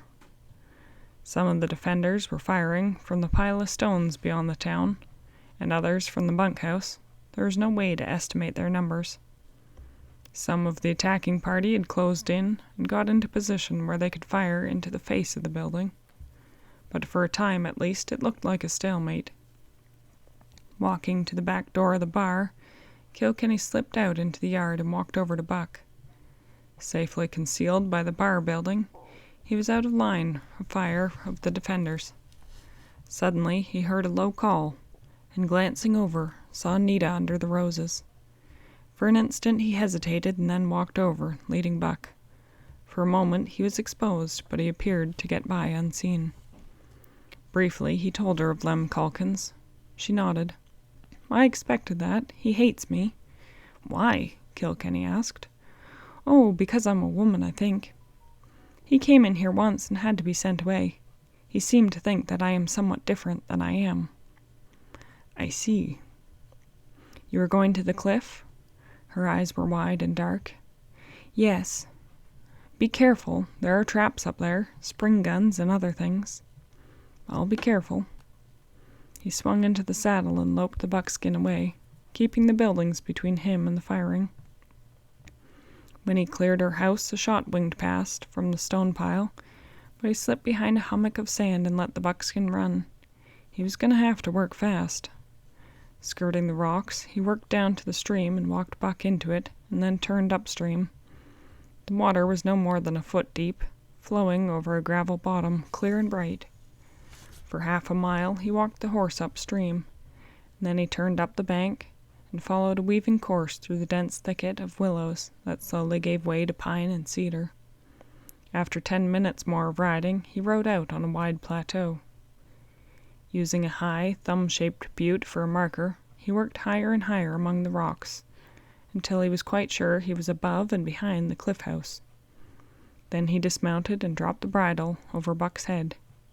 "You take care of yourself, Buck," he said quietly. "I've got places to go." Leaving his carbine in his scabbard, he left the horse and walked through the rocks toward the cliff edge. The view was splendid. Far below he could see the scattered houses of Apple Canyon, all of them silent in the morning sun. There were only a few. Around the cluster of buildings that made the town, there were occasional puffs of smoke. From up here he could see clearly what was happening below.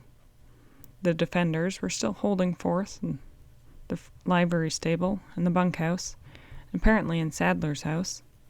His own attacking party had fanned out until they had a line of riflemen across the pass and down close to the town. They were fighting as the plan had been, shrewdly and carefully, never exposing themselves. Kilkenny had worked out that plan himself, and he was quite sure from what he'd learned, and from what Rusty and a couple others who knew Apple Canyon had told him, that the well across from Nita's house was the only source of water. That one bucket was empty, he knew, for it lay there beside the well, and alongside of it the gun that had fallen from the man's hand after Kilkenny had shot him. There were a lot of men defending Apple Canyon, and it was going to be a hot day. But if they could be held there and kept from getting water, and if, during that time, he could eliminate Royal Barnes, there would be a chance of complete surrender on the part of the rustlers. He believed he could persuade Steve and Frame to let them go, if they surrendered as a body and left the country. His only wish was to prevent any losses from among his own men while breaking up the gang. Suddenly, even as he watched, a man dashed from the rear of the bunkhouse and made a run for the well and the fallen bucket. He was halfway to the well before a gun spoke. Kilkenny would have known that gun in a million. It was Mort Davis who was firing. The runner sprawled face down in the dust, and that would keep them quiet for a while. Nobody wanted to die that way. It was at least 600 feet to the floor of the valley from where Kilkenny stood. He was remembering his calculations, and he figured it would be at least 50 down to the cliff house and the window that he'd chosen. Undoubtedly, there was an exit back somewhere not too far from his horse, or at least somewhere among the boulders and crags, either on top or behind the cliff. There had to be at least 2 exits, but there wasn't time to look for them now. He'd taken his rope from the saddle, and now he made it fast around the trunk of a gnarled and ancient cedar, and then he dropped it over the cliff. Carefully he eased himself over the edge and got both hands on the rope.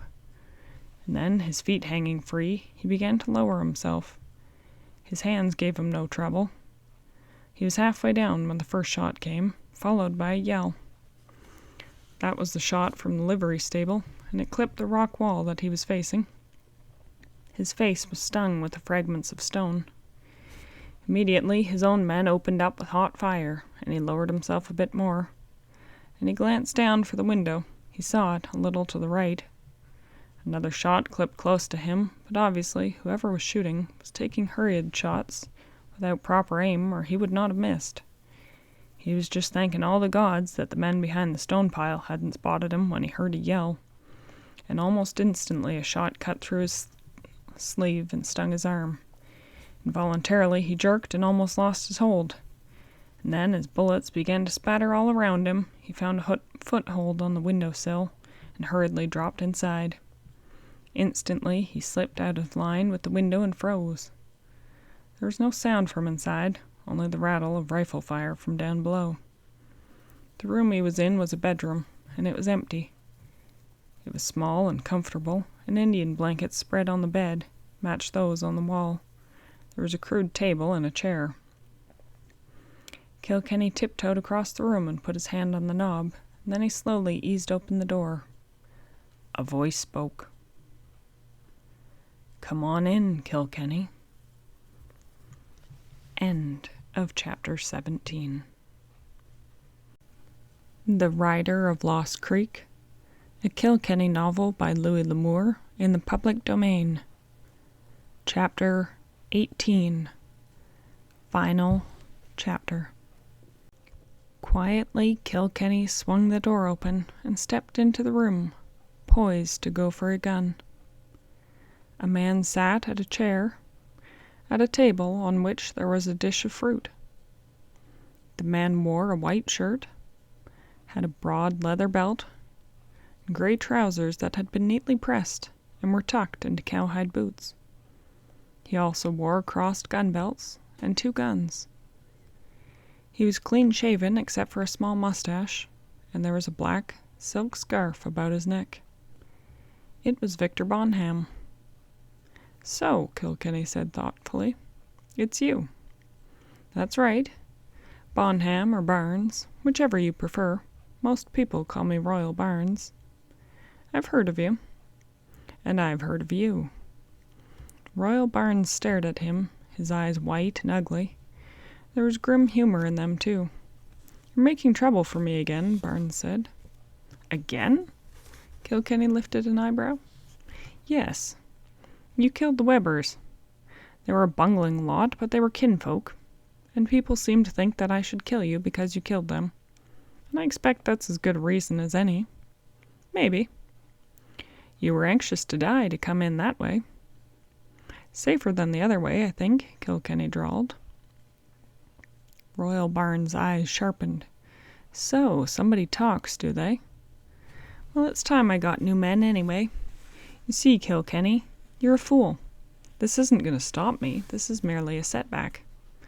Oh, I'll grant you it's going to cause me to recruit a new bunch of men. But this will rid me of some of your men, too. Some of the most dangerous men in the Live Oak country will be killed today. And the next time it'll be easier. And you see, I intend to come back. To reorganize and carry on with my plans. I'd have succeeded already, but for you. Steele will fight if he isn't killed today, and I'll have him killed within a week. The same for Frame and your friend Gates. Gates isn't dangerous alone, but he might find someone else to work with, someone as dangerous as you. The sound of firing had grown in tempo now, but Royal Barnes did not let his eyes shift for one instant. He was cool, casual, but wary as a crouched tiger. In the quiet, well-ordered room, away from the confusion below, he seemed like someone from another world. Only his eyes showed what was in him. "You seen Steve Lord?" demanded Kilkenny. "Lord?" Barnes' eyes changed a little. "He never comes here." "He worked with you," Kilkenny flatly accused. Barnes shrugged carelessly. "Of course. I had to use what tools I could find. I held Nita out to him as bait. And Power. I told him I'd give him the Steele ranch. He was a fool." Slowly, Kilkenny reached for cigarette papers and began building a smoke. His fingers poised, yet careful. "You're wrong, Barnes. Steve is crazy. He's crazy with bloodlust and craving for power. He killed Des King. He killed Sam Carter and half a dozen other men. And now he's gunning for you, Barnes." Royal Barnes sat up. "Are you telling the truth?" he demanded. "Steve Lord killed those men?" Kilkenny quietly told him of all that had transpired. Outside, the shooting had settled to an occasional shot, but no more. A break was coming, and the tension was mounting with every second. "Now," Kilkenny added, "if you want my hunch, I think Steve figures to get you. He figures with you gone, he'll be king bee around here." Royal Barnes got up, and for a moment he stood listening. "Someone's on the trail now," he said suddenly. "Well, that would be Steve." Instantly it came to Kilkenny with startling awareness that Barnes was waiting for something. Some sound, some signal. If there was a spring gun on the main trail, that would stop Steve in his tracks. He drew deeply on his cigarette. Somewhere he could hear water dripping slowly, methodically, as though counting off the seconds. Royal Barnes dropped a hand to the deck of cards on the table and idly riffled through them. The spattering sound of the flipping cards was loud in the room. A heavy crash sounded again. That would be Mort Davis. Somebody else trying to get water. Somebody who wouldn't try again. Gravel rattled on the trail, and Kilkenny saw Royal Barnes' face tighten. And then, in the almost complete silence, bang! Royal Barnes dropped to a crouch and went for his gun with a sweeping movement. At the same instant he dumped over the table and sent it crashing towards Kilkenny. Kilkenny sprang aside barely in time to escape the table, and a shot crashed into the wall behind him. His own gun was out, and he triggered it twice with lightning-like rapidity. Through the smoke he could see Royal Barnes' eyes blazing with white light, and his lips parted with a snarl of killing fury. Then the whole room was swept up, in a crashing roar of guns. Something hit him, and he was smashed back against the wall, but his own guns were bucking and leaping in his hands, and he could see the bright orange stabs of flame through the crimson streaks. He stepped forward and to the left, and then again left, and then back right, moving in. Barnes had sprung backward through a doorway, and Kilkenny crossed to the room, thumbing cartridges into his 6 guns. He went through the door with a leap. A bullet smashed into the wall behind him, and another tugged sharply at his sleeve. He stepped over and saw Barnes and fired. The flame blossomed from Barnes' gun, and Kilkenny felt his legs give way as he went to his knees. Barnes was backing away, his eyes were wide and staring. Slowly, desperately, Kilkenny pulled himself erect and tried to get a gun up. Finally he did, and he fired again, but Barnes was gone. Stumbling into the next room, he glared about. He was sick, he felt himself weaving on his feet, and blood was running into his eyes. The room was empty. A shot then crashed behind him, and he turned in a loose, stumbling circle and opened up with both guns on a weaving target. and then he felt himself falling and went down hard. He must have blacked out briefly, for when he opened his eyes, he could smell the acrid smell of gunpowder, and it all came back with a rush. He turned over and drew his knees under him. Then, catching a door frame, he pulled himself fully erect. Royal Barnes, his face bloody and ugly, was propped against the wall opposite, his lips curved back in a snarl. A bullet had gone through one cheek, entering below the nose and coming out under the earlobe. Blood was pouring down the side.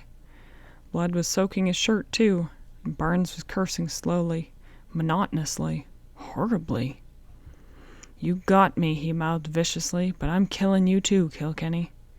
His gun swung up, and Kilkenny's own guns bucked in his hands.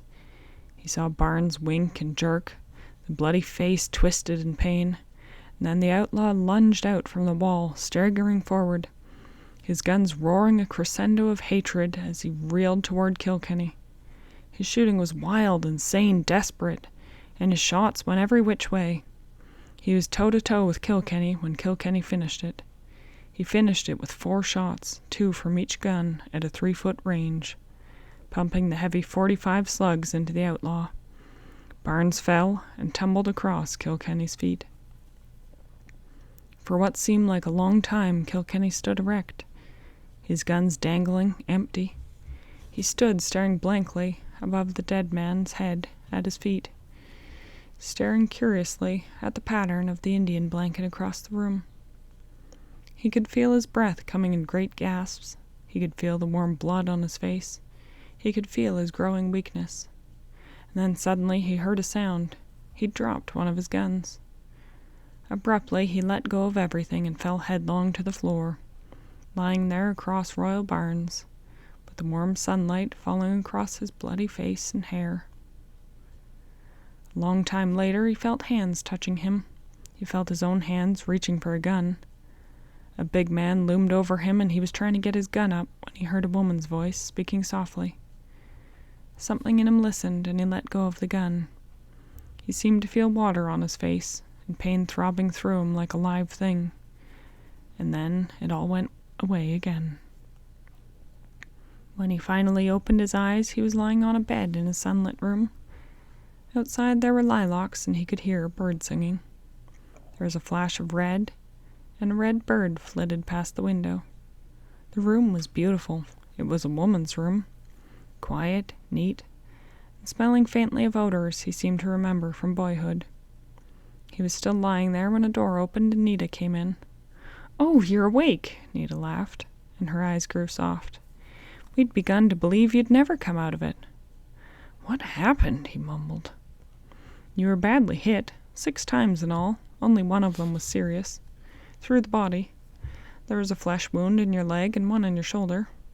"Barnes?" Kilkenny asked quickly. "He's dead. He was almost shot to pieces." Kilkenny was quiet. He closed his eyes and lay still for a few minutes, remembering. In all his experience, he'd never known any man with such vitality. He rarely missed, and even in the hectic, confused battle in the cliff house, he knew he'd scored many hits. Yet Royal Barnes had just kept shooting, kept fighting. He opened his eyes again. "Steve Lord?" "He was killed by a spring gun, double-barreled shotgun loaded with soft lead pellets. He must have been killed instantly." "The outlaw gang?" "Wiped out. A few escaped in the last minutes, but not many. Steve Webb was wounded, but not badly. He's up and around. He has been for 3 days." 3 days? Kilkenny was incredulous. "How long have I been here?" Nita smiled. "You've been very ill. The fight was 2 weeks ago." Kilkenny lay quietly for a while, absorbing that. Then he remembered. "But Calkins?" "He was killed. Jamie killed him, and 2 of his family. Steele put it up to the other Calkins boys to leave me alone, and leave Jamie alone, or fight him and all the ranchers, and they backed down."